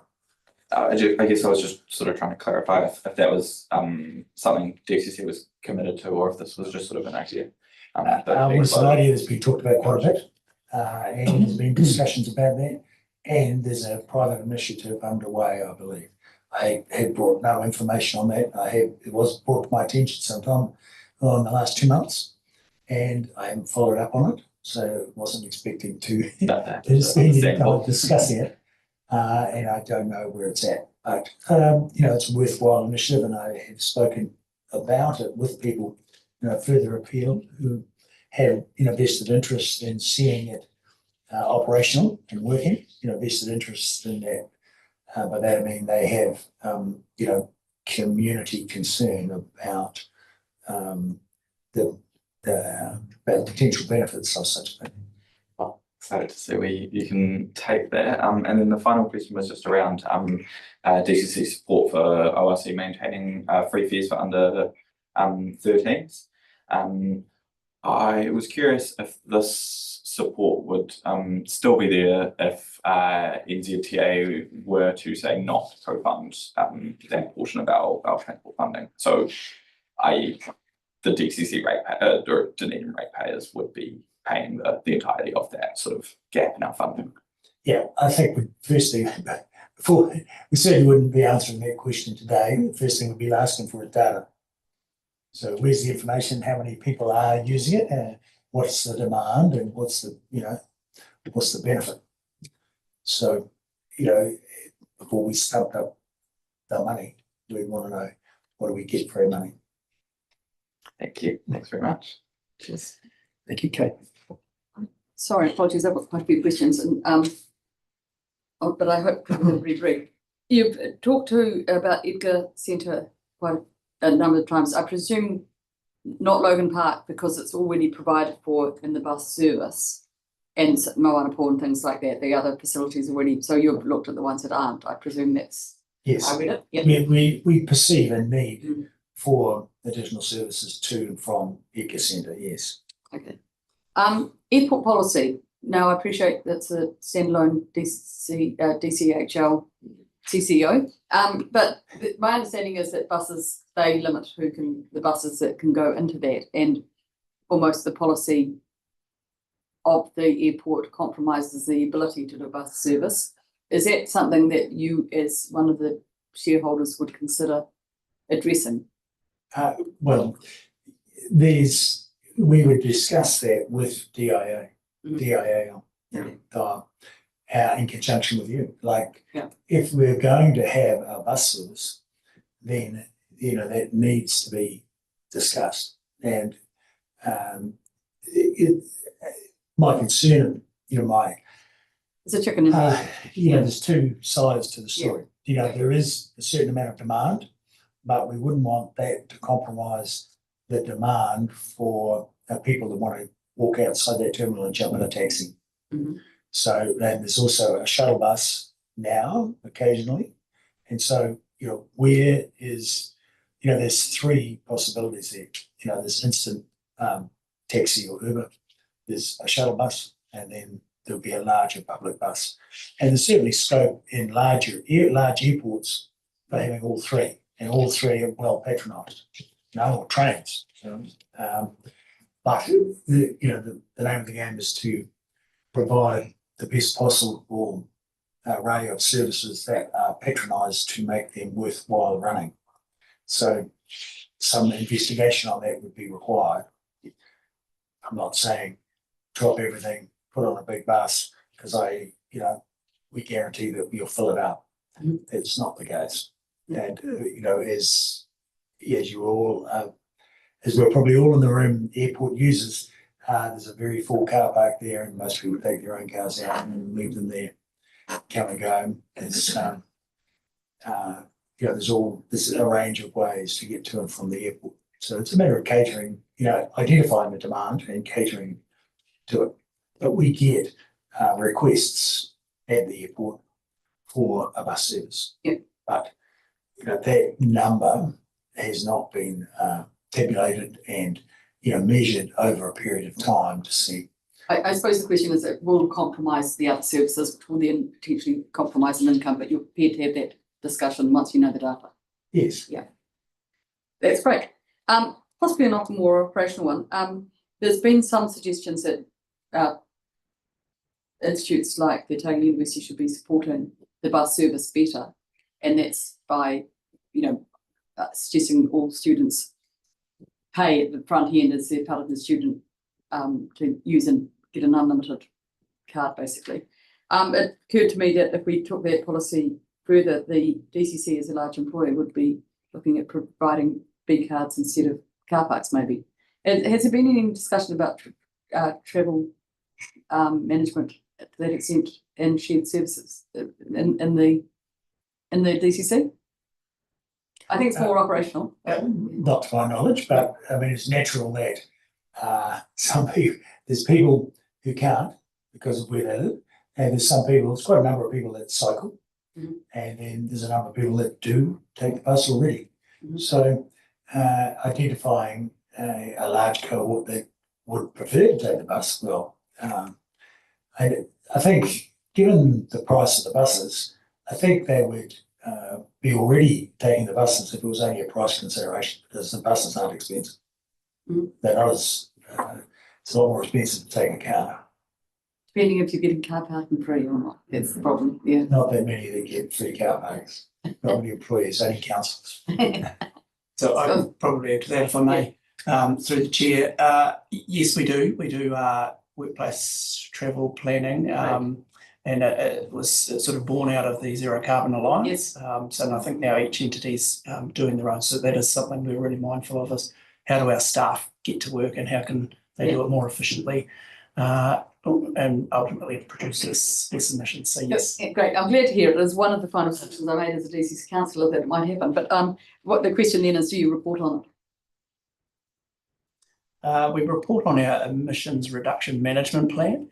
So we report on a range of things, but I can get the specific. It just be interesting if we're walking the walk or just talking the talk. And yes, that's okay. Right. And that's not really the subject of this, although it is really good when you can show that it does work well and that it's making a difference. Plan change. One of the issues we've got is we've got the NZTA requiring us to increase our private share, and you've heard all about that, I'm sure. But that's and that's suggesting advertising on shelters and stuff. We can't do that because of the 2GP. And that's a plan change process where you've got plan changes and variations coming up. I'm just putting it out there. If you want the stuff to work, one of them may be to look at easing up on that and allowing tasteful advertising on bus stops, because then we can actually institute it. Having to go from consent every time would be rather tortuous. It's certainly something we can take back to the planning team. Excellent. I'm just not, and I'm just raising this, it's probably an unfair question, but Chair may let me do it. Local Government New Zealand, I think, are possibly going to be having a submission from Nelson City Council on MOE buses and them all coming under public transport, which would address the issue that at the moment we've got some MOE buses which we have nothing really to do with, and we only hear about them really when we put a bus service on and they say, actually, they can all go to your bus service and compromise what we're trying to deliver. I'm just encouraging you, I'm not sure if you've got a view on that, or have you had any dealings with consideration for that for the local government conference yet? No. Oh, I haven't, no. Okay. Follow. And, okay. I can't read my own writing now. Oh, seasonability. When you talk about the bus loop, are you talking about all year round, or would you consider that it may be more suitable at certain times of the year? I talked about flexibility and did talk about different times of the year, yes. Yep. Thank you. That's it. Sorry. I've got depot question mark, but I'm not quite sure what I meant by that. Oh, actually, no, I do. Sorry. Intercity. We had a criticism of the Intercity depot today. Stop. Drop off. Pick up. Outside Countdown. The stop. Sorry, not depot. The stop, which is beside Countdown and Maury Place. It's right beside the hub, which is convenient if you want to get another bus. But the only reason I thought about that, as they said, it wasn't a great site except for taking down a wall and taking more of the Countdown's land and everything else, which is problematic.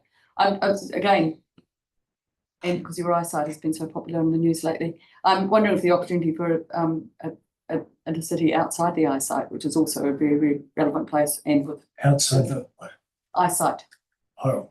And it's right in the centre of Dunedin. I mean, you take the cruise ship buses there, which are tourism already, and you also have good facilities there for people who want to go to Blues and stuff.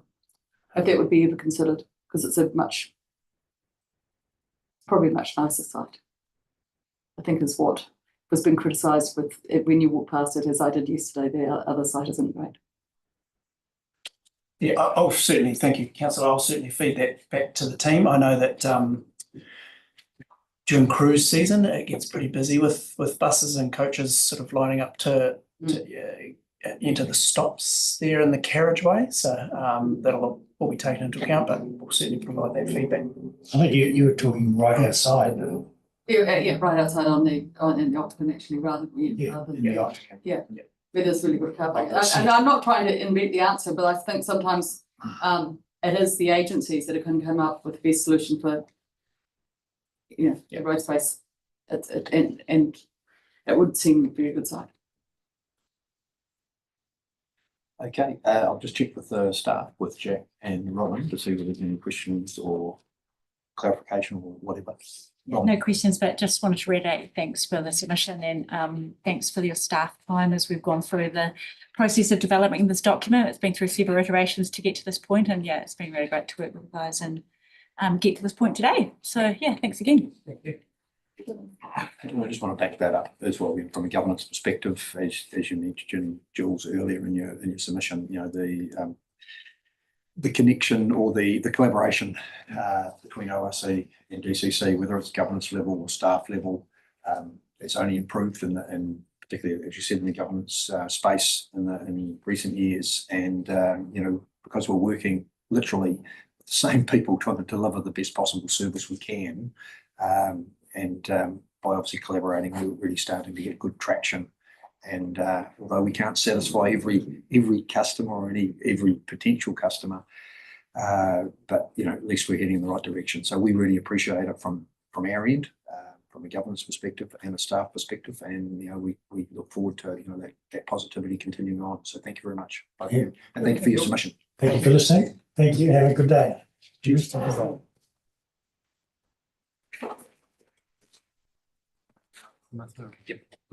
Aisling Coffey. Welcome, Aisling. Thank you for being so patient and waiting. It's all right. Great that you're here with us today. You just need to press the right-hand button on your microphone and we're in your hands. So you just tell us all Thank about your you. submission. My name is Aisling Coffey and I am part of Dunedin's student community who live out on the Otago Peninsula. So I have written this and then I've gotten feedback from several other people who also take the Peninsula buses into town and back every day. So out on the peninsula, there are no high schools. So every single high school student and the majority of intermediate students have to find a way into and out of town every day. So some people, there are two options for this. So some people can get driven in, but the majority of us take the bus simply because lots of parents can't take you there or the schools aren't on their way to work or any of that stuff. So the majority of us take the bus. And I don't know whether people realize how badish the bus situation is out there. So I'm going to go through the problems with the morning bus, problems with the afternoon bus, and then what I think that we should do about it. So in the morning, there are two buses that are seen as the school buses by the students. The first one is the regular number 18 bus, and the second one is the 18C bus. So the first bus, named the early bus by students, it goes directly into town and right across the causeway, and it misses the schools Bayfield and Tahuna. I went to McKendree Bay School for primary, and there were literally only 3 kids in my class who didn't go to Tahuna. So the majority of Peninsula kids go to Tahuna because it's the closest and there's a route, all of that kind of stuff. It splits off a little bit more for high schools. However, the vast majority of us go to Bayfield simply because it's the closest in proximity. And so because the Tahuna and Bayfield students aren't on that bus, most of the kids from the other high schools take that one because there are less students on it. However, there are also less seats because it's quite a bit of a smaller bus. And so already all the seats are full before it even gets past McKendree Bay, which is kind of where most of the students get on. The early bus is only 15 minutes earlier than the late bus. However, it gets you to school at least half an hour earlier than the late bus does. The late bus, while only being 15 minutes later, gets you to school just in the nick of time. So every day you need to decide between being really early or almost late. While we can deal with the timings, what we cannot is just the sheer number of people getting on the late and afternoon buses. So it's very much worse in the first two terms because all of the year 7s starting to are like, wow, a bus, this is going to be fun. And lots of high school students are like, well, maybe it won't be so bad this year. Well, it always is that bad. And by the third term, lots of people have convinced their parents to drive them in, which is great for the people left on the bus, however, quite bad for the bus company and the environment, as those are a lot of carbon emissions from the cars where the students could otherwise be taking the buses. There's also another problem with the amount of people on the bus, which is that inevitably, and this happens every year, people are like, well, the bus is too full when it gets to me, so I can just go to an earlier bus stop and get on before everyone gets on. So what happens is you wake up early and you walk down to that earlier bus stop. You get there and you realize that every single person had the same idea. So everyone has shifted along one bus stop and is a little bit more sleep deprived. So that's no help for anyone. And then what happens is that it's just so full. And lots of people are like, well, what about the adults? How do they get on the bus? So I've only ever seen 6 adults get on that bus twice. And one of them was my grandmother. This is because it is so loud and overcrowded and there's nowhere for them to sit. So while it's uncomfortable for the students, it's just not really an option for the adults. And this is quite bad. And so now to the afternoon bus, which is its own kind of horror. There's only one bus in the afternoons that takes the Bayfield and Tahuna route. It's called the 18D bus. And it is also the bus that comes at the best time for every other school in town to get to the peninsula. So I go to Otago Girls and I take the bus at the Exchange.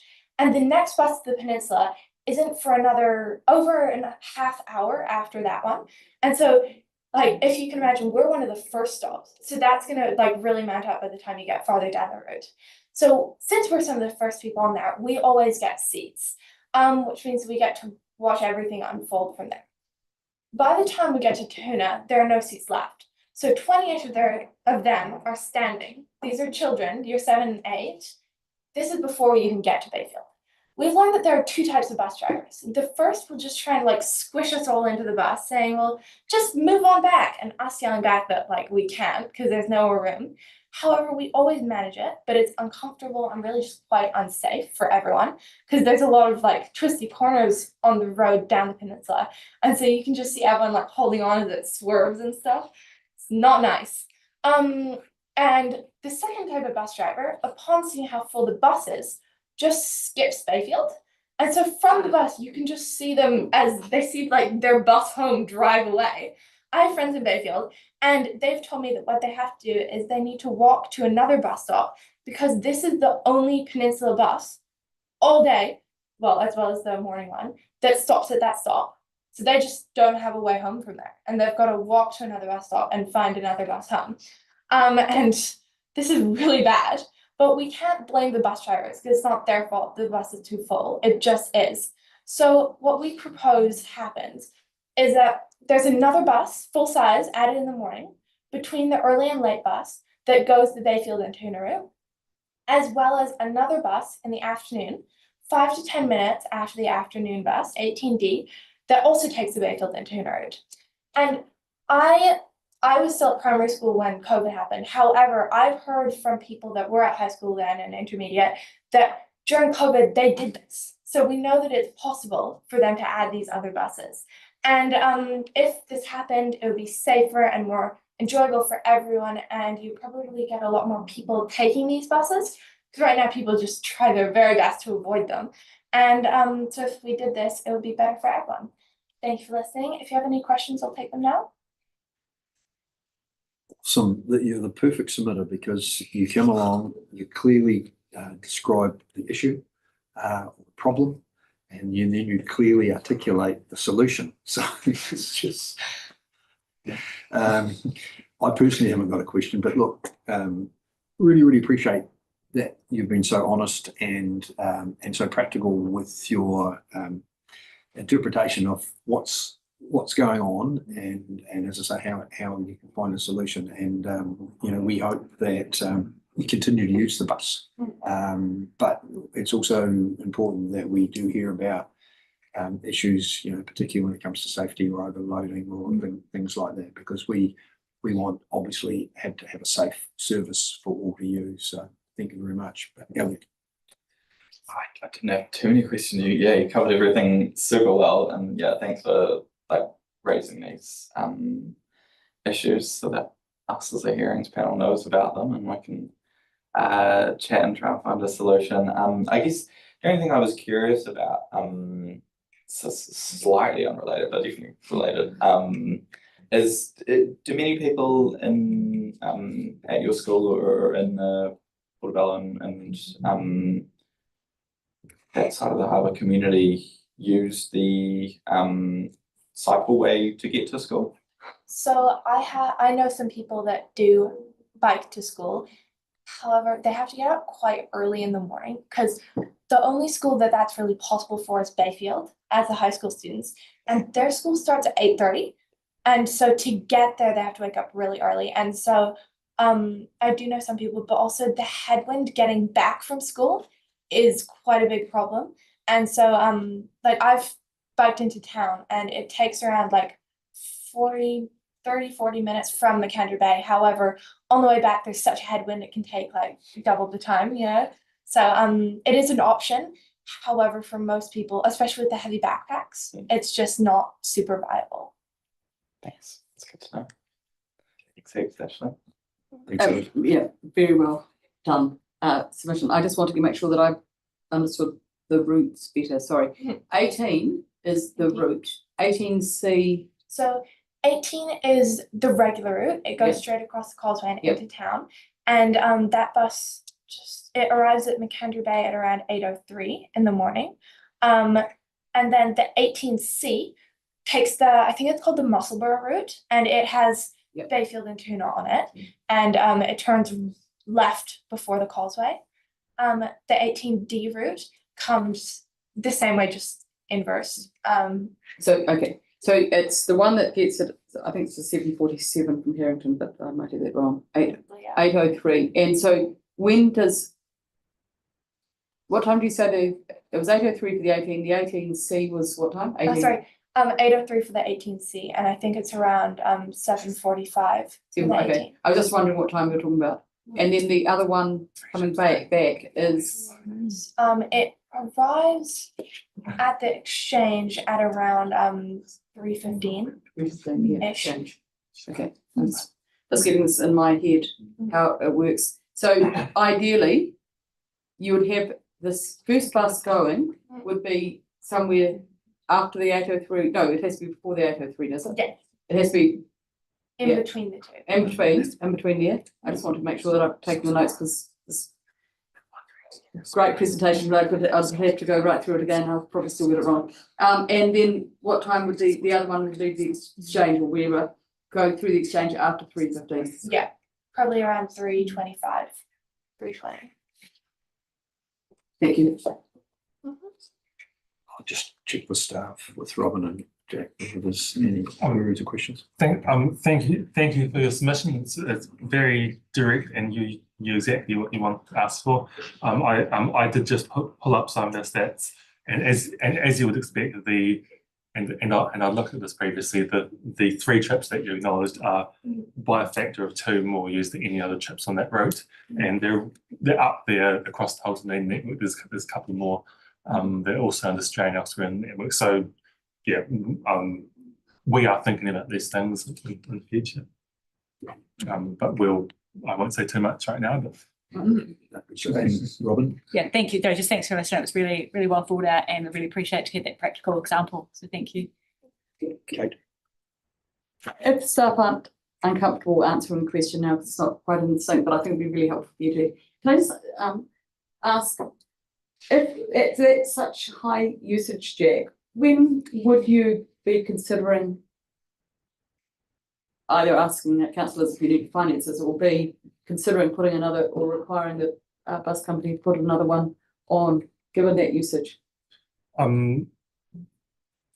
The compare question, with that route and your support channels on the other side of the harbour has our most severely loaded Yes. trip at 330. Those routes are, the contract is expiring next year. Okay. So we are right in the middle of thinking about how these routes operate. And we're only kicking off that process of determining what's going to go into that. But we are cognizant that these numbers show it's going to be a lot of pressure to do exactly what you're suggesting. We're putting extra chips in. Now it's a very difficult funding environment. So it's going to take some working out. But we do see these numbers. Yeah. But at what point would it be such a demand that you would have to put one on under your terms? Maybe you don't. I don't think there's strong terms in the contracts to demand that extra chips be taken without us paying for them. So you're always going to be have to be paying for them. However, we always have the means of varying contracts. Yeah. If we need to, but of course, the big challenge with these trips is they're peak trips, and you often need one bus to run all day. So even though you see that the bus is full and you can count the dollars on that bus, you're paying for the whole cost of the bus. And so the expense goes up really quickly for one, 2 trips a day, which is a challenge for a council. Now that's a challenge we're going to have to navigate. But there's a reason that peak trips do get crowded. Yeah. Look, and thank you for answering that. I just think it's really nice since somebody's here to ask the question. Thank you. Yeah. Just going to go to Elliot. Yeah, just sort of following on from that sort of discussion, I was wondering, and it's going to sound like a trick question maybe, but in your experience hopping on these buses when there's a lot of people hopping on at once, do you think there's any sort of significant amount of people, your students hopping on the bus that aren't tapping on? And I'm not saying that in a bad way, but in terms of maybe that not being reflected in the numbers that we have on our buses. So from what I can tell, occasionally people forget their cards, but in that situation, one of two things happens, which is that normally someone will just be like, "Oh, I'll pay for you," but I'm not sure whether that gets reflected in the same way because they tap the two different things.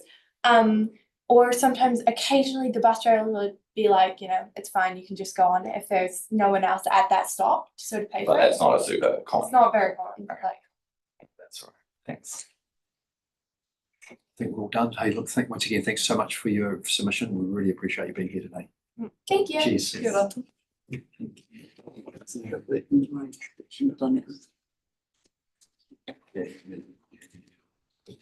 That concludes the hearing for today. So we will now close for the night and reconvene at, should know this, are we starting at 10 or 10 o'clock in the morning? Caitlin? Yep, at 10 a.m. tomorrow morning. So we stand adjourned. Thank you very much, everyone.